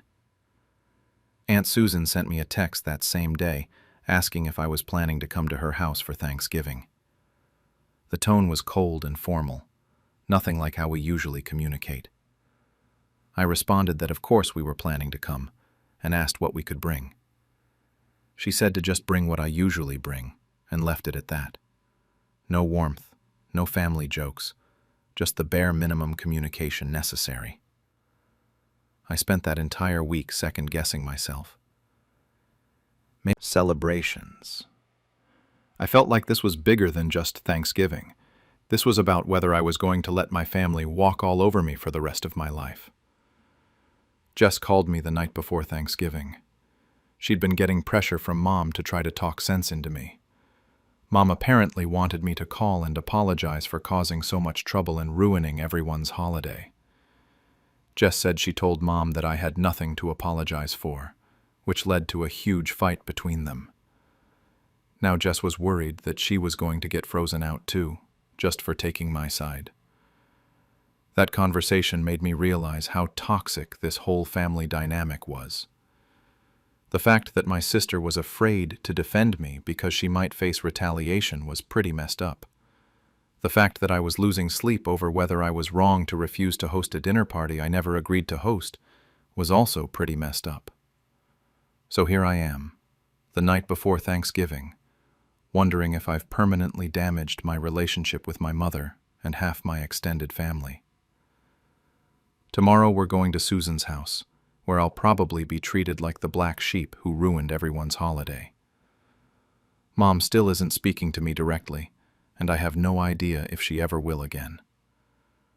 I keep wondering if standing up for myself was worth all this drama and pain.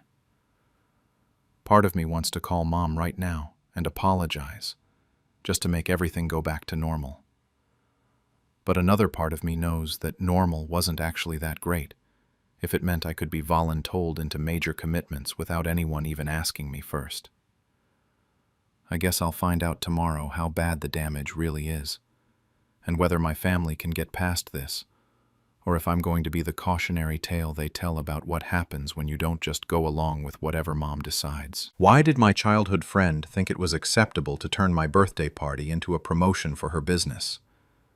I'm Lena, 25, and I'm a graduate student working on my master's degree.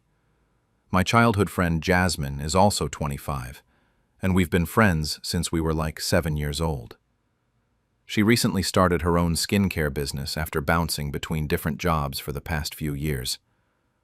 I mean, good for her for finally finding something she's passionate about. But what happened at my birthday party was just insane. So I had been planning my 25th birthday party for weeks. I know some people think 25 isn't a big milestone, but I wanted to celebrate finishing another year of grad school and just have a good time with my friends. I rented this community hall because my apartment is way too small, and I actually put a lot of effort into this thing. I got decorations, hired a DJ, ordered catered food from this Mediterranean place I love, made a whole playlist of songs I wanted played. I invited about 20 of my closest friends, including Jasmine, obviously. The party was supposed to start at 7, and people started showing up around then. Everyone seemed to be having a good time. The food was great. People were dancing. I was feeling really good about how everything was going. I had on this cute black dress I'd bought specifically for the occasion, and even wore a little birthday tiara that my roommate insisted I put on. Jasmine showed up around 8 with this huge designer bag. Like, this thing was massive. I remember thinking it was weird because usually she just brings her regular purse to stuff like this. But I was busy greeting people and making sure everyone had drinks, so I didn't really think much of it at first. Throughout the first hour or so of the party, I started noticing that Jasmine was acting kind of strange. She kept checking her phone during conversations, which isn't totally unusual for her, but it felt excessive. When people were coming up to wish me happy birthday and chat, she seemed distracted and would kind of drift away from those conversations. I caught her a few times positioning herself near different groups of my friends, like she was eavesdropping or waiting for something. I remember at one point my friend Sarah was telling me about her new job, and Jasmine just walked up and interrupted to ask Sarah what her skincare. My program had shown up, which meant a lot to me. The whole vibe was exactly what I had hoped for. But then, around 9:30, During this lull in conversation when people were kind of standing around chatting and eating, Jasmine suddenly walked over to the DJ booth. I was across the room, talking to my neighbor, when I saw her approaching him. She said something to him, and he looked confused, then looked over at me. I started walking over because I figured maybe she wanted to request a song or something. But before I could get there, the DJ handed her the microphone. And that's when everything went completely sideways. Jasmine tapped the mic and started talking in this really loud, cheerful voice. She thanked everyone for coming to my birthday party, which was already weird because she wasn't the host. Then she launched into this whole spiel about how she wanted to share something exciting with all of my closest friends. I'm standing there in my birthday tiara, watching my childhood friend turn my party into some kind of presentation. She started talking about her new skincare business and how she'd discovered these amazing natural products that had completely transformed her skin. She's going on about how she wanted to share this opportunity with everyone because she cares so much about us and wants us all to have healthy, glowing skin. The whole room went dead silent, like you could hear a pin drop. People stopped mid-conversation and just stared. Some of my friends were looking back and forth between me and Jasmine, like they were trying to figure out what was happening. Others were suddenly very interested in their drinks or their phones. But Jasmine was just getting started. She reached into that huge bag and started pulling out these little sample containers and pamphlets. She's walking around the room now, still holding the microphone, handing out samples to people and explaining what each product does. She had these glossy catalogs that she started passing around, and she was telling people about different skincare routines and product combinations.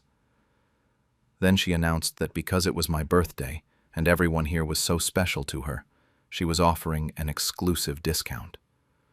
If anyone wanted to place an order tonight, they could get 20% off their first purchase. She actually pulled out these order forms from her bag and started setting them on tables around the room. I was frozen. I literally could not faces. This wasn't what anyone had signed up for when they came to my birthday party.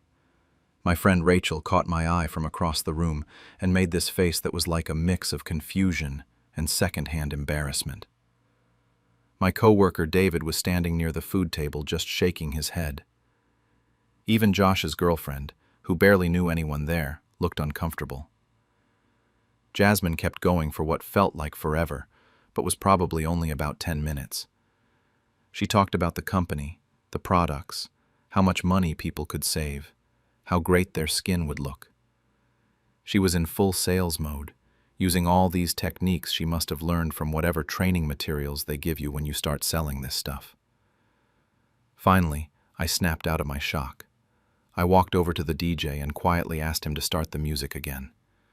He looked relieved and immediately took the microphone back from Jasmine and announced that we were going to get back to the party. The music started up, but the damage was already done. The whole energy of the party had completely shifted. People were standing around awkwardly, some still holding the samples Jasmine had given them. The conversations that started up again felt forced and uncomfortable. I could see people checking the time on their phones and making those subtle movements that mean they're thinking about leaving. The music was playing again, but it felt like everyone was just going through the motions. People were trying to dance and have conversations, but there was this weird tension in the air that hadn't been there before. I kept catching groups of my friends whispering to each other and glancing over at Jasmine, who was still mingling around with her sample bags like nothing had happened. I tried to get back into party mode, but I felt completely thrown off. This was supposed to be my night, and instead, I was watching my friends awkwardly hold skincare samples while trying to pretend everything was normal. Some people were being polite about it and asking Jasmine questions about the products, but I could tell they felt obligated to show interest rather than genuinely curious. My friend Emma came up to me and quietly asked if I had known Jasmine was going to do that. When I told her I had no idea, she just shook her head and said it was really inappropriate timing.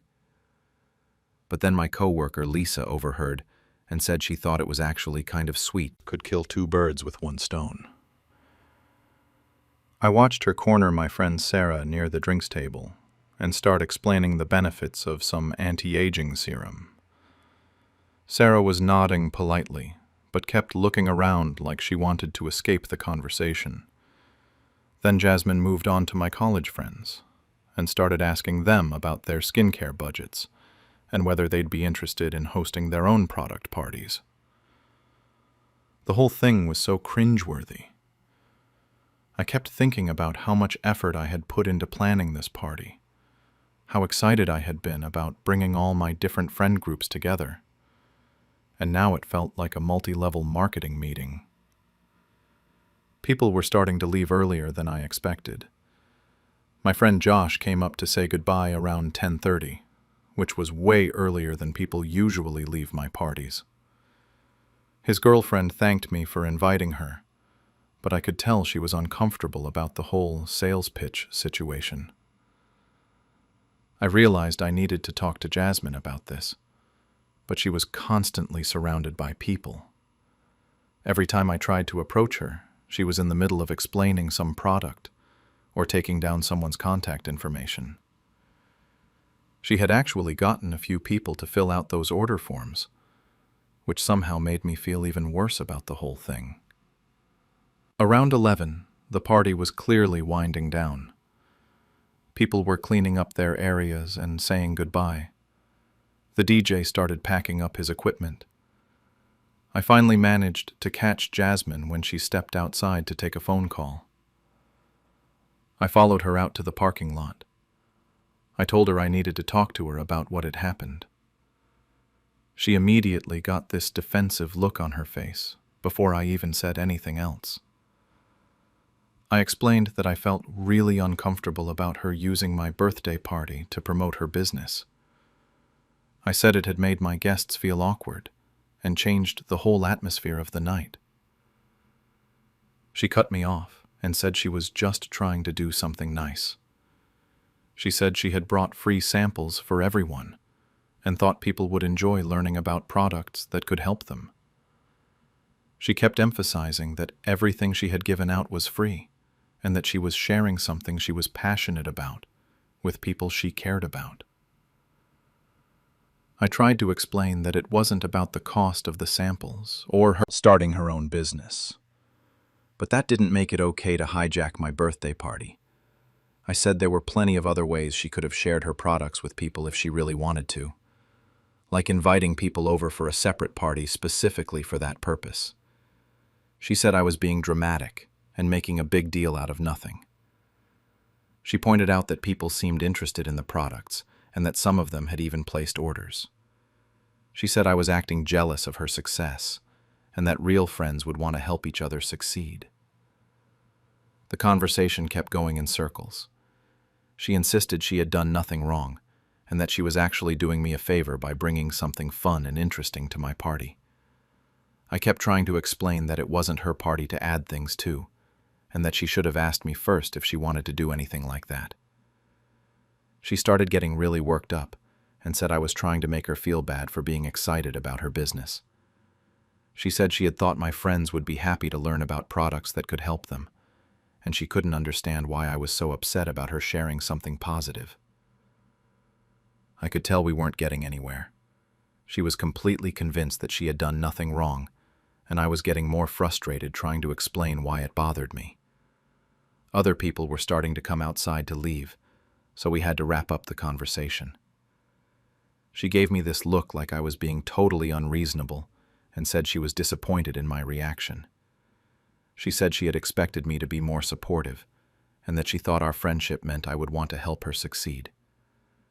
Then she grabbed her bags and left without saying goodbye to anyone else. I went back inside to help clean up, but I was pretty shaken up by the whole confrontation. My friend Rachel stayed to help me take down decorations and load things into my car. She asked if I was okay, and I told her about the conversation with Jasmine. Rachel said she thought Jasmine was completely out of line, and that it was really inappropriate to use someone else's party for business purposes.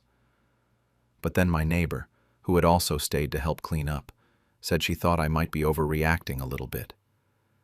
She said Jasmine seemed genuinely excited about her products, and probably just got carried away. She suggested that maybe Jasmine didn't realize how it would come across, and that I should give her the benefit of the doubt. A couple people had said I was being too harsh, but mostly, I still felt like what Jasmine did was really inappropriate. I decided to text her, because I didn't want this to just fester between us. I sent her a message, saying that I had been thinking about our conversation, and I still felt like she had crossed a line by turning my birthday party into a sales event. I tried to be diplomatic about it, and said I understood she was excited about her business, but I wished she had asked me first before doing something like that at my party. She didn't respond right away, which wasn't unusual for her, but when she finally texted me back that afternoon, it was this super long message. She said she was hurt and disappointed by my reaction, and that she couldn't believe I was making such a big deal out of her trying to share something positive with my friends. She said real friends support each other's dreams, and that I was being selfish for not wanting her to succeed. The text went on and on about how she had thought our friendship was stronger than this, and how she expected me to be happy for her accomplishments. She said she was giving people free samples and helpful information, not asking anyone to do anything they didn't want to do. She kept using phrases like supporting women-owned businesses and lifting each other up, like I was somehow being anti-feminist by being upset about this. Then she said I was being dramatic and jealous, which really got to me. She said maybe I was uncomfortable with her success because I was still in school, while she was out there building her own business. That part especially stung, because it felt like such a low blow. She ended the message by saying she was disappointed in me and needed some space to think about our friendship. I showed the text to my roommate, and she was like, "Wow, Jasmine is really doubling down on this instead of just apologizing." My roommate pointed out that if Jasmine really thought what she did was okay, she would have mentioned her plans to me beforehand, instead of surprising everyone with it. I didn't respond to her text, because I was honestly too angry after reading it. The fact that she was trying to make me feel bad for being upset about my own birthday party being hijacked was just incredible to me. I figured we both needed some time. Supportive comments about how she deserved better friends, and how some people are just jealous of others' success. It made me feel sick to see her painting me as the villain in this situation, when all I had done was ask her not to use my birthday party as a sales opportunity. The Instagram post made everything so much worse because now it wasn't just between us anymore. She had basically put our private conflict on social media and made it look like I was some kind of unsupportive friend who was trying to sabotage her business. I screenshot the story before it disappeared because I couldn't believe she had actually posted something like that.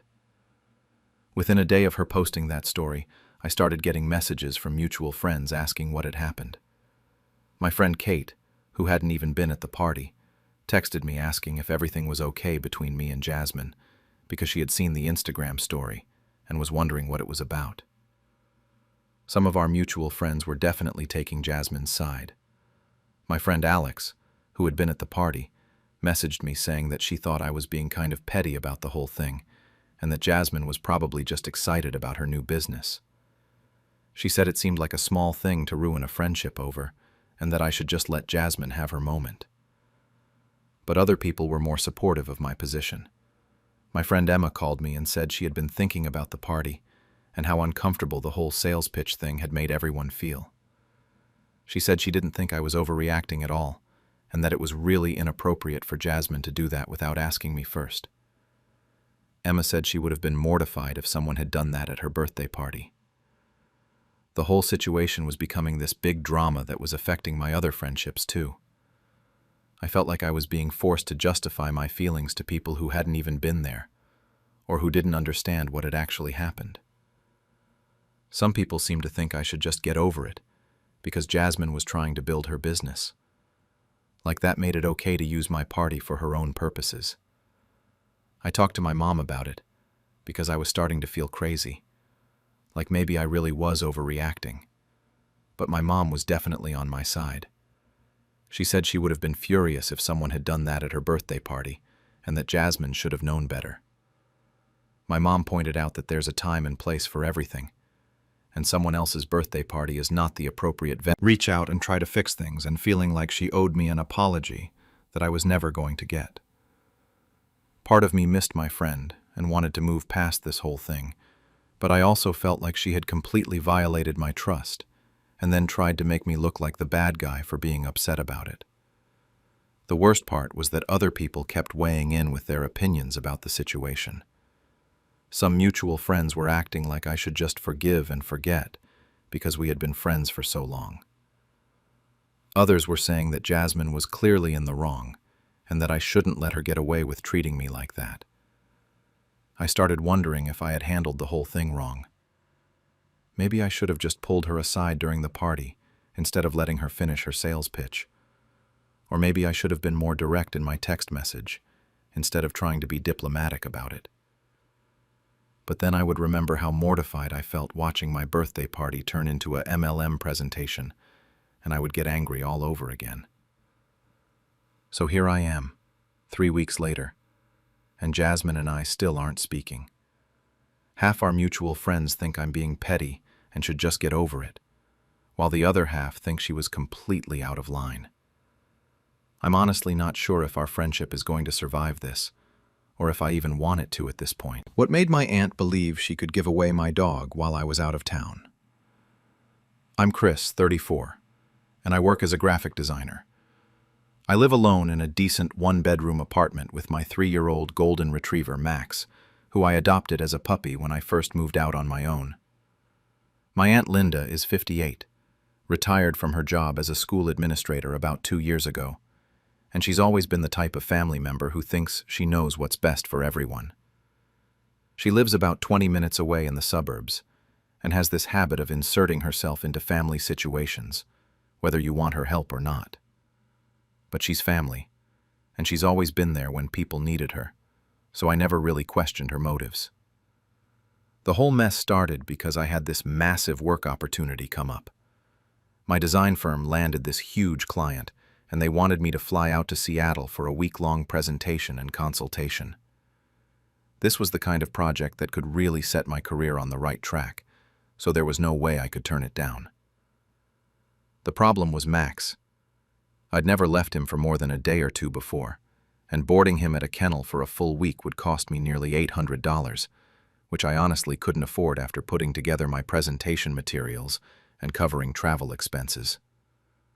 I was stressing about the whole situation when Linda called me about something else entirely, some family drama involving my cousin's wedding plans. During that conversation, I mentioned my dilemma about Max and the work trip. She immediately jumped in and offered to take care of him while I was gone.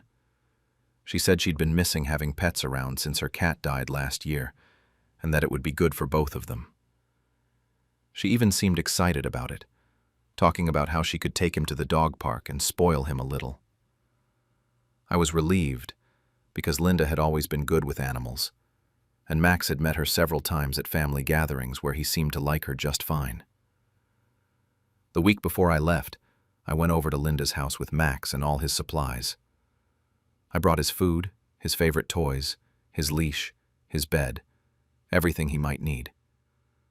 I wrote out detailed instructions about his feeding schedule, his walking routine, and even included my vet's contact information just in case. Linda seemed totally on top of it. She was asking good questions about it, was already talking about additional projects. I was exhausted from the long days and intense meetings, but I was also riding this high from knowing I was probably about to land the biggest contract of my career. By Thursday, Linda's updates had gotten a little weird. Instead of just sending cute pictures, she started making these comments about how Max seemed lonely during the day when she ran errands, and how he perked up whenever he saw kids at the park. She mentioned that he seemed to really enjoy playing with this family's children they'd met a few times. I didn't think much of it at the time because Max has always been good with kids, and I figured Linda was just making conversation. The trip wrapped up on Friday with the client officially signing on for a 6-month project. I was exhausted, but thrilled. The flight back on Saturday was delayed, and I didn't get home until almost 9 at night. I was looking forward to seeing Max more than anything.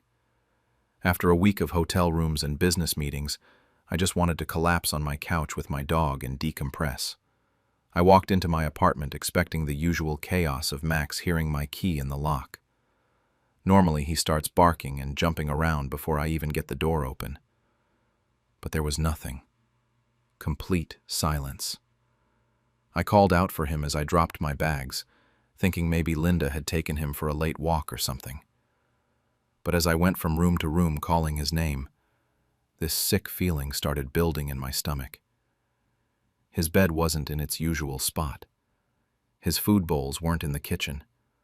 None of his toys were scattered around the living room like they normally would be.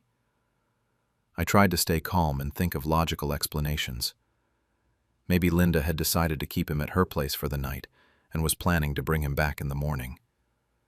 Maybe there had been some kind of emergency and she'd had to take him somewhere. But my hands were shaking as I dialed her number. She answered on the second ring, sounding cheerful and relaxed. She asked how my trip went and congratulated me when I told her about landing the contract. Then she said she had wonderful news about Max, too. She'd found him the most perfect family. She started going on about how she'd met this lovely couple, the Johnsons, at the dog park earlier in the week. They had 2 young children who absolutely adored Max and asked for making this decision. I completely lost it. I started yelling at her, demanding to know what the hell she thought she was doing and where these people lived. Linda's tone shifted, and she got that condescending voice she uses when she thinks someone is being unreasonable. She told me I was proving her point by getting so hysterical, and that clearly I was too emotionally unstable to be responsible for a pet. She said Max had looked sad and anxious whenever she mentioned my name, and that he'd been so much more energetic and happy when playing with the Johnson children. I asked her for their contact information so I could get my dog back immediately. She refused. She said she'd already explained to them that I was too career-focused to be a proper pet parent, that I worked 10-hour days and lived in a cramped apartment where Max couldn't run around properly. She told me that calling them would only upset everyone involved, especially the children who were already bonding with Max. She actually had the nerve to say that if I really loved Max, I would want what was best for him, and what was best for him was staying with his new family. I hung up on Linda and immediately drove to her house. I was so furious I could barely see straight, but I knew I had to confront her face to face and get the Johnson family's contact information. When I got there, all her lights were on and her car was in the driveway, but she wouldn't answer the door. I could hear her moving around inside, and I knew she was ignoring me on purpose. I started pounding on the door and shouting that I wasn't leaving until she told me where my dog was. Finally, she opened the door, but kept the chain lock on. She told me I was proving her point about being unstable and that she'd call the police if I didn't calm down. I demanded the Johnsons' phone number and address, but she said she was protecting them from my erratic behavior. She actually told me that my reaction was exactly why she knew Max would be better off with a stable family. I threatened to call the police myself and report her for stealing my dog. Linda laughed and said no crime had been committed because she was acting as Max's caretaker and had made a decision in his best interest. That's when I realized Linda had already been busy covering her tracks. While I was standing there, arguing with her through the chain lock, my phone... She told my mom that Max seemed neglected and depressed, that I worked too much to give him proper attention, and that she'd found him a loving family who could actually take care of him. My mom said I should be grateful that Linda cared enough about the dog to find him a better situation. When I said I was going to get Max back no matter what, my mom told me I was being selfish and dramatic. After that phone call, my phone didn't stop ringing. Linda had apparently spent the evening calling everyone in our extended family. My Uncle Dave called to tell me I should listen to Linda because she only wanted what was best. My cousin Sarah left me a voicemail, saying that maybe this was a sign that I wasn't ready for the responsibility of a pet, and that I should focus on my career instead. The only person who seemed to understand how insane this whole situation was my cousin Jake, who called to say that Linda had completely overstepped and that what she did was basically theft. I spent most of Sunday trying to figure out how to find the Johnson family. I drove around Linda's neighborhood looking for houses with kids' toys in the yard, thinking maybe I could spot Max or recognize something. I posted on local Facebook groups asking if anyone knew a family with the last name Johnson who had recently adopted a golden retriever. I even called a few veterinary offices to see if anyone had brought in a new dog for registration, but obviously, that was a long shot. Finally, I got a break when I remembered that Linda had mentioned meeting this family at the dog park. I went there Sunday afternoon and talked to other dog owners, asking if anyone knew about a family who'd recently gotten a golden retriever. This older woman with a beagle remembered seeing Linda there several times that week with a golden retriever and a family with 2 kids. She didn't know their names, but she gave me the address of the house where she'd seen them walking their other dog, a small terrier. I drove to that neighborhood and walked around until I spotted a house with kids' bikes in the driveway and a small terrier in the backyard. I was trying to work up the courage to knock on their door when this woman came out to get her mail. I approached her and asked if she was Mrs. Johnson, and the look on her face told me I'd found the right family. Mrs. Johnson seemed confused and a little defensive when I explained who I was. She said, Only asked Linda to pet sit while I was out of town for work. Mrs. Johnson seemed skeptical at first, but when I showed her pictures on my phone of Max as a puppy and throughout the years, she started to realize that something wasn't right. She said Linda had been very convincing and seemed genuinely concerned about the dog's welfare.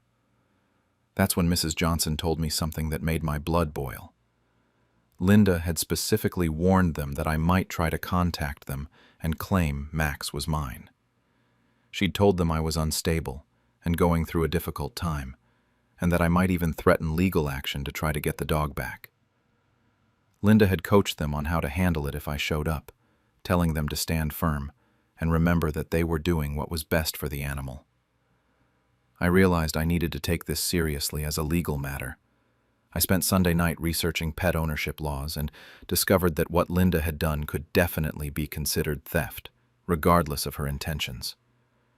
I had Max's adoption papers, veterinary records, and registration documents that proved he was legally mine.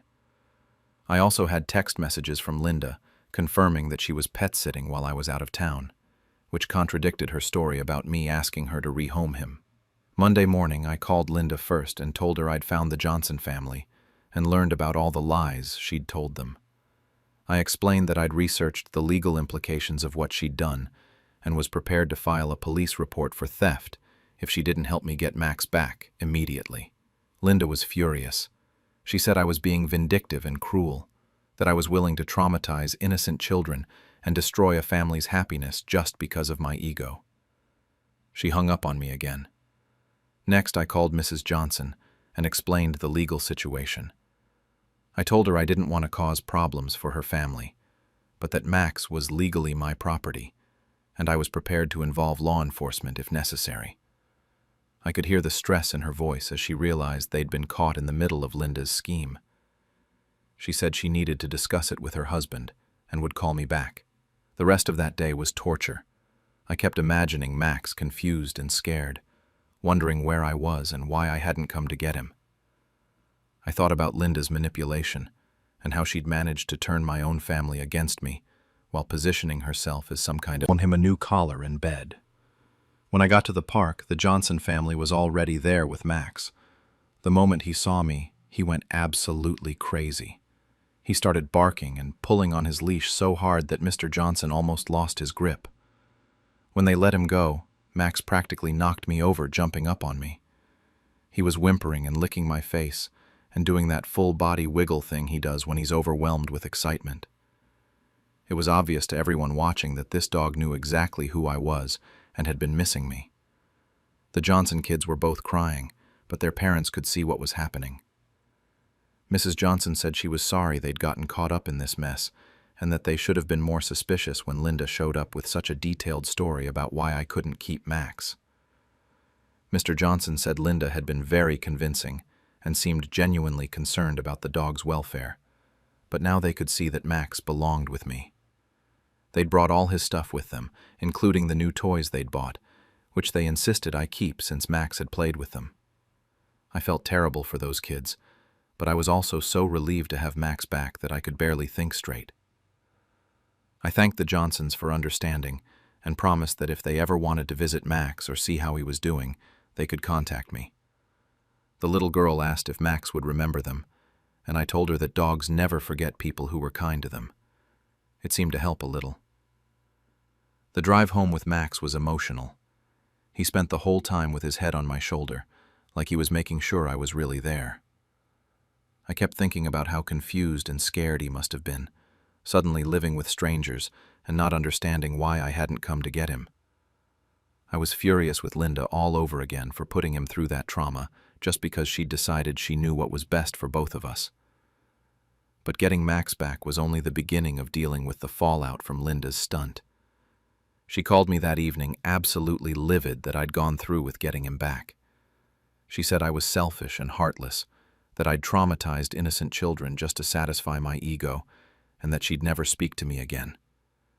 She hung up before I could respond, but honestly, at that point I wasn't sure I wanted her to speak to me again anyway. The family drama got worse over the next few days. Linda had vindictive I'd been, and that Linda was devastated by my reaction to her trying to help. Cousin Sarah sent me a long text about how I should have been grateful that Linda cared enough to find Max a good home, and that my response proved I was too selfish to be a good pet owner. The only family members who seemed to understand were Jake and my aunt on my dad's side, who said Linda had completely lost her mind and overstepped every possible boundary. The stress of dealing with all this family drama was affecting everything. I couldn't concentrate at work, even though I should have been focused on this huge new project. I kept worrying that Linda might try something else, or that someone might call animal control and make false reports about Max being neglected. I ended up installing a security camera system in my apartment and changing my locks, which probably sounds paranoid, but I genuinely didn't trust Linda not to escalate things further. Max seemed to bounce back from the whole experience pretty quickly, but I noticed he got more anxious when I left for work. He'd follow me around the apartment in the mornings and seemed reluctant to let me out of his sight. I started taking longer lunch breaks to come home and check on him, and I hired a dog walker to visit him twice a week so he wouldn't be alone for such long stretches. Part of me wondered if Linda's criticism about my work schedule had some validity, but mostly, I was just paranoid about leaving him with anyone ever again. The family situation continued to be a mess. Linda refused to attend my cousin's birthday party because I was going to be there, which created this awkward tension where people had to choose sides. My mom kept pushing me to apologize to Linda and find a way to make peace, but I couldn't get past the fact that she'd stolen my dog and then manipulated everyone into thinking I was the problem. Jake said I should just cut contact with the relatives who couldn't see how wrong Linda had been. But these were people I'd grown up with and cared about. It's been about 2 months since all this happened, and things still aren't back to normal. Linda and I haven't spoken since that phone call where she said she'd never talk to me again, which is honestly fine with me. But the ripple effects are still ongoing. Family gatherings are awkward because people don't know what to say or how to act around both of us. My mom still brings up the situation occasionally, being ungrateful. Max is doing great now. He's back to his normal routine and seems to have mostly forgotten about his week with the Johnson family. I've been more protective of him than I probably need to be, but I can't help it. The whole experience made me realize how much I depend on him for companionship and stress relief, and how devastating it would be to lose him permanently. The thing that still bothers me the most is that Linda genuinely seemed to believe she was doing the right thing. She wasn't trying to hurt me or cause drama. She really thought she was saving Max from a neglectful situation. But her complete inability to see how wrong she was, even after everything that happened, makes me wonder if there's something seriously off about her judgment that I never noticed before. I've thought about reaching out to the Johnson family to see how their kids are doing, but I'm not sure if that would help or make things worse. And I still don't know what I'm going to do about Linda and the ongoing family drama, because this doesn't seem like the kind of thing that just blows over with time.